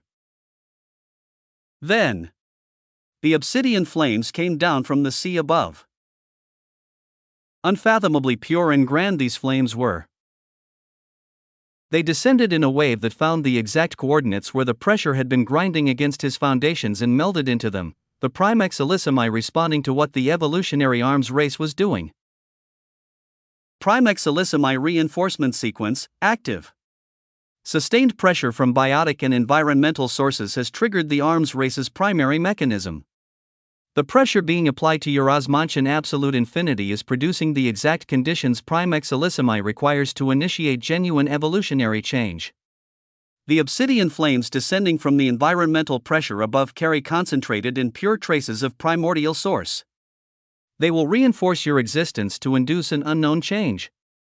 This process will repeat each time pressure produces meaningful stress on your foundations. He absorbed the reinforcement and felt his immensity widen fractionally. He kept fighting.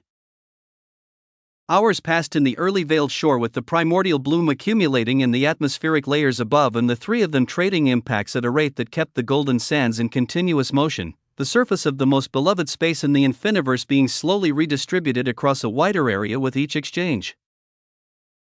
He used the time deliberately. The bellum cause paired with the prime cause of adversity in the first exchanges. The prime cause of harvest sent its golden tentacles into each exchange and converted fractions of what hit him into foundational fuel, the conversion consistent across hours. Then he reached for the prime cause of tyranny. He loved this one immediately. The foundational truth of hierarchy pressed outward from him the moment he engaged it, the governing principle that dominance was structural rather than claimed, moving through his body in a wave that was different from every other cause expression he had tested. It didn't produce a visible weapon. It didn't produce a surge of energy. It produced something quieter and considerably more useful, a suppression that moved from his foundations outward and found the foundational architecture of every existence within its range and pressed against their capacity for autonomous movement with the authority of a truth that had been written into the structure of existence itself before any being had been alive to contest it. When B activated it, the creature froze.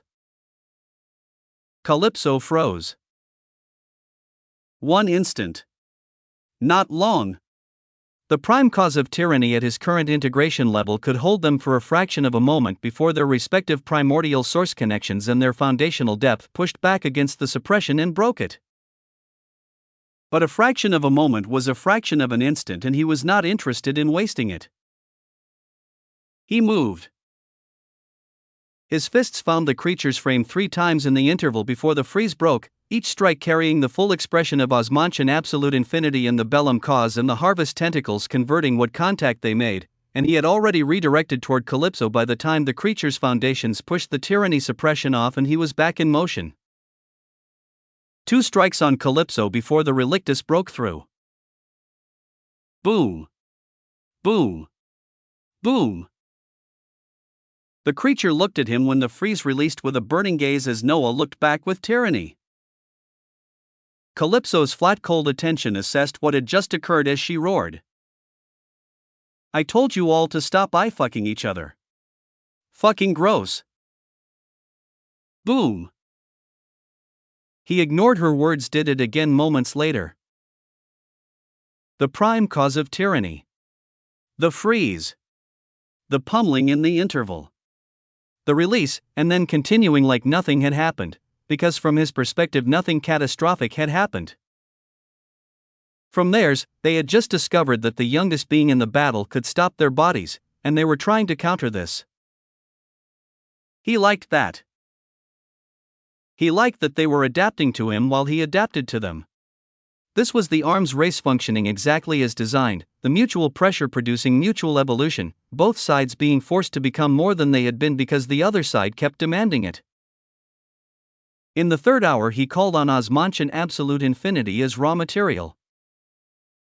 2 massive swords formed between his palms, obsidian and multicolored simultaneously, the infinity taking the shape his identity required for what this moment demanded. He raised both. What followed occupied the space above the golden sands in a continuous register of impacts, his dual blades meeting the creature's obsidian-flamed strikes in Calypso's ancient primordial source force dozens of times per second, each contact producing a shockwave that threw the golden sands outward in rings, the early veiled shore's surface being rewritten with every exchange. Boom! He used the tyranny freeze in the middle of a blade combination and took 3 clean hits on the creature before the release, the obsidian flames around the creature burning brighter from the contact. And as the battle continued, the reinforcement waves from above came on their schedule. Each wave left him with fractionally more than the prior exchange had spent. Across hours the accumulation was becoming something he could feel building in his foundations. He felt it coming. Something was coming. He kept his dual infinity swords raised and went even faster, because the threshold would arrive when the conditions were right and not a moment before, and the only thing he could do in the time between now and then was ensure that when it arrived, he had done everything available to him to deserve what it would produce. The golden sands of the early veiled shore continued their redistribution. The critical moment continued its approach. Chapter 5300, Enjoy the Little Things I. He was doing too many things simultaneously, and he was doing all of them well, and he found neither of these facts surprising. This was the nature of what he had become. Not a single being moving through a single context, but a distributed existence operating across multiple domains at once, each body carrying enough of him to act with full presence while the broader awareness connected them into a coherent whole. The battle with the creature in Calypso continued in the early Veiled Shore, the impacts booming across the domain in a rhythm that had become the background condition of the Infiniverse's current existence. The Prime Excelissimi reinforcement waves descended on their schedule. The threshold continued its approach. He was also watching the Gilded Ones. This was the thing that occupied the most vigilant portion of his broader awareness, the thread he kept returning to between all other considerations. They had deployed the Eilder-class existential Aestia ordinances against the lower observable existence with the calm efficiency of beings administering a solution to a problem, and they would come down eventually to assess the results of their solution. They would want confirmation that the outcome matched the intended outcome. They would want to see the existential Aestia dredges in place and the causal stilling holding and everything organized according to their design. He was waiting for this with the specific patience of someone who had already decided what they were going to do with the opportunity when it arrived. In the meantime, he had another body in the isolated domain within the Infiniverse. The isolated domain was small by the Infiniverse standards, a contained space separated from the main substrate with clean edges and deliberate simplicity, its floor carrying the same golden warmth as the early Veiled Shore because that was the material he had used to construct it. The booming exchanges of the arms race could be heard even here, arriving through the substrate as a rhythmic percussion. He had been refining both figures of the Great Usurper and Alexander within it for hours, his Osmantian absolute infinity running through their foundations with the steady thoroughness of a process that didn't announce its increments but produced them regardless. The Great Usurper blinked. The body of Abaddon, which had been seated in the contained space with the stillness of a being in deep internal process, moved. The eyes that had been flat with the silver gold of full conversion focused, the cognizance returning to them in the way that cognizance returned to something that had never fully left but had been redirected entirely inward. He smiled. "Sorry I couldn't reply back then." The Great Usurper's voice came out with a warm devilish quality. "I could hear you. But I couldn't reply because my entire existence had to be focused on the weavings of the existential Aestia ordinances and the existential Aestia ego authority they held." He laughed, and the laugh held an edge that it hadn't held before. These gilded fuckers built a mechanism to control every single existence they nuked with these weapons. To manage that, there had to be a channel between them and the authority they utilized. Every single dredge they affected has no cognizance, nothing but obedience through this channel. He paused, and the pause carried the weight of a being who had found something extraordinary inside a catastrophe. But if there is someone like me who can remain idle with his existence, retaining a trace of cognizance, when paired with unity. He laughed again, madder this time.